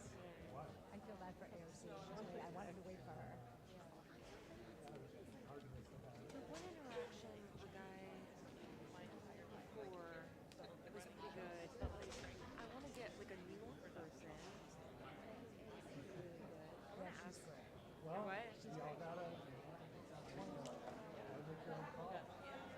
I don't suppose she wants to come out and talk to us, but I don't feel like dealing with like a big script. I'd rather just get her to touch on it. Do my research. Oh my God. Okay, does this make sense? I hope this makes sense. Race into a world that has Republicans are one who are welcome to protect the so we could stand by the city's so-called sanctuary city this morning. In his testimony, he defended the intent of That's the like. That's good. That's good. Yeah, I've been through the pictures in the slideshow for their anniversary. Good. Because it's, look, it's fair.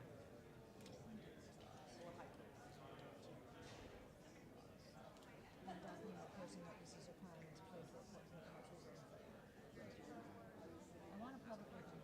House Republicans are one making their own to elect leading and lives and it's slamming it. What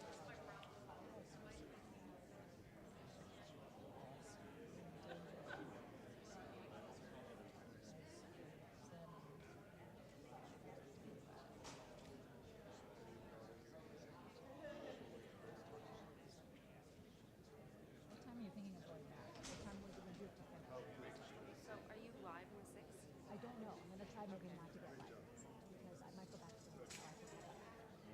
Does your staff do have your stuff packed? I do, but it's like all the way in the car, and like the north side, so it's gonna take me anyways like a while. But I have a 6:30 live hit, Okay. which is annoying, and then I have to to leave something for 10. Okay. So I should be, I'm hoping to be leaving by like 7:30. That's not bad. Okay. You want to like meet at the train station? Yeah. Let's get through our first one. Yeah. Okay. Same. It was at 5:30.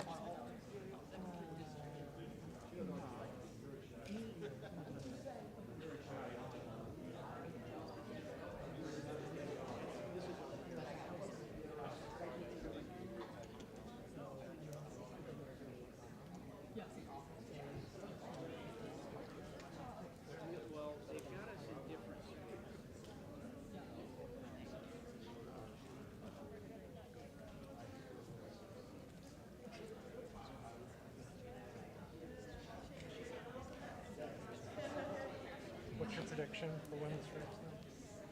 Not my prediction. Oh, sorry. I mean to misrepresent. And I'm also not eavesdropping, I swear. I just wanted, I totally want to know.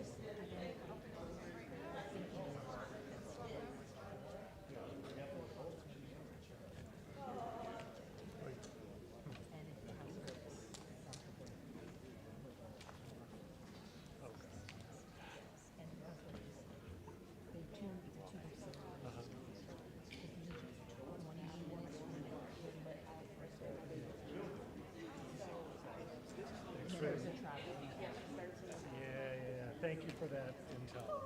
Oh, that's grim. No, are you holding out, man? Hey, she was just talking about when this may wrap up. I don't know what you've been hearing, but. I heard it could take 6 hours.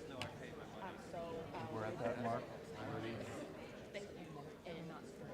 I mean, the question is, does everybody else care? Martin, Right.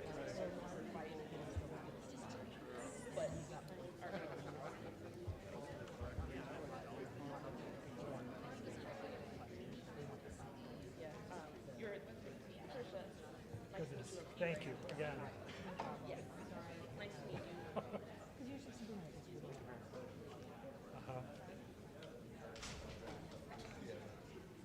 So he wasn't mad.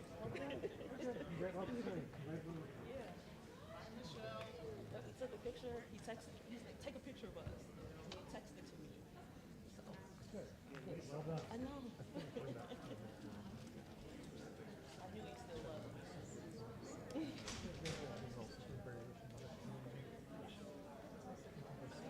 But as you said,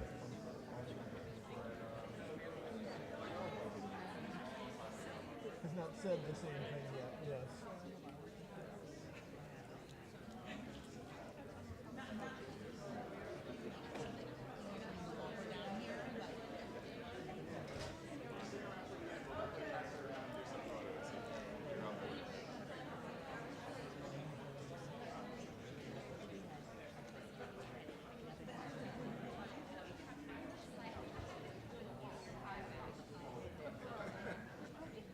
Well, no, she's not. How you feeling, Mr. Norman? How many do you see? Summer seat, yes. I just shifted for the She did a shift. Yeah.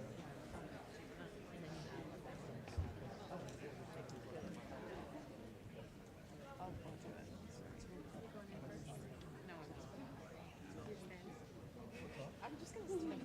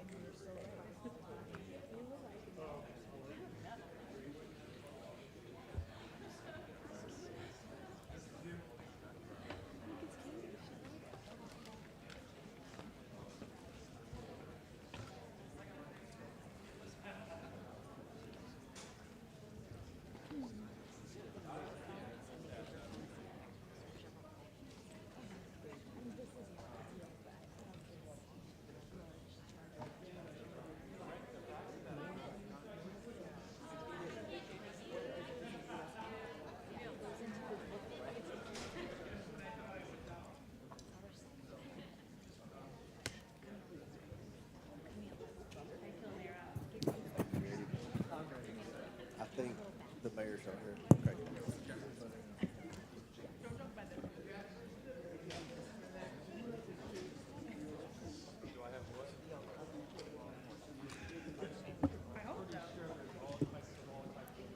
The committee will come back to order. Chair recognizes Ms. Crockett from Texas. Thank you so much, Mr. Chair, and thank you so much to our mayors that are here.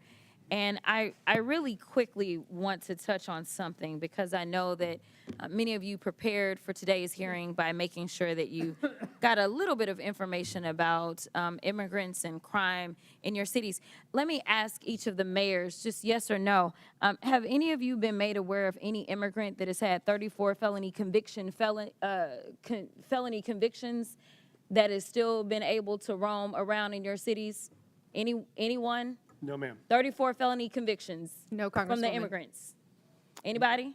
I'm not aware. Oh, okay, okay. I'm just curious because we are so concerned about crime, and I know that my Republican colleagues would never want anybody with 34 felony convictions roaming around because that could be a danger to the community, but I will move on. The Republicans put more effort into producing their little propaganda trailer for this hearing than they have into reforming America's immigration system. And that's why we're here today. In fact, Republicans are beating up on the vast majority of you about what you're doing for your citizens, but the last time I checked, you're actually showing up. You may or may not be aware, but the NRCC just instructed Republicans to stop their town hall meetings because their constituents were showing up and telling them to do your jobs. If I had to sum up some of what you have said thus far today, I would sum it up as you have been trying to tell them as politely as you can to do their jobs. In fact, we know that they have not done their jobs, and so they're trying to force you to do it for them by turning your local law enforcement officers into ICE agents. They have this fake outrage about how immigrants are stealing resources and jobs from Americans when residents of Boston, Chicago, New York City, and Denver are subsidizing public services in their districts and their states because the Republicans refuse to ensure that their constituents earn a livable wage. Look, they don't have a plan to fix immigration in America because they don't want to. Mass deportation isn't a plan. Arresting kids in schools or worshipers in church isn't a plan. But there are important points to discuss as it relates to immigration in America. So, Mr. Beer, in January, you testified before the Judiciary Subcommittee on Immigration, Integrity, Security, and Enforcement. During that hearing, we played a little game called Rhetoric or Reality. Do you remember that? I remember, yeah. Okay. Well, let's go ahead for round two, why don't we? Rhetoric or reality? Immigrants are a burden to the American taxpayers because they deplete our federal resources. That would be rhetoric. Correct. In fact, the Congressional Budget Office estimates that immigrants will lower U.S. deficits by a cumulative $1 trillion and increase the U.S. economy's size by nearly $9 trillion over 10 years. Is that correct? That is correct. In 2023, 47 million immigrants paid nearly $652 billion in taxes, $58.1 billion in taxes alone into Texas. Rhetoric or reality? During his first administration, Trump improved enforcement of U.S. immigration laws. He did not. In fact, President Trump closed almost all immigration courts for removal proceedings, cut prosecutions for unauthorized entry by 87%, cut ICE removals to the lowest level in the history of the agency, and released 9,000 people with violent crime convictions back into our communities. Is that correct? That's right, yes. So rhetoric or reality? President Trump's immigration policies make American communities safer. No, they don't make communities safer. In fact, nearly 100,000 unauthorized immigrants have obtained legal status through their cooperation with law enforcement. And local law enforcement agencies have more than 300,000 pending requests for immigrants seeking legal status based upon their cooperation with law enforcement, according to the Department of Homeland Security. Is that correct? That's right. Immigrants work with law enforcement to stop and solve crimes. Thank you. That was one of my rhetoric or reality questions. Sorry. The question was immigrants without legal status can help stop crime. That's correct. Yes, right? that's correct. All right. And Mr. Beer, isn't it true that Republicans are threatening to illegally strip cities of law enforcement grants intended for local policing and public safety if they don't go along with Trump's immigration agenda? That's right. They want to redistribute the fiscal burden onto the Democratic cities and away from the Republican ones. Which brings me to my next point. Mayor Adams, do you believe that President Trump is weaponizing the Department of Justice against local governments like New York City? As I stated publicly,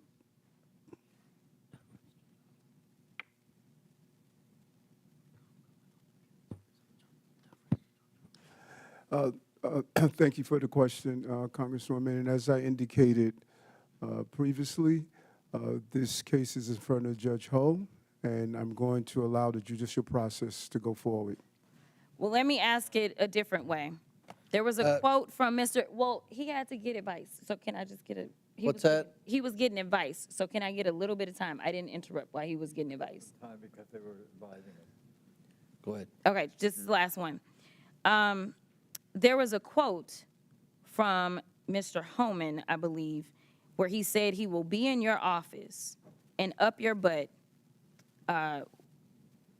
if there was a problem with whatever agreement. We don't know what it was. My question to you, I know you've been asked about it a couple of times today, is was he lying when he said that you made an agreement that would cause him to be up your butt if you failed to uphold your end of it? And gentlelady's time's expired, but if the mayor wants to answer that, he can. Congresswoman, I answered that question, and it appears as though we're asking the same questions over and over and over again. My comments are not going to change. No quid pro quo, no agreement. I did nothing wrong. Chair recognizes Mr. Langworthy from New York. Thank you very much, Mr. Chairman. Thank you, mayors, for being here. You all represent cities that should be beacons of opportunities for young professionals, entrepreneurs, and hardworking Americans that want to make it in this world. Not the laughing stocks that they've become in many ways. New York was once hailed as the capital of the world. Boston was admired for its founding role in America. Chicago was the gateway to the West and the icon of the Great Lakes. And Denver was admired for its natural beauty. Now all these cities are seen as a place where illegal immigrants, violent criminals, and gang members thrive, breaking our laws and spreading fear throughout our communities. Let's be clear. Sanctuary policies have not just failed, they've made our cities less safe and less welcoming to those who truly want to contribute to our communities. Here's a perfect example. Laken Riley's murderer was arrested in New York City on charges of detaining a minor. He was released due to New York State's sanctuary status. He was then allowed to go on to Georgia, where he murdered Laken in cold blood. Last night in my district, 400 miles from New York City, 2 members of Tren de Aragua gang were arrested for an ATM jackpotting scheme that stole more than $100,000. The suspects were also wanted for similar crimes throughout the state of New York, and in your state's Mayor Johnston and Mayor Wu for hundreds of thousands of dollars. Now, God only knows what else these dangerous gang members are responsible for. Buffalo ICE recently arrested an illegal from Peru who had murdered 23 people and had the victims' faces tattooed on his body. He was allowed to evade law enforcement for a long time due to New York State's green light law that protected him and shielded DMV data from federal law enforcement officials. There is no such thing as a victimless crime. Every crime has a victim, and these victims, they don't have a sanctuary. They have to live with the pain and the trauma of something being taken from them, their safety, their security, their property, and to add insult to injury, the witnesses before us have protected the perpetrators. Mayor Wu, the other day, you stunningly expressed sympathy for the man responsible for the knife attack, not the brave officer who stopped him. Where is the sympathy for the men and women in law enforcement trying to keep us safe? Congressman, Where check your is this? facts. It's my time. Check your facts. Watch the video. It's my time. I did not express sympathy for that Where is the individual, but for sympathy their for the family. victims? And any individual I haven't whose asked life you a is question. lost is a It's tragedy. appalling to me that we even have to ask for sympathy for victims instead of violent criminals, but here we are. And to all the mayors before us, hindsight being 20/20, is a blessing and a curse. You can't go back in time, but it should give you clarity for the future. Laken's murderer, Jose Ibarra, had demonstrated he was a danger to society. He should have been detained by ICE. I want to ask each of you, yes or no. Do you agree that someone who demonstrates a willingness to harm society should be detained by immigration officials? Mayor Adams. Yes or no? Within the confines and restrictions of the law, yes, I do. Okay. Mayor Someone John. that's committed a crime, yes, someone that's committed a crime, yes, should be detained, and we would help them. Every violent criminal should be held accountable, and that's why crime is down in the city of Chicago, because we're doing just that. Mayor Wu. If you commit crimes against the people of Boston, you'll be prosecuted. Another yes or no question. Has anything that's happened in this country in the last 3 years given you reason to consider removing sanctuary city status from your communities? Mayor Adams. I'm clear that what we do is prevent some of these crimes from taking place. Mayor Johnston. We think the system that we have works, and we will keep it. Violent crime is down in Chicago because of welcoming city ordinance. Have you considered removing sanctuary city status? Well, violent crime is down in the city of Chicago under my leadership. We're going to continue to do what we have to do to ensure that that continues. Mayor Wu. We are the safest major city in the country, in part because people trust that they can call 911 and help police solve crimes. Have you considered removing sanctuary city status? We are going to continue to keep our policies in place that have been working for the people of Boston. I think you've answered the question. The American people are fed up with the policies that protect criminals, waste taxpayer dollars, and prioritize illegal immigrants over the safety and well-being of hardworking citizens. Your cities, once shining beacons of opportunity, have now become a symbol of failure in leadership. The time for excuses is over, and the American people demand that you take responsibility, abandon these reckless policies, and start putting the safety of your constituents first. And with that, I yield back, Mr. Chairman. Gentleman yields back. Mr. Chair, I have a unanimous consent. Who said that?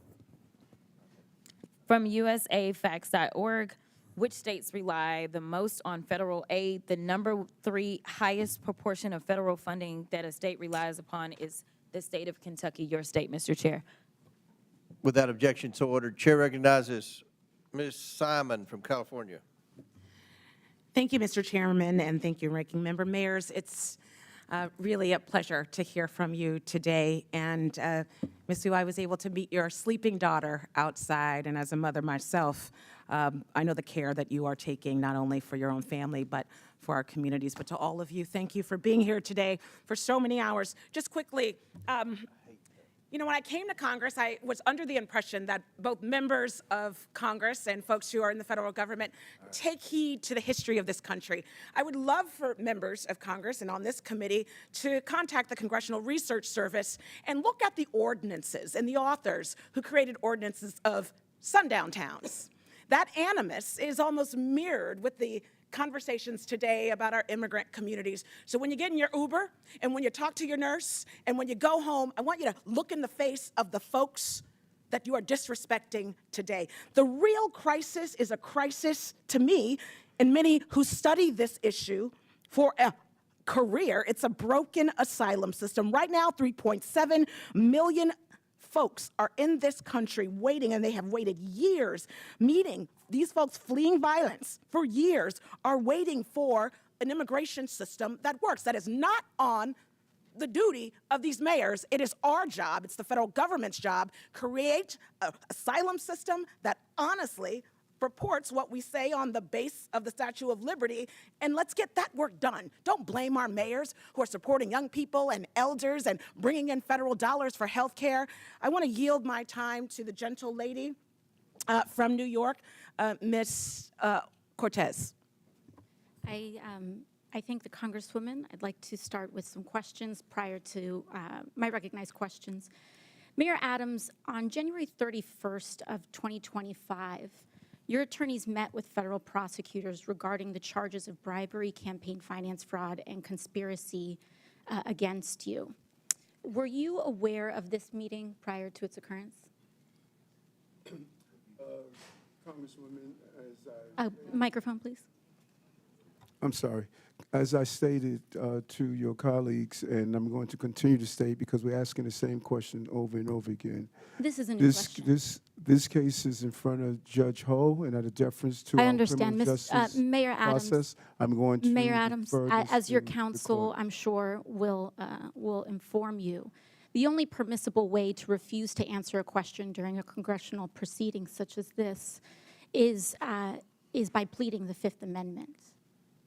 Deference to the judge is not a permissible excuse for not answering questions during a congressional hearing. Is it your intention to plead the Fifth today? Councilwoman, you said the only way that you can't answer a question is to plead the Fifth. I am answering your question. I'm answering your question directly. That You are not, Mayor Adams. Okay, I believe I am. I will ask it again. Were you aware of the meeting between your attorneys and federal prosecutors on January 31st? Answering this question is a yes or a no. And I'm going to answer it again. Out of deference to Judge Holt, with this case in That is front not an of, answer, Mayor Adams. he is going to deal with the outcome of the case. Mayor Adams, is it your intention to not comply with these questions?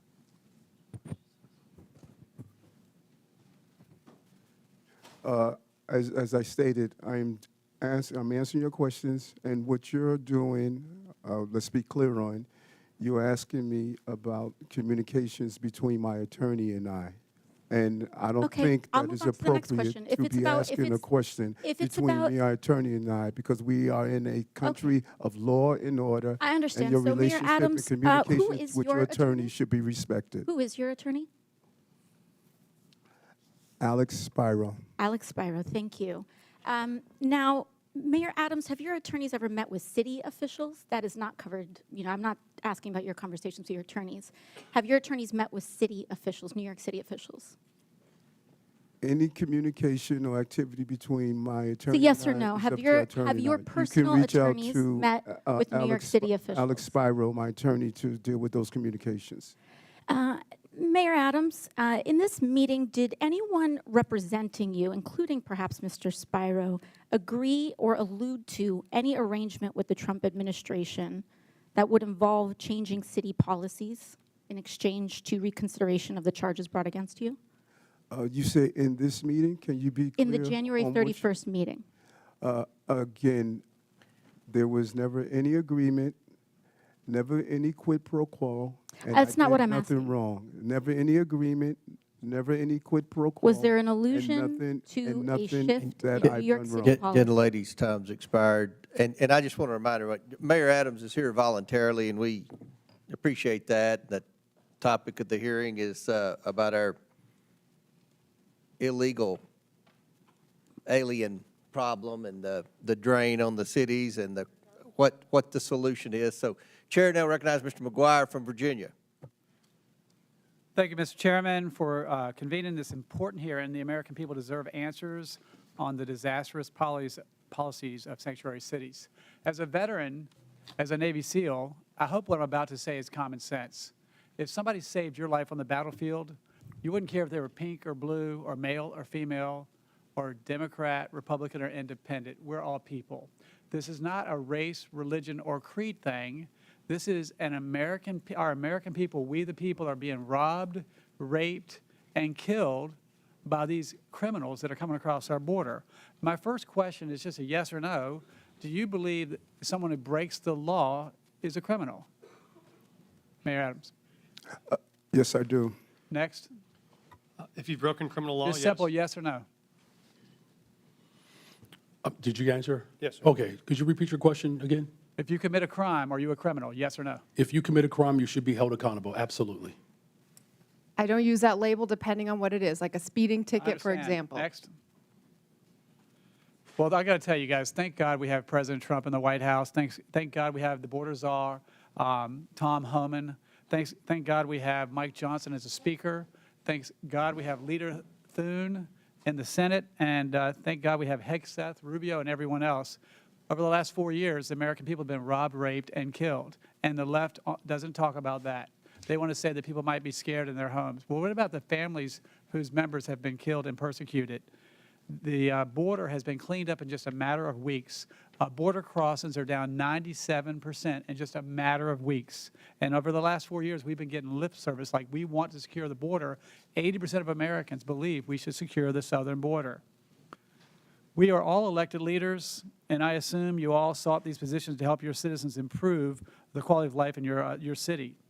It appears to me that left-wing activists want to create wedges in our society and cause the mayors of our great cities to ignore the oath of office and to support rule of law.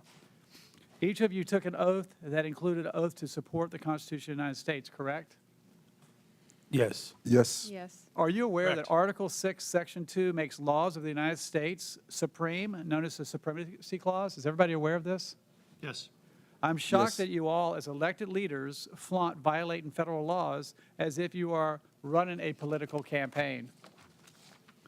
We are a nation of laws. We lose credibility as a nation when we disregard or ignore the law and the people die.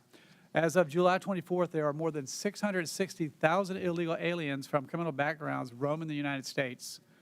It is estimated that a total added cost of illegal aliens nationwide is $150 billion per year since the start of 2023. The federal government has spent more than $1.45 billion reimbursing local jurisdictions and non-governmental organizations that provide travel, shelter, and other service to illegal aliens. What about homeless veterans that are living on the street? What about Hurricane Helene victims that are still suffering in North Carolina? What about those folks that are suffering from the forest fires in Los Angeles? Chicago has spent over $639 million. Denver spent over $365 million. Boston is spending potentially, well, about $1 billion annually. And New York City estimates it could potentially spend $12 billion on illegal aliens from 2022 through fiscal year 2025. If you were the president and you found that your cities were spending billions of dollars against the interest of your citizens in violation of the Supremacy Clause, don't you think you would have cause to consider withholding federal funding, yes or no? No answer? No, because we've not violated any federal law. Yes, you are making the taxpayers of this nation foot your bill for your potential whims that you don't agree with is wrong, and that is getting people killed. Mayor Wu, in the Boston area alone, Tom Homan said there are at least 9 accused child rapists. That is who inaccurate. That is false. My time. That is false. Local I'd like authorities to see the refused facts turn on over that. Again, US put him under Immigration oath and ask the Customs questions Enforcement. here. How could you do that to your citizens? It sounds like you care more about your politics than the safety of your citizens. Imagine the parents of those children abused by someone you all released into society. Congressman, our It safety could have been statistics prevented. are the lowest in the country, In my lower than your district. A little girl was age 14, was raped by an illegal alien. He was released from jail 4 times because it seems, and a lot of you guys on the left, you believe that criminals are good, police are bad, and no one cares about the victims. This horrific crime was avoidable, but it was sanctuary policies like yours that allowed the offender to travel to the U.S. and end up in my district. And with that, I yield. Gentleman yields. Chair recognizes Mr. Min from California. Thank you, Mr. Chair. I want to take a moment just to note that once again this committee is failing to do its job and actually exercise oversight in the way it should. My phones are ringing off the hook with people who are angry as hell about what they see as the rampant corruption of this administration, the illegal activities of Elon Musk and Doge, and the massive cuts to Medicaid that Republicans voted for last week. Literally not one person has called to ask about the immigration enforcement priorities of the cities I represent, let alone Boston or Chicago. This hearing is an attempt to distract from the actual waste, fraud, corruption, and abuse that is happening at unprecedented levels in this country right now. So thank you to the witnesses. I want to start off with a few simple yes-no questions for you all. First, please raise your hand for the mayors if you are aware of any laws or policies that prevent federal authorities from enforcing immigration in your city. Okay, no hands are raised. Please raise your hand if you're aware of any cities or states in America that have laws or policies that prevent federal authorities from enforcing immigration law. Any cities or states. Okay, I just want to know for the record again, there are no hands up. And as your answers make clear, this whole sanctuary city, quote-unquote, debate is a sham. There is no place in America, not one, that actually provides sanctuary from federal law, period. The real issue here is whether state and local governments should spend scarce taxpayer dollars to help the federal government enforce its immigration priorities. Whether local police should spend their time focused on their actual jobs, keeping our streets safe, apprehending violent criminals, solving crimes, or whether they should be deputized to help enforce federal immigration laws. And a lot of cities and states, including my state of California, have made the very reasonable decision to say, hey, we want our teachers, nurses, doctors, cops, firefighters to focus on their actual jobs and not be dragged into this Republican war on immigrants. And let's be clear, the Republican immigration policies being pushed forward right now are counterproductive and will make us far less safe, something several of our mayors pointed out in their testimony. Look, I support a 100% ban on all illegal border crossings, but the reality is we already have over 10 million people here in this country without proper immigration status, many of whom have been here for decades. And if you have ICE agents patrolling our courthouses, police stations, and hospitals, that means that those undocumented immigrants are not going to go anywhere, but they are going to stop reporting crimes or seeking medical care, and this makes us all less safe from the rapists and murderers out there. Now, recently, my Orange County Sheriff, Don Barnes, a staunch conservative, issued a statement outlining his position on immigration enforcement. And here's what he stated. The Orange County Sheriff's Department does not enforce federal immigration law. It is not part of our primary mission, and we remain focused on violations of state and local laws. The department will provide for your safety and respond to your calls for service regardless of your immigration status. We do not and never will ask the immigration status of victims, witnesses, suspects, or those who call to report crimes. We enforce state and local laws equally without bias and without concern for your citizenship. Now, I actually think this is a pretty good summary of what each of you are describing happens in your cities, a situation where the federal government enforces immigration law while states and local authorities enforce state and local laws, and it makes a lot of sense. I don't know what my colleagues on the other side think, but I don't want my police focused on immigration status and asking people about that. I want them focused on preventing violent crimes. But with that, I want to shift gears to address Mayor Eric Adams. Mayor, as has been well discussed in this committee, you are the first sitting mayor in modern New York City history to be indicted while in office. Last year, of course, you were charged with numerous felony counts for soliciting and accepting bribes for nearly a decade from foreign nationals, businessmen, and others, including illegal campaign contributions and luxury travel. On February 10th of this year, the Trump Justice Department instructed federal prosecutors to drop charges against you. This decision caused 7 federal prosecutors, including a Trump appointee, to resign because they believed this was such an enormous miscarriage of the rule of law in law enforcement. Now, as some of my colleagues have pointed out, this was widely reported as a quid pro quo. I know you've denied that. I know you're probably limited in what you can say. But a lot of people out there, including a lot of people in New York City that I know, believe that these charges were dropped in exchange for a quid pro quo for your agreement to help the Trump administration enforce its immigration policies. So my question for you, Mayor Adams, is actually a very simple one. It's clear that whatever your intentions, whatever actions you take, whether on immigration or anything else, you do not enjoy the trust and confidence of the people of New York City. So my question is, why haven't you not resigned yet, and do you plan to resign today or anytime soon? I'm really surprised after you laid out your strong belief in the country It's a and, yes/no question. and what we stand for, that Why you are haven't you actually resigned to yet, take away Mayor the Adams? power Why have you of not the resigned people. yet? The It's people not of a the question that city gets to your elected lawyers. me to be Why the have you mayor, not resigned yet? and Please you answer should the not be a question. hypocrite and ask the people of the city power to be reserved for them. Why have you not I resigned was yet, and elected do by you the people of the intend to city, resign anytime and you soon, don't Mayor? live in the Gentleman's city. time's expired. Gentleman's time's expired. Chair recognizes Mr. Jack from Georgia. Mr. Chairman, thank you for convening this hearing, and I'd like to begin by offering some thoughts about our colleague from Texas, Congressman Sylvester Turner, who sadly just passed away, as some of you may know. Congressman Turner was a former 2-term mayor of Houston, and as our witnesses can no doubt attest, being the mayor of a big city is not easy. Congressman Turner was a member of our freshman class, and his office is right next to mine in the Longworth House Office Building, and as such, I had an opportunity to walk with him to and from votes, found him to be an incredible gentleman with respect and courtesy. My colleagues across the aisle, particularly the freshmen, knew Congressman Turner better than I, so I certainly yield to them on this topic, but I wanted to at least mention my own thoughts for the record. Now, to the topic of today's hearing, I prepared for today's hearing by chatting with some of the mayors from my district, from those who represent just a few hundred to those who represent a few thousand, and I found a common theme of frustration.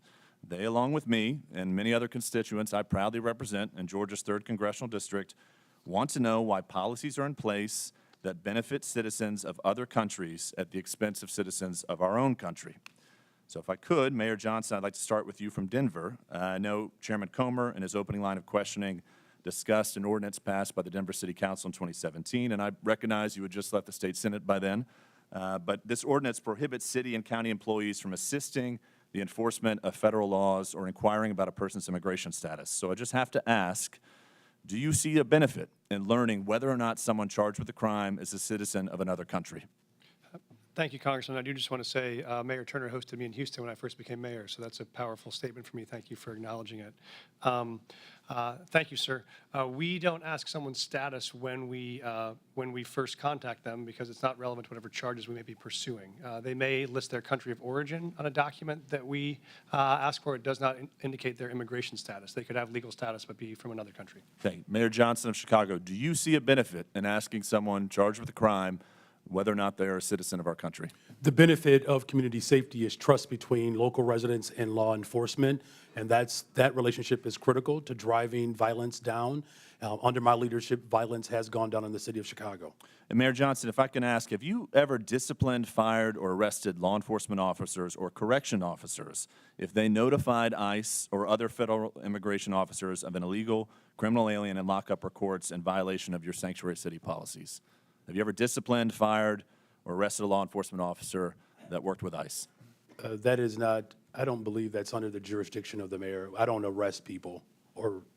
Are there issued memos in which you direct Chicago officers from not assisting with enforcement in immigration law or helping ICE identify folks who may not be here illegally? We do have documentation around making sure that the residents of the city of Chicago know their rights. That's important because it builds trust between law enforcement and community. By having that confidence and trust, people are more likely to come forward to report violent crime regardless of their immigration status. Well, I have to submit to the record, Mr. Chairman, an article from News Nation Now, January 21st, 2025, in which it says Chicago police reminded they cannot cooperate with deportations. And if I may ask, Mayor, are there any memos? Thank you. Are there any memos that direct Chicago police to not cooperate with President Trump's deportation plans? Well, so local law enforcement, we're not federal agents. So local law enforcement in the city of Chicago, they do not dub as federal agents. But that having been said, from your mayoral office, have you ever issued memos to the police department instructing them not to cooperate with President Trump? We remind people of what the Welcoming City Ordinance entails. Would you submit to the committee any written documentation to the Chicago Police Department as it relates to this? For the Welcoming City Ordinance, we're happy to make sure that this body has that ordinance, and that policy has been around for 40 years. Thank you very much. Mayor Wu, back to my line of questioning with Mayor Johnston and Johnston. Do you believe that if you are asking someone who's been charged with a crime, whether or not they're here in our country legally, is that a proper and beneficial thing to do? The laws of Massachusetts and the Boston Trust Act help Boston police solve crimes. We do not ask for immigration status because it allows for people to trust that when they call 911, when they have information that might help bring justice to another family, that they feel comfortable sharing that. Thank you. And Mayor Adams, in closing, obviously you know the police very well. Do you see a benefit in asking folks who've been charged with a crime whether or not they're a legal citizen? Yes, I do. With that, Mr. Chairman, I yield back. Thank you. Gentleman yields back. Chair recognizes Ms. Gillen. Thank you, Mr. Chairman. I think one thing everybody seems to agree on here is that our immigration system is broken and desperately needs to be fixed. And I ask my colleagues on the other side of the aisle to work together with us to fix our broken immigration system, to fix our broken asylum system, which isn't fixed by firing the top immigration judges who can actually help us fix this problem. But my focus here today is the effect on my constituents on Long Island. Every day, my constituents are dealing with the effects of the failure to secure our border and the influx of more than 670,000 migrants who have come into the state and New York City, putting a strain on our schools, on public safety and law enforcement, and local governments. Mayor Adams, you said your top priority is to keep New Yorkers safe, but under your watch, the exact opposite has happened. Instead of effectively governing our city, your policies have compounded this crisis. New York has housed migrants in the Roosevelt Hotel for nearly 2 years, not only giving them food and shelter, but also debit cards. In New York, taxpayers have paid about, as you acknowledge, $7 billion to respond to this crisis. That figure is outrageous. And now, instead of stopping the bleeding, you're going back and asking the taxpayers of New York to spend another $1 billion on this crisis. While you focused on your own personal problems, crime has skyrocketed in New York, increasing 20% since you took office in 2021. An AP poll has said that the majority of Americans agree that undocumented people who commit violent crimes should be deported, including 79% of Democrats. But what have you done? I was astounded to hear that ICE was prevented even if they knew there were gang members in the Roosevelt Hotel, from actually doing anything to get those gang members out of there. Mayor Adams, what have you done and what is your answer to the taxpayers of New York for the money that has been spent on this crisis? You raise several things, and there's a level of inaccuracy in some of the stuff you raise. When you look at our crime numbers, I'm not sure where you got those from, but we could give you an accurate account of our crime numbers. Crime has continued to drop since I've been the mayor of the city. We have moved over 20,000 illegal guns off our street.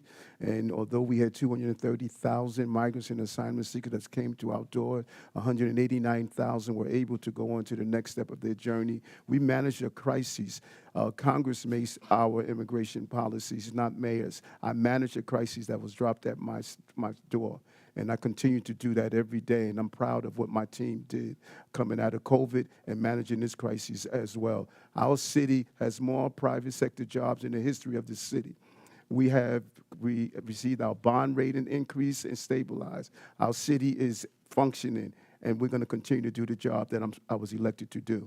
So spending $8 million is $1 billion is a good job. Mayor Adams, what you said today has given me no confidence in your ability to continue to serve and lead our city. But you don't live in New York City. You live on Long Island. You don't vote for me. Mayor, and you should resign. And I said that before you made your deal with Donald Trump. Thank God you don't live in New York City. You live on Long Island.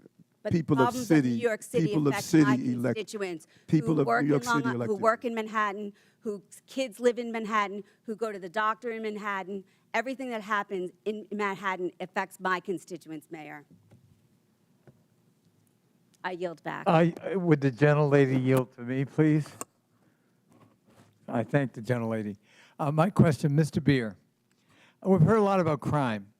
So the overwhelming majority of crime in the United States is committed by undocumented individuals whose immigration status is dubious. Is that correct? No, that's not correct at all. The overwhelming majority of crime is committed by U.S.-born Americans. So if I wanted to demonize naturally born Americans, I could cherry pick crime rates from that population and demonize them and dramatize that and use it to smear an entire subgroup in the population. In this case, the majority group. Is that correct? Oh, absolutely. You could look at people with driver's licenses and say, man, they're committing a lot of crime. We should stop issuing driver's licenses to people. I think that's really the sham and the shame of what people are doing in terms of political exploitation of a population this country needs if we're going to grow and protect the social safety net for the future. Thank you. Chair recognizes Ms. Green from Georgia. Thank you, Mr. Chairman. Thank you for coming before our committee today. In the past 4 years, our nation has been invaded by millions and millions of people who have crossed our border. There's also millions of what's called known gotaways. These are people that our government has no idea where they came from, who they are, what they're going to do in our country. And many of these known gotaways could be criminals. They could be part of the narco cartels. They could be terrorists. We don't know who they are, and there's millions of them here. This country has also been the victim of fentanyl. This is a dangerous chemical that comes from China, is made into pressed pills in Mexico and Canada, and illegally distributed into our country by the cartels. On average, 200 to 300 Americans die every single day from fentanyl. Not die, they're murdered. They're murdered. Americans have also been victims of all types of illegal alien crimes. One family in particular, Laken Riley's family, I know them personally, and her death was absolutely horrific. Jose Ibarra entered the United States illegally on September 8th, 2022, near El Paso, Texas, with his wife and son. He was detained by the U.S. Border Patrol, but soon released due to overcrowding at detention facilities. After his release, he was transported to New York City arriving around September 15th, 2022. The following summer, he was arrested by New York Police Department and charged with acting in a manner to injure a child. Injure a child. And a driver's license violation. Before an immigration detainer could be issued, NYPD released Ibarra according to ICE. He later, after this release, moved to Athens, Georgia, where he was cited for a misdemeanor for shoplifting in 2023. This guy got arrested multiple times. He was stopped at the border, but he was continually released. Just a few months later, he brutally murdered Laken Riley. Mayor Adams, do you agree that Laken Riley would still be alive today if New York Police Department hadn't released Jose Ibarra after they arrested him? Despicable crime. And as a former law enforcement officer, I respond to these crimes as a mayor as well. And I believe people like that should be held accountable. And I've advocated to stop this revolving door criminal justice systems like him to come out and hurt innocent people. I wish we would have had the power to prevent that from happening. Mayor Adams, will you continue sanctuary city policies in your city? That policy is by law. I do not make the law. I must operate within the confines of the Constitution and the law. Mayor Adams, will you advocate to get rid of sanctuary city policies in the city of New York? I have made it clear on a portion of the sanctuary city policies that I believe we need to alter to prevent crimes like this from taking place. Federal law under 8 U.S.C. 1324 makes it a crime to knowingly harbor and shield illegal aliens from detection, but your cities refuse to work with ICE detainers to help them find these criminals. I'll go one at a time. Mayor Adams, will you work with ICE in New York City, yes or no? ICE is part of our criminal justice apparatus, and I will work with my city, state, and federal agencies to keep our cities safe, no matter who they are. Mayor Johnston, will you work with ICE to protect your city? We do work with ICE right now, Congresswoman. When they send us information about someone they would like access to, we send them notice when and where we will release them, and they can pick them up. We've done that 1,226 times. We will keep doing it. Will you end sanctuary city policies? We think the policies that we have right now allow us to work with ICE and to stop crime, and we'll keep doing that. Mayor Johnston, will you work with ICE? Our local law enforcement, Chicago Police Department, we work with federal agents on a variety of issues: drug trafficking, sex trafficking, getting guns off the street, and we will continue to work with federal agents. Will you stop harboring illegal aliens? Will you end sanctuary city policies? So the city of Chicago, we do not harbor criminals. We do not harbor undocumented individuals. We comply with all laws. Mayor Wu, will you work with ICE to protect Americans, legal Americans in your city, and end sanctuary policies? The Boston Police work with ICE and federal agencies every single day on criminal matters and hold people who are committing crimes accountable. Chairman, if I may, I'd like to enter for the record, according to the U.S. Constitution, giving aid and comfort to the enemies of the United States is an act of treason, and those that violate that should be Without be objection, so ordered. Thank you. Chair Dale recognizes Ms. Ocasio-Cortez. Thank you, Chairman. Now, Mayor Adams, are you aware that the former acting U.S. Attorney Danielle Sassoon was present at the January 31st meeting between your lawyers and federal prosecutors? As I stated, and you, Congresswoman, you appear to want to ask the question over and over again, and so I could only give you the appropriate question over and over again. That this okay, case is I understand. Mayor Adams, are you not answering this question because you believe you will incriminate yourself? To the movement of this case. Mr. Chairman, I would like to submit to the congressional record Danielle Sassoon's resignation letter from the U.S. Attorney. Without objection, so ordered. Thank you so much. In her letter, the former acting U.S. Attorney, a registered Republican, a former clerk for Antonin Scalia, was appointed by President Trump to serve as acting U.S. Attorney, was present at the January 31st meeting between Mayor Adams' attorneys and federal prosecutors. After that meeting with attorneys, the acting U.S. Attorney resigned rather than dismiss the charges against Mayor Adams. In her letter, which I have just submitted to the congressional record, Ms. Sassoon stated that during that January 31st meeting, Mayor Adams's attorneys, quote, repeatedly urged what amounted to a quid pro quo, describing it as a, quote, improper offer of immigration enforcement assistance in exchange for a dismissal of his case, end quote.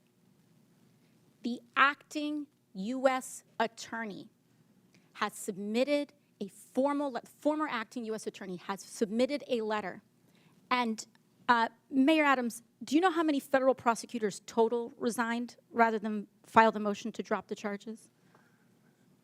It was reported that 7. 7, correct. Mr. Chair, I would like to submit another letter from Hagan Scotton, his resignation letter.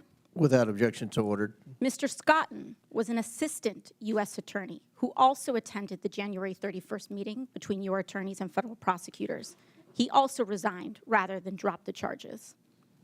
In his resignation letter, he stated, and I quote, "Our laws and traditions do not allow using the prosecutorial power to influence other citizens, much less elected officials." 7 federal prosecutors, the acting U.S. attorney, the assistant U.S. attorney, all gave up their entire careers, Republicans included, then drop these charges because of what they saw transpire in that January 31st meeting. This is important not just for the city of New York, but for the people of the United States of America. Because what is being alleged is genuinely not just about what may or may not have occurred from the mayor's office and with the mayor, but what is happening at the Department of Justice. And that's what I want everyone to understand.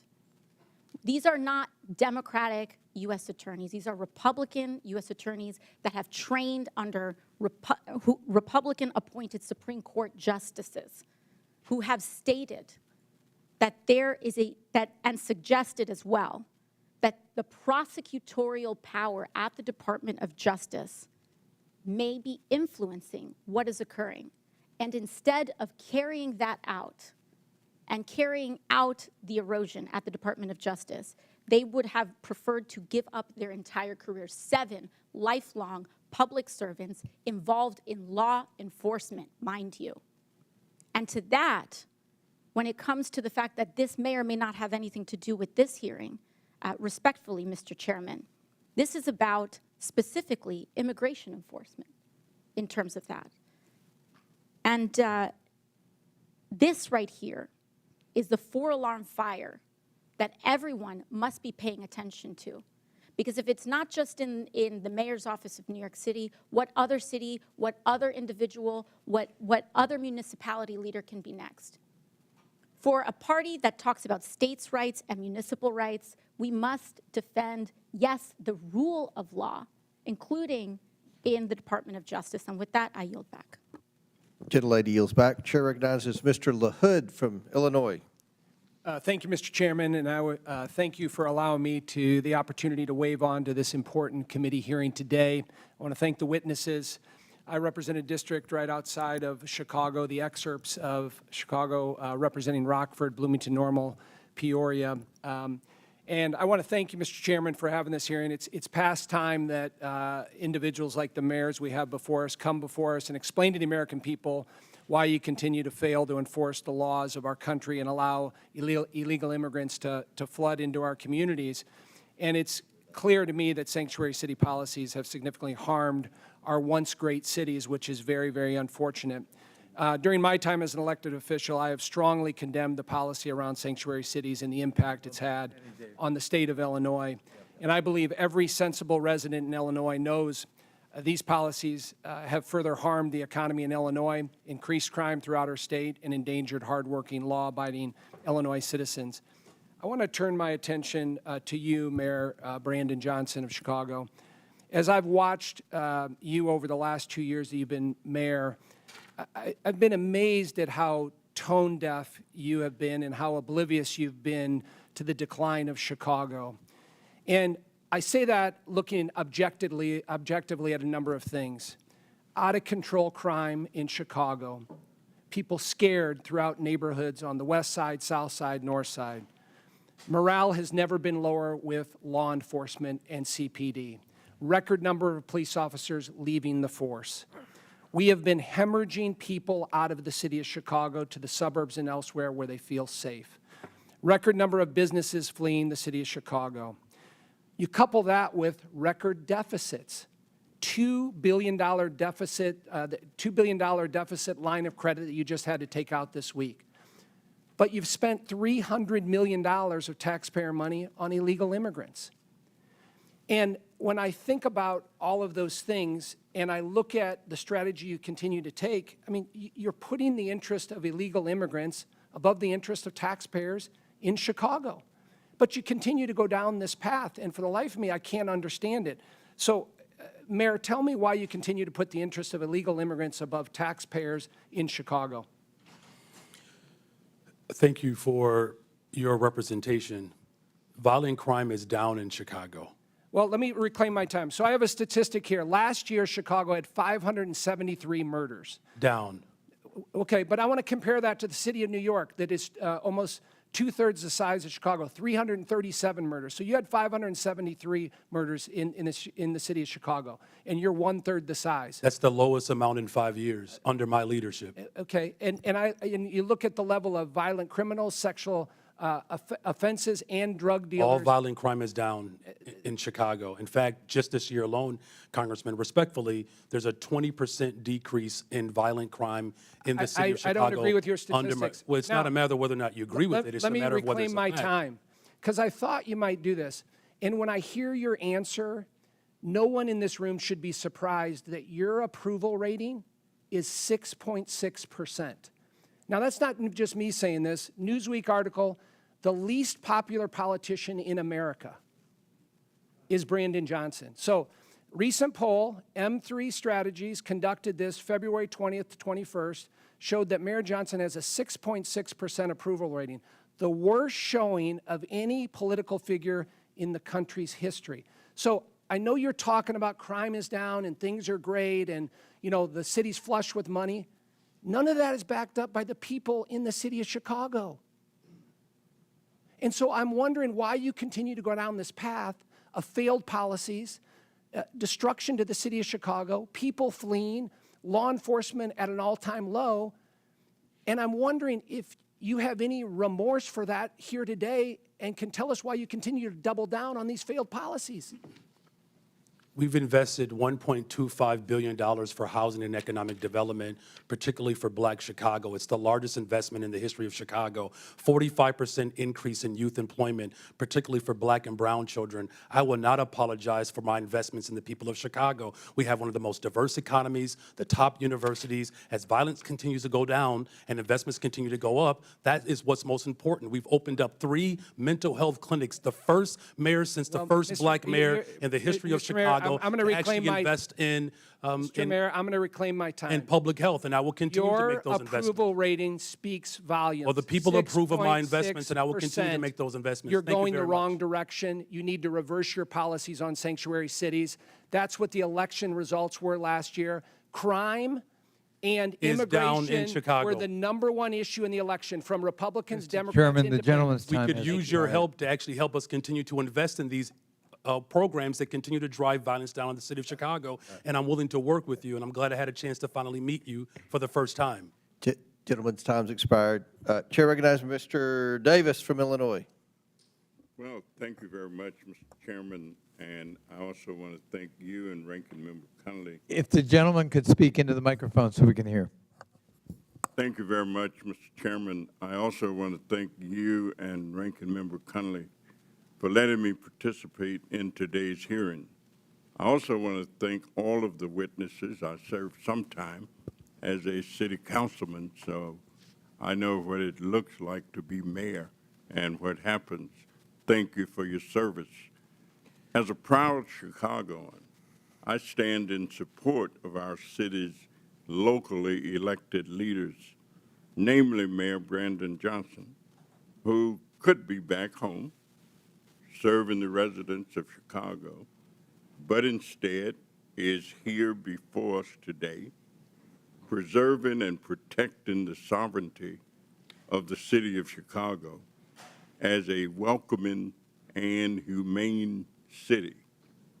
At a time when immigrants are being blanketly labeled as criminals and targeted haphazardly to fuel the Trump-Musk administration's PR-orientated deportation stunt, I'm proud that since the enactment of the Illinois Trust Act in 2017, the state of Illinois, Cook County, and the city of Chicago have maintained an ongoing commitment to welcoming those in need, including those that have endured persecution abroad and pressed their way across borders, looking and longing for a better life for themselves and their families.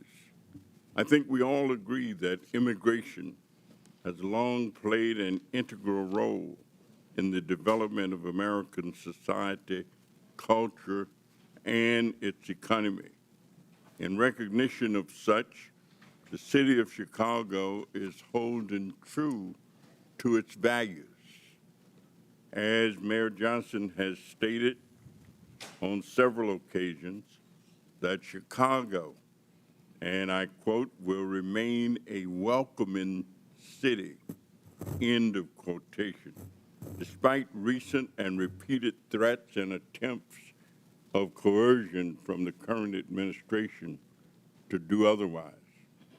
Likewise, H.R. 32, the supposed No Bailout for Sanctuary Cities Act that undergirds today's hearing, is drafted in the same threatening, intrusive, and non-constructive manner, as the measure unfairly calls for welcoming jurisdictions to be stripped of federal funding that we just heard often goes towards supporting critical public safety initiatives and local programming needs.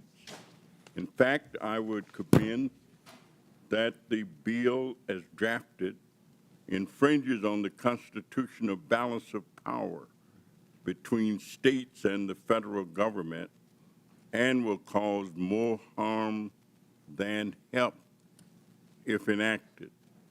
So, Mr. Mayor Johnson of Chicago, the Windy City, the city of the big shoulders, would you share with this committee what principles and concepts guide your thoughts and actions as you go about your task of being mayor for all of these people in Chicago? Thank you very much, Congressman Davis, for your leadership, and it's good to see my neighbor here today. You know, look, the city of Chicago, we reflect and we represent the best part of America. It's a diverse city, again, a city that was established by a Black Haitian immigrant and a Potawatomi woman, a city that has invited immigrants from around the world, a city that was built by the formerly enslaved, my ancestors. And it's a very proud moment to not only represent the city of Chicago, but it is my honor. What we've experienced over the last 20 months since I've been in office, first of all, the city of Chicago is safer. We have violent crime has gone down in the city of Chicago by over 20% just this year alone. We've invested in housing. We've invested in mental health care. We've invested in youth employment. We've invested in our overall community safety plan, 200 more detectives to solve crime. We are headed in the right direction, and I'm grateful for your leadership, and I will look for this body to continue to support these efforts for all of our cities. Thank you. Mr. Chairman, and I yield back. Thank you. Chair recognizes Mr. Evans from Colorado. Thank you, Mr. Chairman and Ranking Member, for allowing me to wave onto this committee. And of course, thank you to the witnesses for taking the time to come and have this conversation. So, Denver Mayor Johnston, I'm a Colorado native, grew up in and around the Denver metro area, also Latino, grandson of an immigrant from Mexico, and I also served for 12 years in the U.S. Army, Colorado Army National Guard, and in the Denver metro area for another 10 years as a police officer. And unfortunately, as a Denver metro area police officer, I've seen firsthand how public safety in Colorado and in Denver is plummeting. When I started my law enforcement career, Colorado was ranked 31st in the nation for our crime rate. We were ranked 3rd in the nation last year. Denver, 6 years ago in 2019, they didn't even make the top 50 most dangerous dangerous cities in the country list. This year in 2024-2025, U.S. News and World Report ranks Denver as the 10th most dangerous city in the country. Denver has twice the homicide rate as San Francisco. We've lost more than 7,000 Coloradans to illegal drug overdose deaths since 2020, with a significant percentage of that coming from illegal drugs like fentanyl. And we know from criminal intelligence that in the Denver, Colorado area, almost all of that fentanyl is being trafficked by illegal transnational criminal organizations, the Jalisco cartel and the Sinaloa cartel. We've seen a massive increase, this is just a recent headline, we've seen an increase in Tusi, which is the drug of choice of Trendy Aragua in the Denver metro area, and we've seen headlines that show that overdose deaths in the Denver metro area remain stubbornly flat despite falling in pretty much everywhere around the country. In terms of violent crimes, Denver's had over 6,400 violent crimes, so that's including things like 689 sexual assaults, over 1,200 robberies, over 4,400 aggravated assaults, and again, depending on which database you look at, anywhere from 65 to 71 homicides. Again, double the homicide rate of San Francisco. So the first question to you is, for those homicides, do you know how many of those were committed by people illegally present in the country? Thank you, Congressman, and happy to answer that because I think you may have some bad facts. I'm happy to clarify them for you.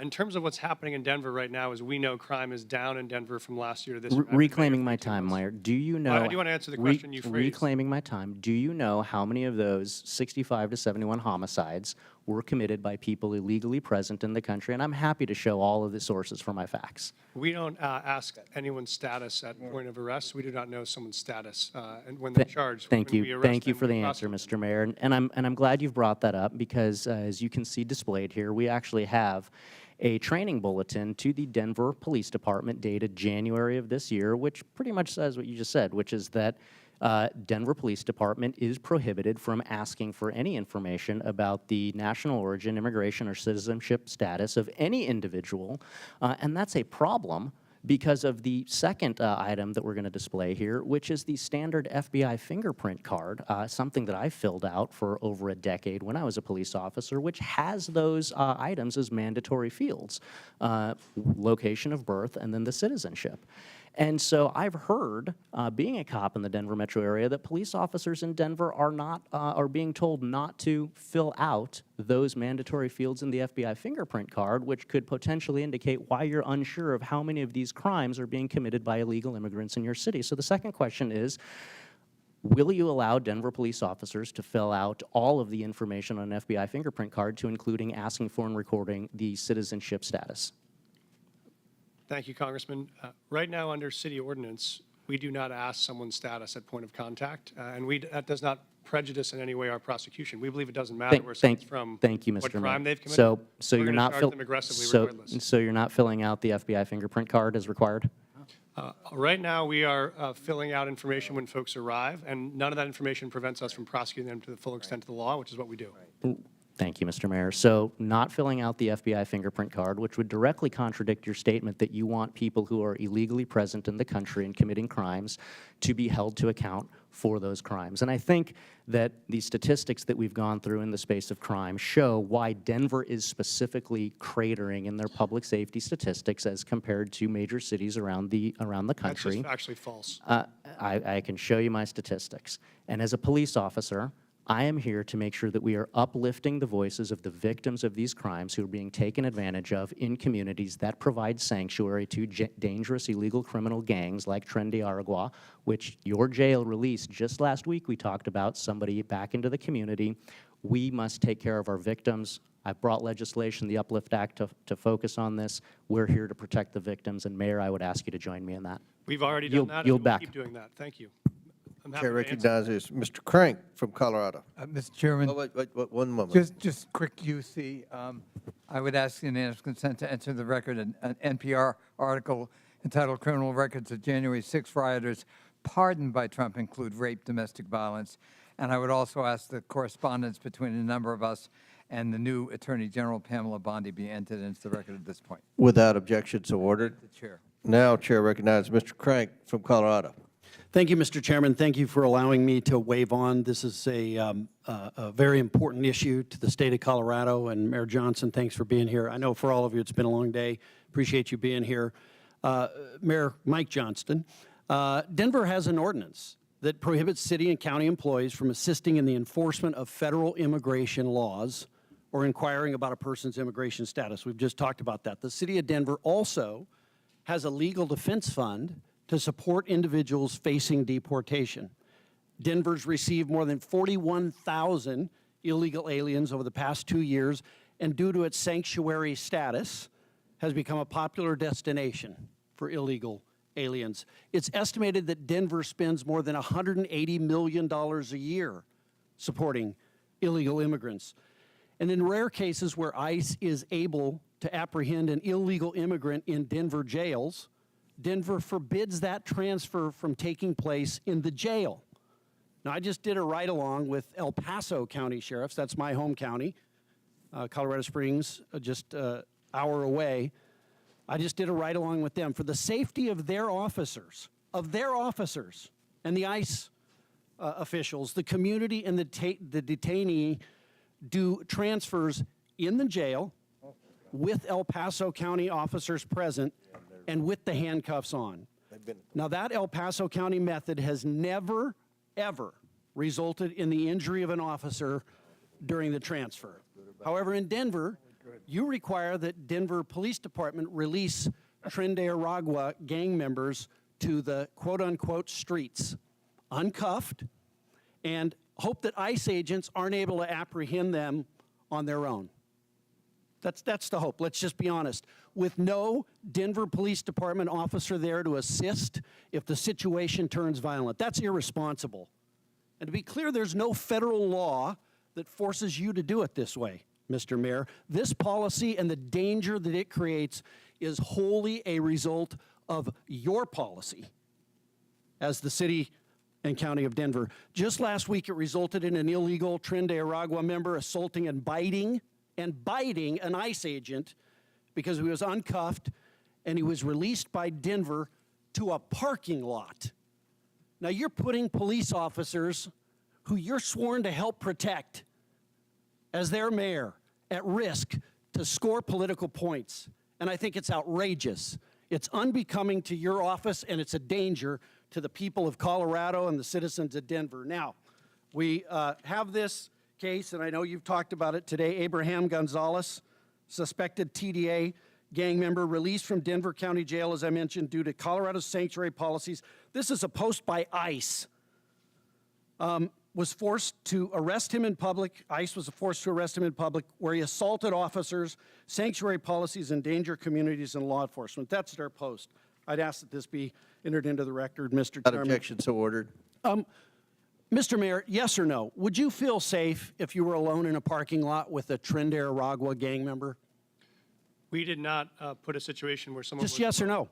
Would you feel safe if you were in a parking lot alone with the Tren de Aragua member, like you make your police officers do, or like you make an ICE agent do? Yes or no? There were 6 ICE agents on the scene. Could you answer when my he was question? released Would you feel safe without any weapons? Would you in feel a safe? secure location Reclaiming my time, thank you. with Would a fence around Coloradans, reclaiming my time, Mr. Mayor, you're not going to answer the question. Would Coloradans be safer if ICE had full cooperation from Denver to remove Tren de Aragua gang members, yes or no?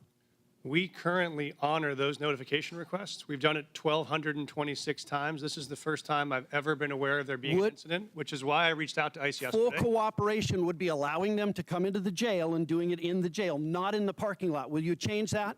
For the safety of your officers and those ICE agents, would you change that? I reached out to the ICE officers as soon as I heard about this. I have a meeting with them in the coming weeks to talk about the procedure. We have 2 jails. 90% of the pickups are from the other jail where we've never had an occurrence Would you like this. change it? And so I'm going to sit down with the ICE officers and see if they're It's just common sense. You don't do a transfer in the middle of a parking lot when you can do it in a jail.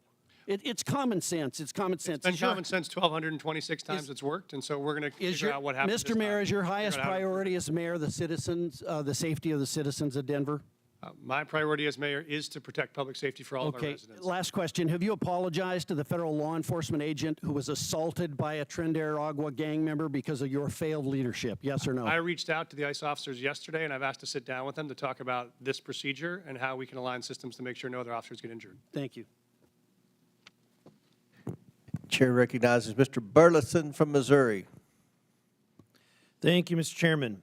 From what I gathered from this hearing, the term sanctuary cities seems to mean a sanctuary only for criminals.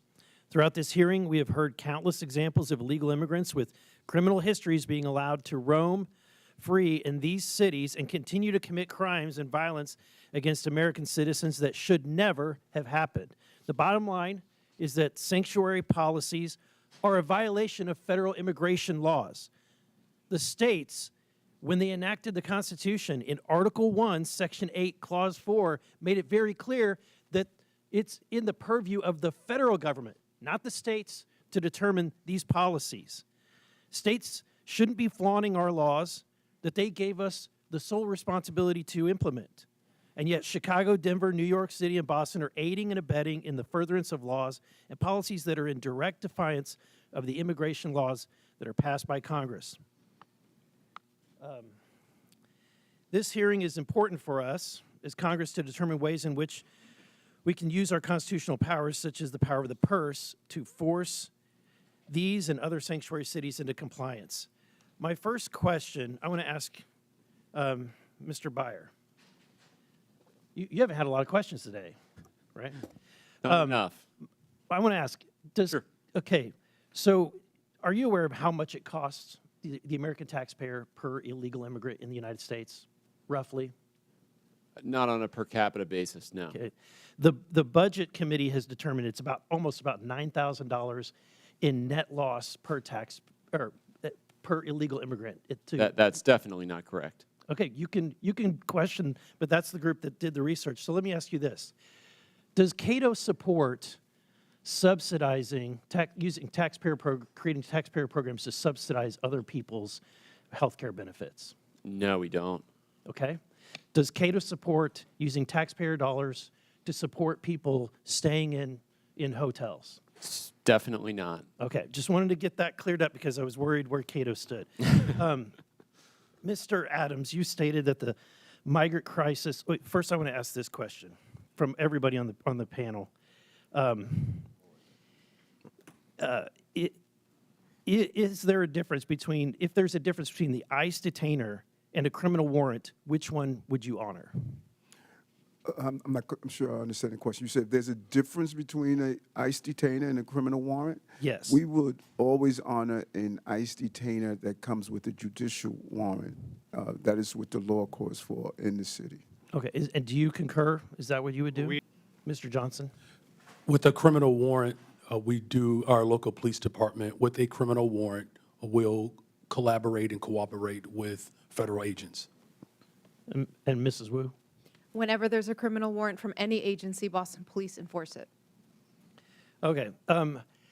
Mr. Johnson, I'm concerned about what's happening, obviously, my neighboring state of Illinois. But you said that you're prepared, let's see, you said that you oppose proposals to eliminate sanctuary protections for illegal immigrants that are convicted of serious crimes. Why do you think it's important to protect even violent criminals? We do not protect violent criminals. In fact, my top priority is to make sure that the people of Chicago are safe. Our local law enforcement work hard every single day to ensure that. That's why I invested in more detectives so that we can actually solve crime. And as a result of the work that I've done in my leadership, crime has gone down since I've been mayor. Mrs. Wu, you've said multiple times, you made it very clear that you're a welcoming city, knowing that there is a cost to the taxpayer. what's the acceptable number? Is there any acceptable or reasonable limit that you would consider before your city is overrun? We are a city that is the safest in the country because everyone feels connected to city services. Everyone can So call there's no, 911. you have no answer. There's no capacity that's too much. Congressman, respectfully, I'm the mayor of Boston. I don't get to decide who comes into our country and where they go after that. Our job is to keep people fed and healthy and safe when they arrive in our city. And we do that in order to make sure that everyone across our community is safe. Resources are strained, but I would ask you to please do your job and be part of passing bipartisan legislation that would allow us to do We what did. we want to We do. passed HR 2, but what's been made very clear is that we don't need to pass laws. All we need is a new president. My time has expired. Gentleman's time's expired. They've called for votes, but we have one last question. Mr. Hurd from Colorado. Thank you very much, Mr. Chairman. Good afternoon. Mayor Johnston, it's nice to see you. Thanks for coming. I have a question about Denver's policies that I fear have made it a magnet for migrants and have drawn tens of thousands to Denver in a short amount of time. Given the strain that's being placed on city resources, is there a limit, and this might be similar to a question that was just asked before, if another wave of arrivals begins, does Denver have a contingency plan, or is the commitment to being a sanctuary city truly open-ended no matter how many come? Thank you, Congressman. And we have adjusted our policies when we were facing some of the fiscal crisis around this. We were hoping for the Senate bipartisan immigration bill to pass, which would have provided some resources to interior cities. When that didn't, we had to make adjustments. And so what we've done now is we've really focused on connecting people to work. So those folks that arrive, we think the most important thing is for them to be able to work and support themselves, pay their own taxes, pay their own rent. And so we've run work authorization clinics to help people get legal work authorization. If this body could help us accelerate the rate of work authorization, we would not need to spend any public resources at all because folks want jobs they could support themselves. So that's been our real focus. The more folks we work authorized, we've been able to then need to provide fewer resources around housing, shelter, food, et cetera. Are you concerned that Denver could be reaching a breaking point soon? Thank you, Congressman.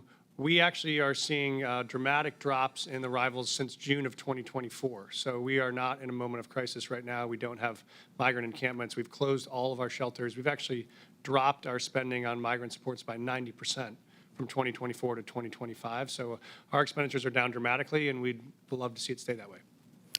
How about my concern about incentivizing certain actions? Do you have any concrete evidence that sanctuary policies have not made Denver more vulnerable to crime? Thank you, Congressman. We do have concrete evidence that even as 42,000 newcomers have arrived in the city over the last 18 months, crime has gone down in Denver. And so shootings are down 24%, homicide is down 17%, auto theft is down almost 30%. So we've seen all those major drivers go down. At the same time, we've had new folks arrive. And that's because of the sanctuary policies or in spite of them, or what would those numbers be absent the policies in Denver that incentivize these behaviors? Thank you, Congressman. We see them as unrelated. We are continuing to make a strong stand on public safety. We're continuing to find ways to integrate folks who have arrived on our city in the middle of the winter with no clothes or support, and we've been able to do both. We've also made historic reductions in homelessness at the same time that we were facing this. I declared an emergency on homelessness because that was our top priority, and we've become the largest big city in America to end the cycle of street homelessness for veterans. So that's been equal part of our focus at the same time. So just so I'm clear on your testimony, you don't believe that there's any evidence that the city of Denver's policies have made Denver more vulnerable to crime? No, sir, I do not see any evidence that it has. Okay. If violent criminals are exploiting these protections, are you willing to reconsider aspects of the city's policies to prioritize public safety? Thank you, sir. We are very aggressively pursuing violent criminals right now. In fact, we're doing it in collaboration with many federal agencies. We have a Raven task force we launched, which has been focused on disrupting gang activity. That's why we've been so successful in managing and reducing the presence of TDA in the city. It's how we helped reduce the presence of MS-13. So we have aggressive actions going here and partner with federal agents, and that's working. One of the concerns that I've heard, Mayor Johnston, in Western Colorado and Colorado's 3rd Congressional District and also in Southern Colorado is that there are illegal immigrants here that are coming to, or that are in Denver, that are then relocating to western and southern Colorado. Are you aware, or can you confirm that the illegal migrants that are in Denver, that were in Denver, have stayed in your city and have not traveled to other parts of the state? Thank you, sir. Obviously, as you know, when folks arrive to Denver, whether they come from Carbondale or Grand Junction or Chicago, we don't track where they go. It's a free country. If they choose to move to Lakewood or to move to Pueblo, we wouldn't know. We just provide the emergency services to make sure they're not freezing on the streets. And so that's our focus, but we don't track anyone's long-term trajectory, whether they're a native-born or an immigrant. Would it surprise you if there were individuals that were leaving Denver that were relocating to other parts of Colorado? It wouldn't surprise me that folks were moving in the same way it doesn't surprise us that folks are constantly relocating to Denver from other parts of the country as well. Okay. Thank you very much, Mayor Johnston. Mr. Chairman, I see my time has almost expired, and I yield the remainder back. Well, thank you very much, and that's it. In closing, I want to thank our witnesses for being here today, and believe it or not, this is the best behaved this committee's been all Congress. So I want to compliment my ranking member, Mr. Conley, and again, thank you for your testimony today. I look forward to further discussion. With that and without objection, all members have 5 legislative days within which to submit materials and additional written questions for the witnesses, which will be forwarded to the witnesses. If there's no further business, without objection, the committee stands adjourned.